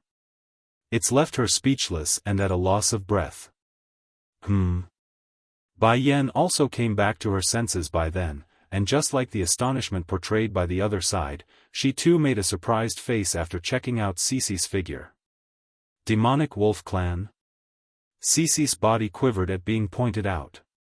If it was her own kind who saw through her background, then it's still understandable, but everyone here in the secret domain are capable of hiding their scent and aura, making this very abnormal.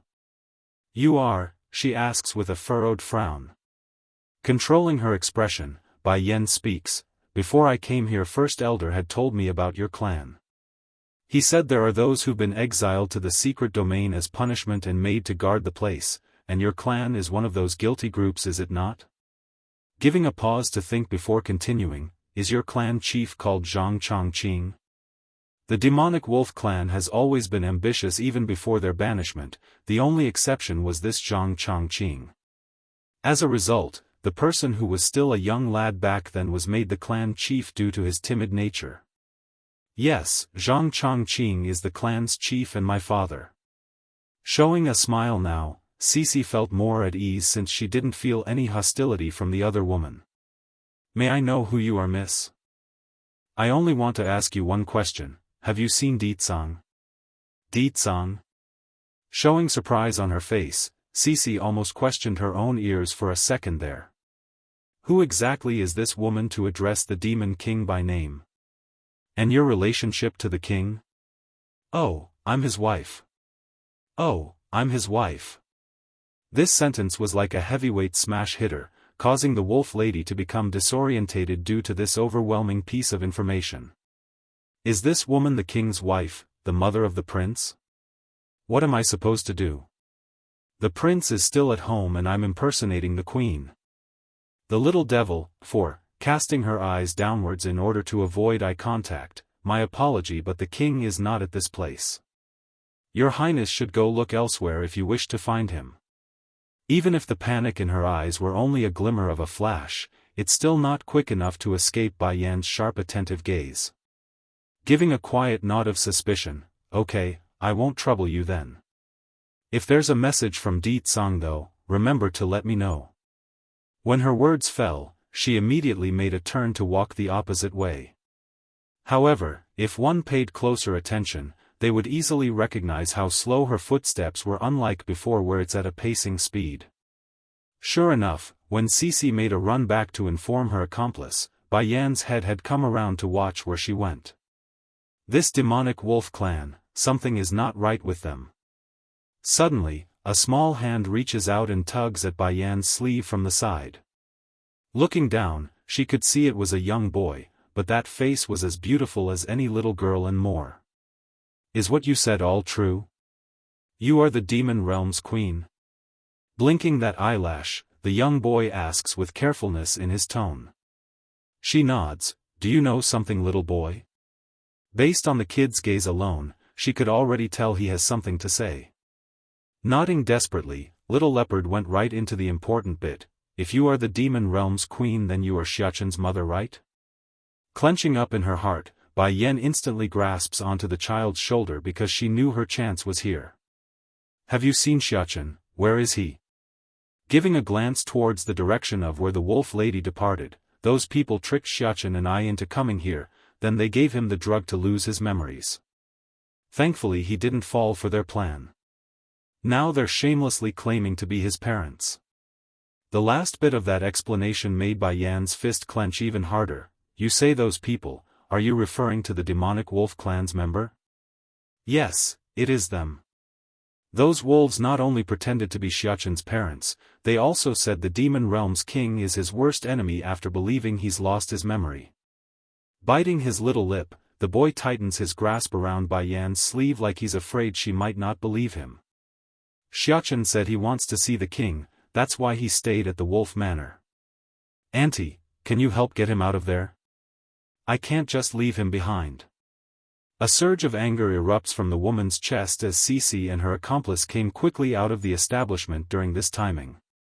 When they saw it was Little Leopard standing next to Bai Yan, the wolf lady nearly lost her footing and crumbled to the floor.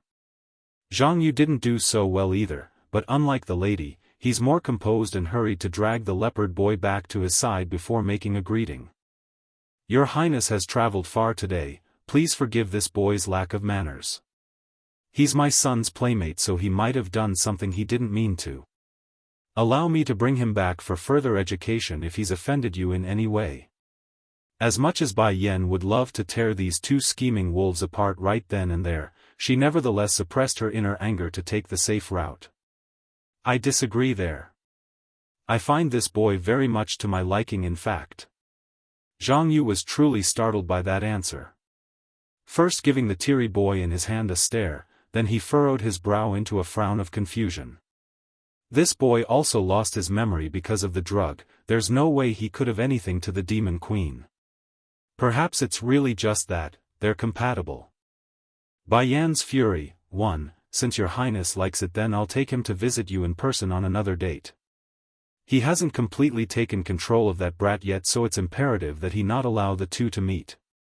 Flickering a meaningful light in the eyes over how the man was trying to hide the leopard boy away, no need, I am getting tired anyways, so why don't I come to your home for a visit, how about that?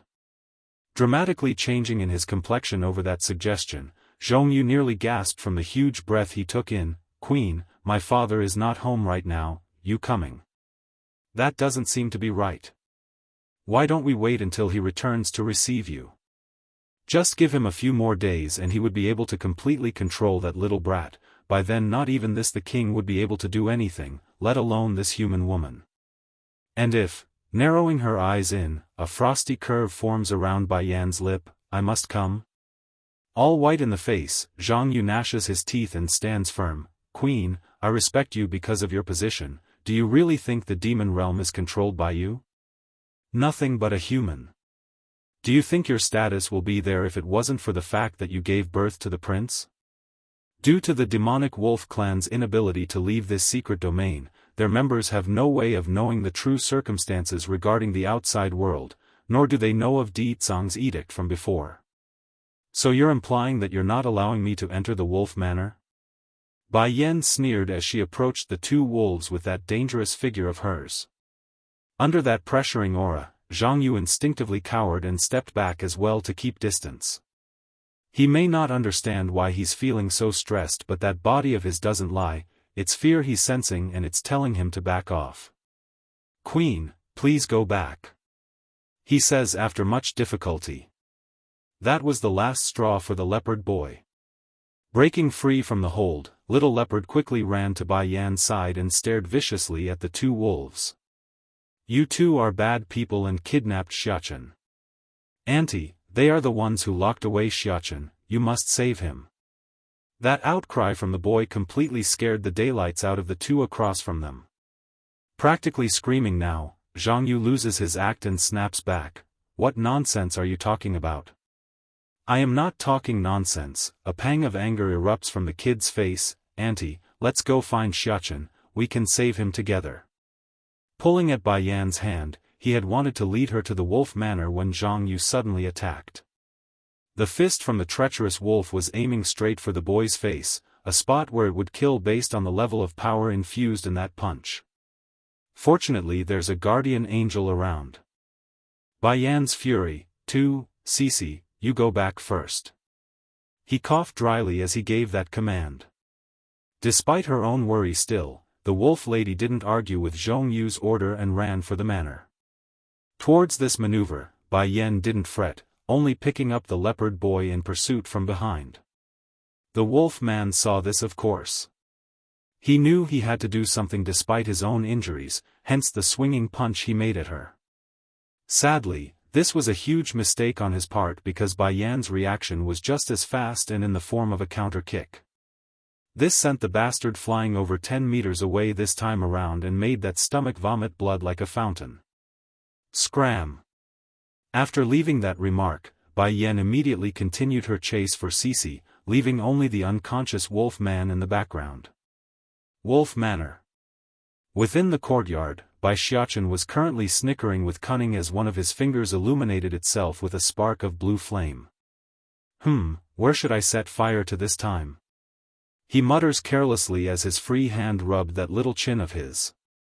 The maids and servants were all kneeling before him by now with shivering motion. They just couldn't believe this lovely-looking child to be such a little devil.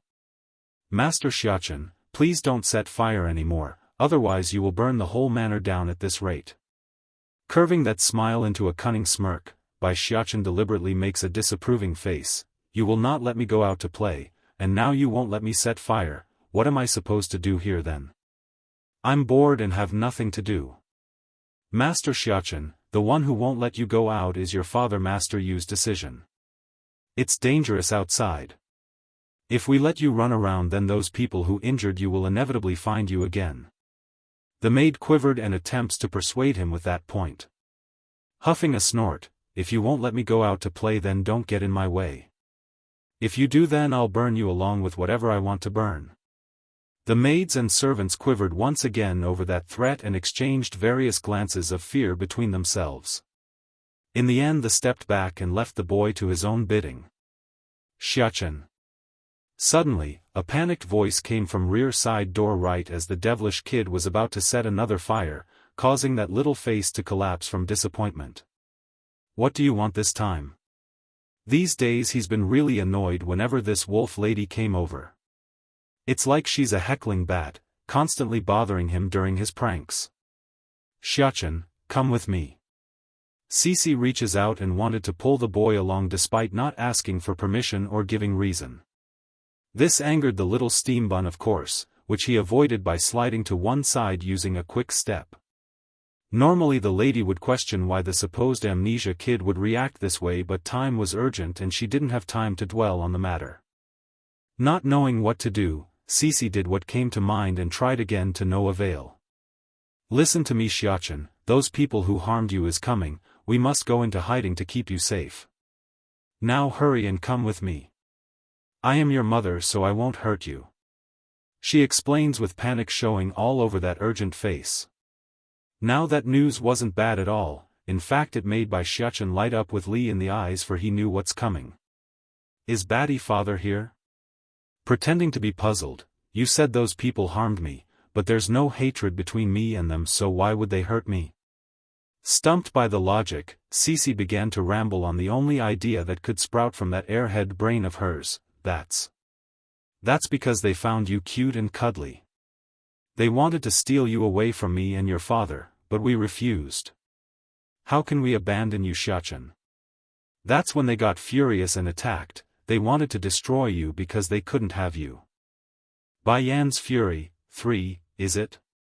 Bai Xiaofan's eyes were full of laughter after hearing that defensive excuse, but it didn't even compare to the beaming face he showed after catching a glimpse of that lovely red figure slowly descending from the air.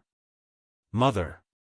Likely due to not being aware of the person that has landed behind herself, Cici actually believed the little rascal was calling out to herself and became warmed by the thought.